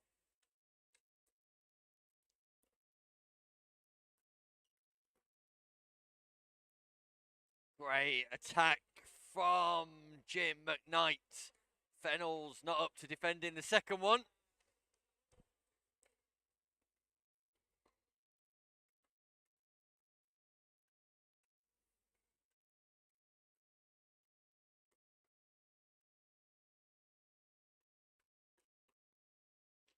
And this time it's Brady with a gorgeous backhand right at the feet of Butcher. That brings up match point here for Fennell and Brady. And job done. Fennell and Brady celebrate with great enthusiasm. And can you blame them? These boys love pickleball and we love them. Congratulations, Andrew Fennell and Tom Brady. Commiserations once again to Jim McKnight and the valiant James Butcher. We've really enjoyed watching you on centre court too. Your enthusiasm is infectious and your ability to scramble as well. But ultimately the congratulations goes to Fennell and Brady. We'll be right back after this short break.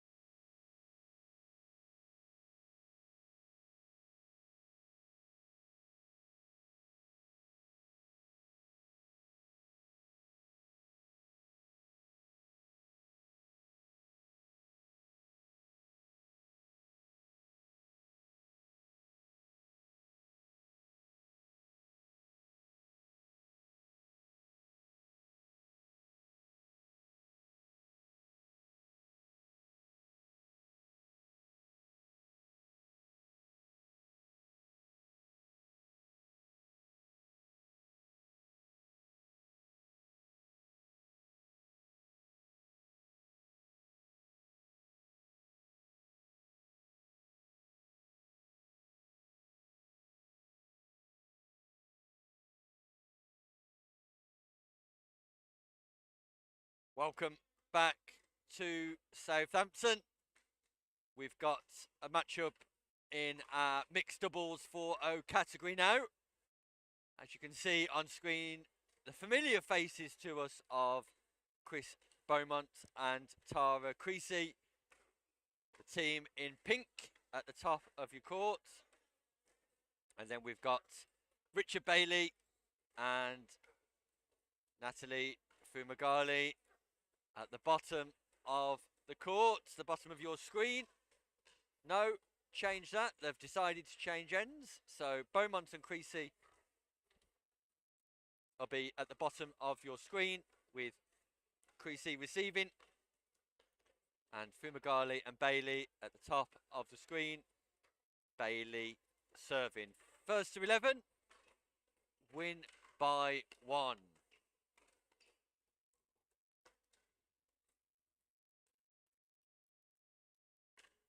Yeah, pop up from Fumagali, punished by Beaumont effectively there. So, Creasy to serve to Bailey. Nice deep serve. Great third by Beaumont, but Bailey just puts the pressure on the defences of Beaumont.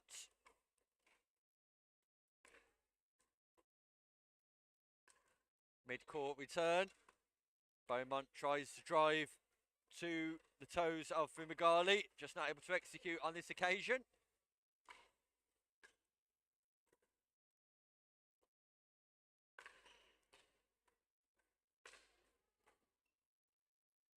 And great defence from Bailey initially, but Beaumont consistent in the overhead smash. Very athletic Beaumont.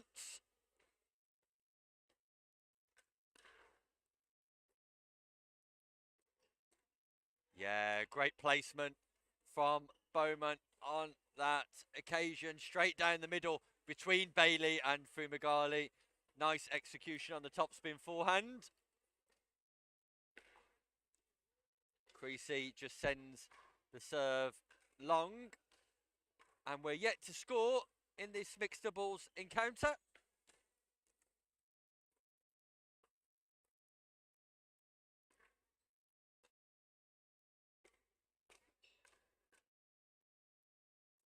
Yeah, great defences from Bailey. The speed up from Beaumont's defended. Creasy does the pop-up and Bailey puts it away. So it's our 5th non-scoring side out in a row.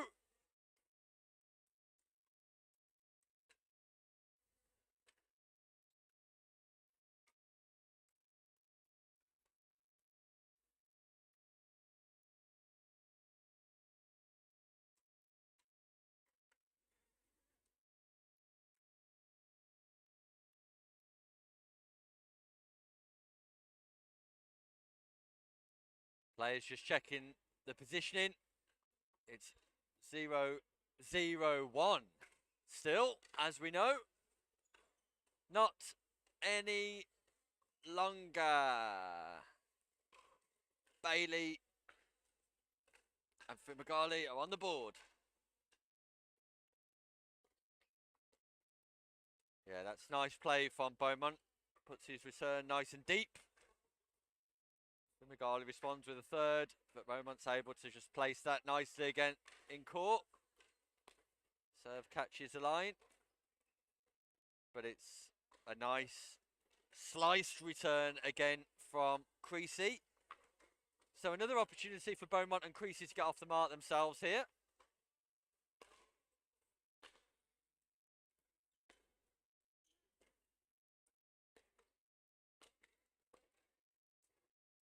And slightly aerial on the first third from Bailey, not able to execute the defence following.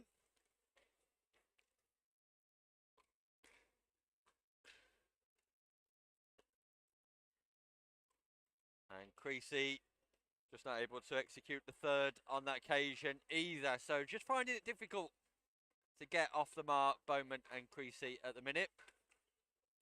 And that's a lovely serve from Natalie Fumagali. A lot of side spin, just sends it away from Creasy. Left-handed Fumagali. Yeah, that's a great return from Bowman. A slice return.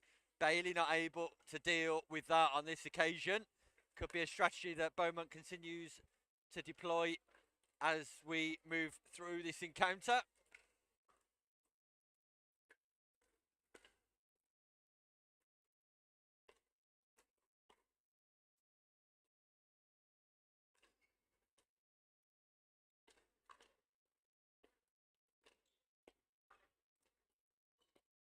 Great defence from Beaumont.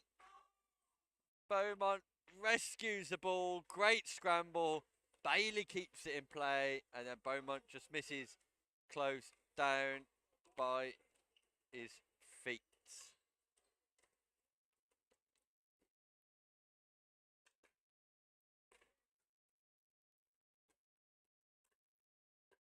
Great angle, but it's a great rescue from Bailey.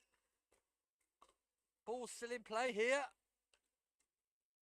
And I'm not too sure Bowman and Creasy fail to win that point. Great defence from Bailey. Great scramble from Fumagalli.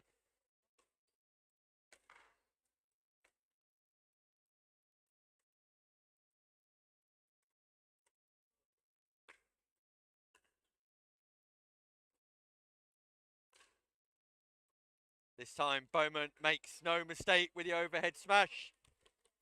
Finding the corner of the court.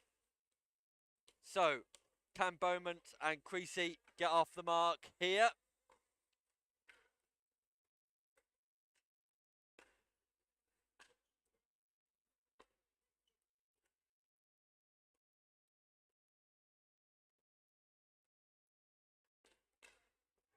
The answer's yes, they can. The ball's popped up by Fumagalli and Bowman with the attacking speed up.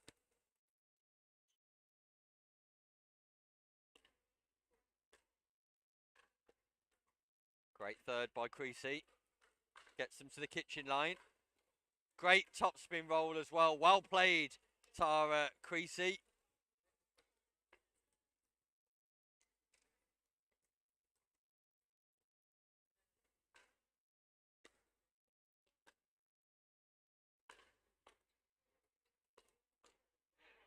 Yeah, the speed up's effective by Beaumont as well. And all of a sudden, it's 3 points in a row for the partnership of Beaumont and Creasy. So I'll be looking to extend that here now.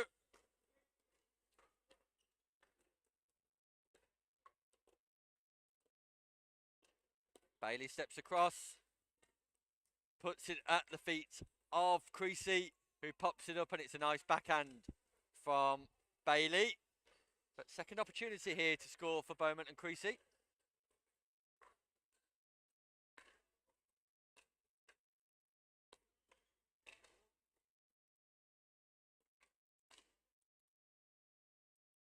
Beaumont misses the smash. Points to the camera in frustration. Nice construction of the point, just failed to execute. Great slice return. Fumagalli up to it. Creasy defends the overhead. And I think that was in from Fumagalli.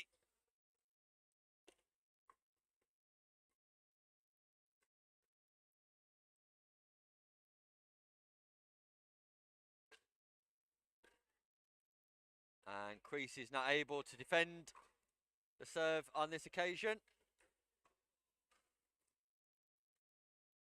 So, at 6-3-1, Bailey and Fumagalli are in the ascendancy, but there was a run of 3 points in a row there from Creasy and Beaumont, which will give them hope and inspiration that they can claw their way back into this game. And that slice return from Beaumont again just proves effective in keeping Bailey restricted to a drive return only.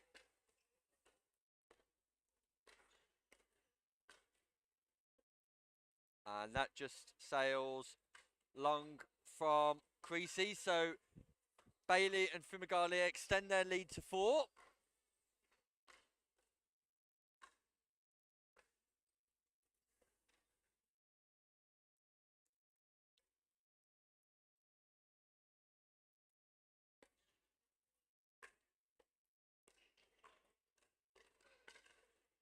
This time the speed up from Bowman is effective. Bailey can't defend against that, just placing the ball out wide. So let's see what Creasy and Bowman can do here.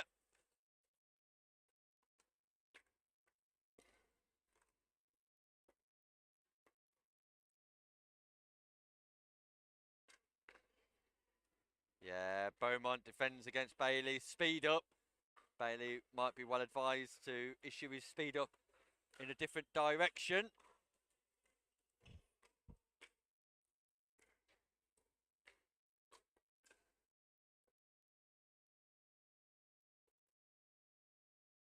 Creasy just not able to keep the ball in play in that dinking exchange, but still a second opportunity to add to their score of 4 here. 3-point gap.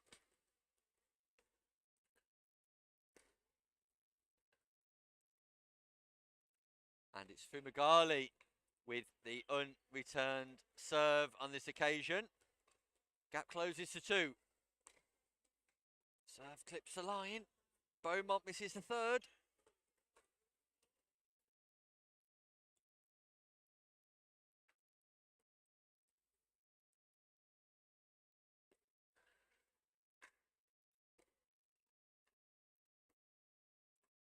A great reset from Fumagalli and Bailey.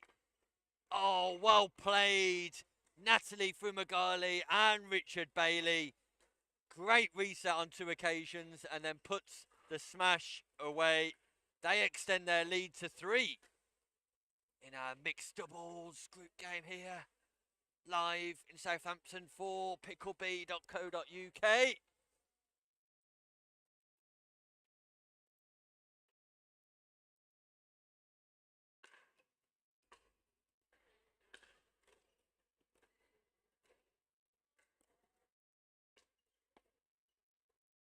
Ball stays in play. I can't believe it. And Beaumont puts the overhead smash into the net. Great scramble initially from Creasy. Ball was called in on the line, but ultimately it's Beaumont who misses the overhead smash. Great lob from Bailey.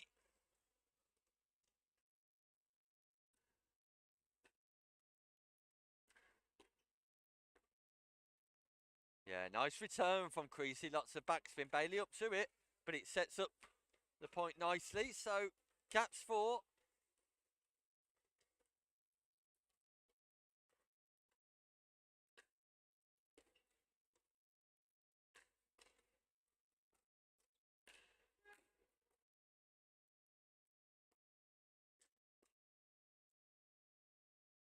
And that ball just sails out off the paddle of Fumagalli.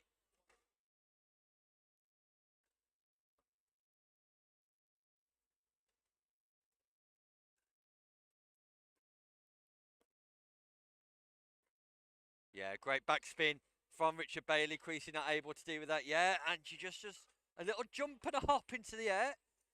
As if to say, I need to get lower on that backspin.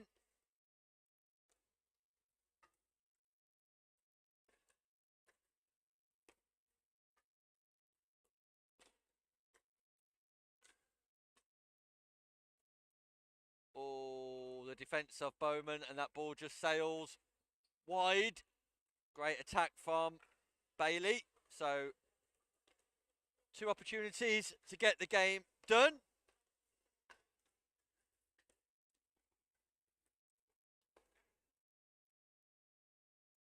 Rare dinking exchange in this one. Beaumont cuts across, topspin forehand into the body of Bailey.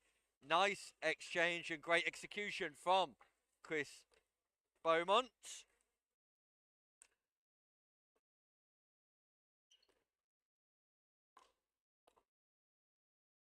Bailey tries to scramble. Not able to do so, so it's an unscoring side out. The gap's 3. Can Creasy and Beaumont close that now? Opportunity knocks for Beaumont and Creasy here. Bailey steps across and tags Chris Beaumont on the shoulder. Great footwork from Richard Bailey. Creasy might want to look to explore the space in behind Bailey next time.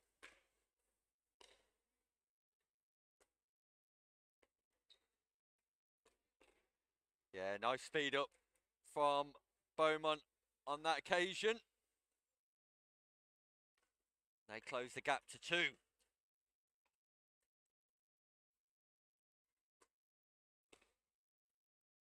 On return serve from Fumagalli, and all of a sudden it's a 1-point game. Beaumont and Creasy have not been ahead at all in this game so far. And Beaumont with the service error just sends it out wide. Went for the big one down the middle, but wasn't able to execute it on this occasion. Fine margins. So it's Fumagalli and Bailey of Fleet Aces Pickleball Club. Can they get the job done here in Southampton? Miscommunication from Beaumont and Creasy, and the ball's put away. Creasy and Beaumont find the funny side. I think they agreed to switch on the return, but Creasy didn't move, and Beaumont did. They both ended up on the same side. So it's match points to Fumagalli and Bailey, and that serve just dropped short of the service line. So second opportunity at match point. Let's see if Bailey and Fumagalli can get the job done here. And yes, they can. An exquisite drive from Richard Bailey. What a way to bring up the victory. Great drive into the space on the backhand side of Beaumont. Congratulations to Richard Bailey and Natalie Fumagalli, who thoroughly deserved their victory with some great pickleball there in that encounter. Commiserations to Beaumont and Creasy, who at times showed signs of brilliance in small spells. They'll be looking for greater consistency in their next match moving forward, but a thoroughly enjoyable encounter here live in Southampton. We'll be right back with more action shortly after this short break.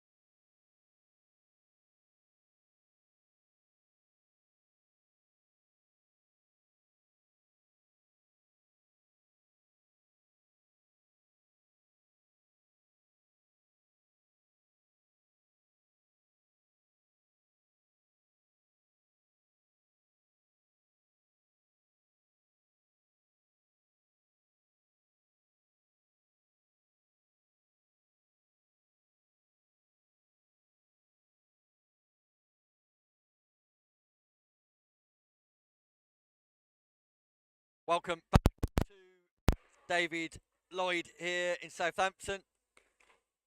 We're expecting a men's 5-0 clash. Sorry, a men's 50 plus clash at 4-0 level with the effervescent Andrew Fennell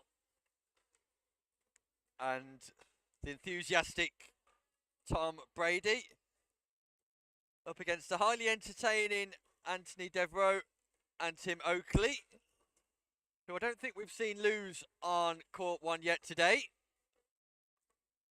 So looking forward to this encounter. Brady and Fennell have been a breath of fresh air with their enthusiasm for the game of pickleball on court today. Let's see if the smiles continue. It'll be Devereaux to serve. That's Brady receiving.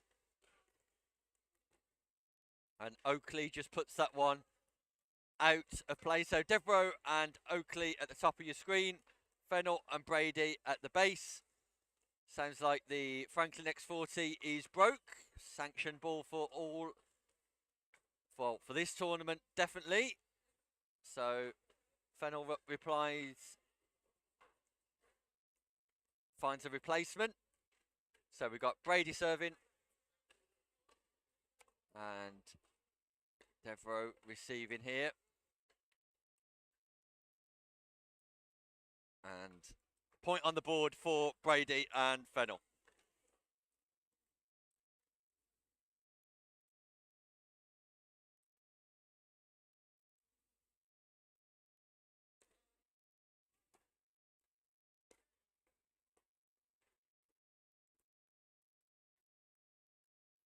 Nice control on the third.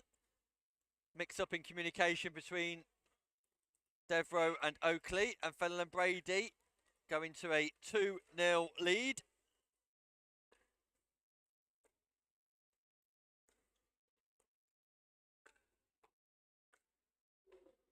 Oh, and Fennell just pierces the back of Devereaux. There'll be a ball mark there later, I'm sure. But ultimately, it's a 3-zip start.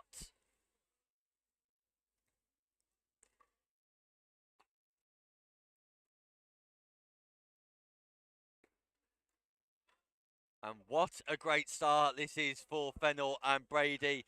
They take a 4-point lead just by doing the basics really well here.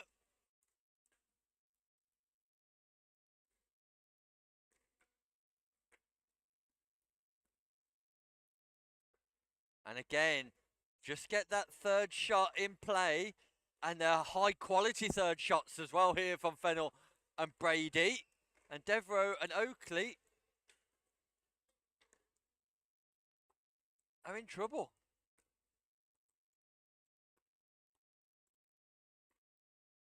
Oakley, though, with a nice forehand put away on this occasion. Brady leaps through into the commentary booth.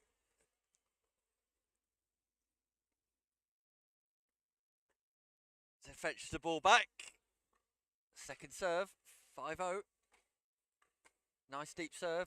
Great return. Fennell tries the lob, and that just goes long. So, opportunity here for Oakley and Devereaux to get on the board.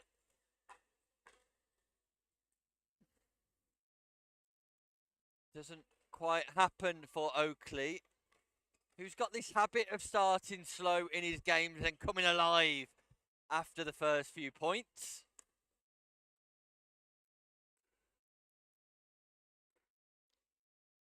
Brady just steps in on that occasion, and Oakley and Devereaux are off the mark. Fennell can't receive from the kitchen line. Well, he can if he wants to, but it'll be a fault if he volleys it. Yeah, great placement from Brady. Great control. Set himself nicely and just punch the backhand to the feet of Devereaux. Long way down for Devereaux, tall man.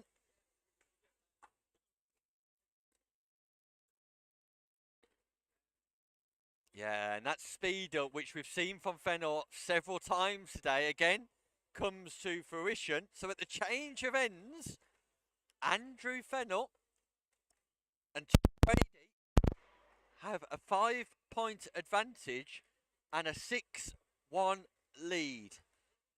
Can they keep it up? Stay tuned to find out.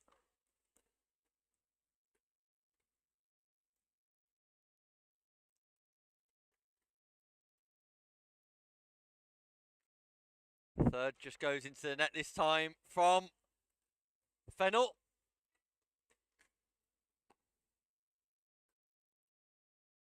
And again, the third from Fennell doesn't find its way over to the net.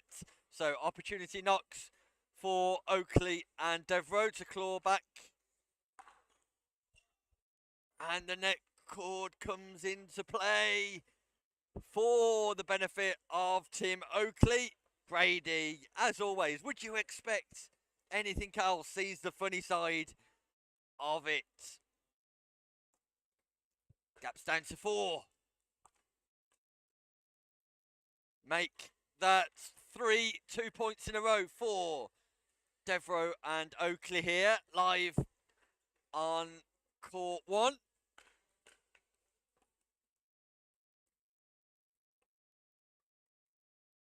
This time Oakley just puts the ball into the net off the dink. Second opportunity though. Keep the momentum going. Trouble the scoreboard. Great defences from Fennell. And the dink out wide from Brady puts Oakley in all sorts of trouble. Momentum halted for now.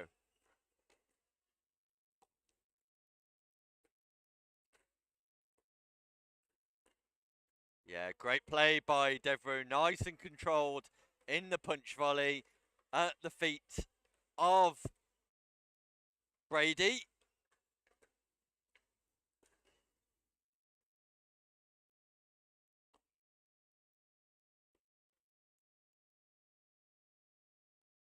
And it's another non-score inside out for Fennell and Brady. And will those unforced errors on thirds just start to catch up with them?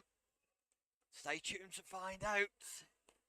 Here with PickleBallB.co.uk. And what a rally this is. Speed up from Fennell comes to fruition once again. Oakley can't defend the speed up, but great dinking action all round from all 4 players.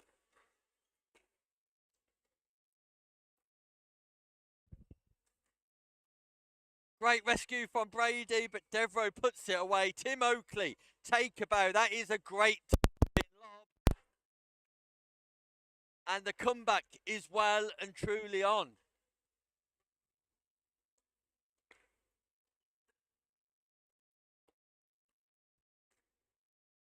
Devereaux says, leave that to me, Oakley.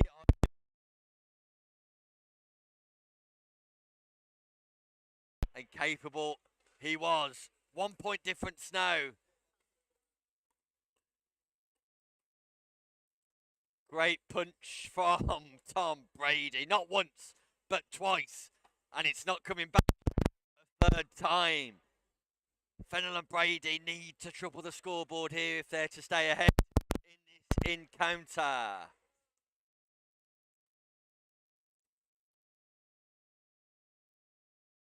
Brady takes his time before serving. Very wise, very experienced.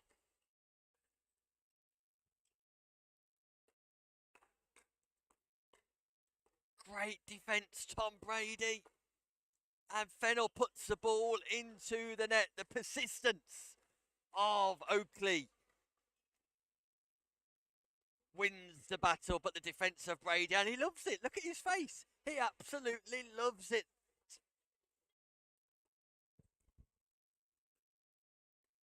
Yeah, that's nice and controlled. Very casual from Devereaux, but very effective.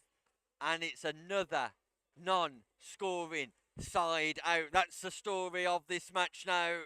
Brady and Fennell not managing to score on their serve.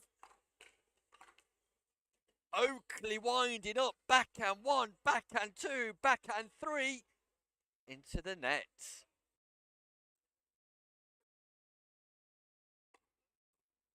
Yeah, nice volley from Brady. Almost protecting his face, but placing the ball nicely behind Devereaux. Now, Fennell, Brady, can you score? Do not have a fourth non-scoring side out. Do not.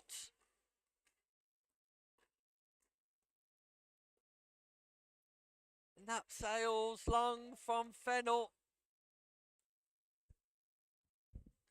We're stuck at 6-5 in our men's 50 plus 4-0 bracket here live in Southampton for PickleB.co.uk pickleball events. And once again, Fennell with the error, and the consistency that we saw at the start of the game has just dissipated somewhat.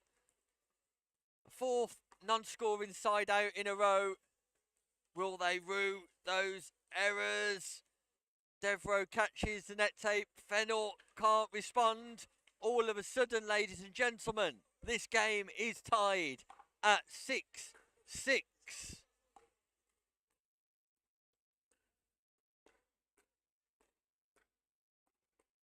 Make that 7-6 for the first time in this game. Oakley and Devereaux are in the lead. The momentum is with Tim Oakley. The momentum is with Anthony Devereaux. And when you're on a roll, is all you've got to do is keep on rolling.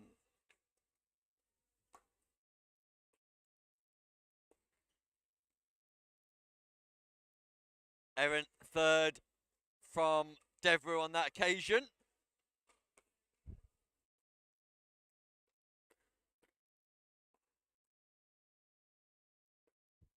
Yeah, great punch from Fennell. Brady defending the speed ups from Oakley. Right, opportunity number 5. Andrew Fennell. Tom Brady. Make it count. And they can. The return sails long from Devereaux. And Fennell and Brady have made it to 7.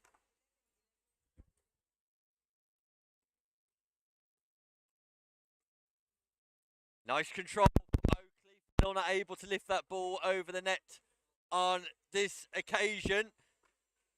Second opportunity to trouble the scoreboard again.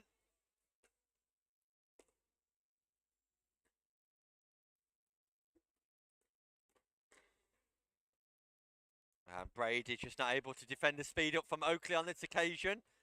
So 8-7 lead for Oakley and Devereaux.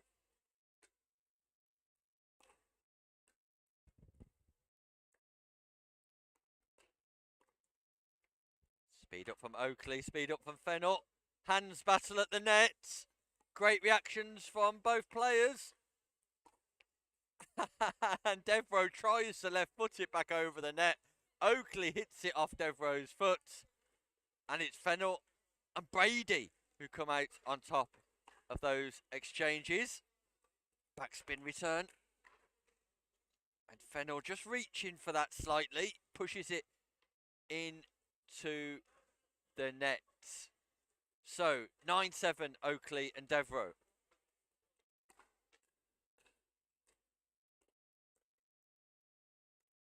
And that also sails long. So it's a great start, but not a great ending, it seems, for Fennell and Brady. Brady's still smiling down there. Match point, Devereaux and Oakley. And that seals the deal for Oakley and Devereaux. Great comeback for them. They were 6-1 down in that game. But as we've seen all day, it takes Oakley a while to get warmed up. And Andrew Fennell, Tom Brady take a bow. And Brady, wherever you play your pickleball, I'd like an invite, because it looks like great fun to play with you. Ladies and gentlemen, watching around the world, we've reached the end of our coverage here in Southampton. It's been a great 2 days for PickleB.co.uk in what has been the most Number of entries for any event of the Steve Beale Simon Farr Pickleball events so far this year. What a way to end the year. Some great action throughout both days in all brackets. We look forward to being able to stream more live events in 2025. But from me, Nick Hobbis, it's season greetings and a happy new year. And good luck to everybody in your pickleball quests for 2025.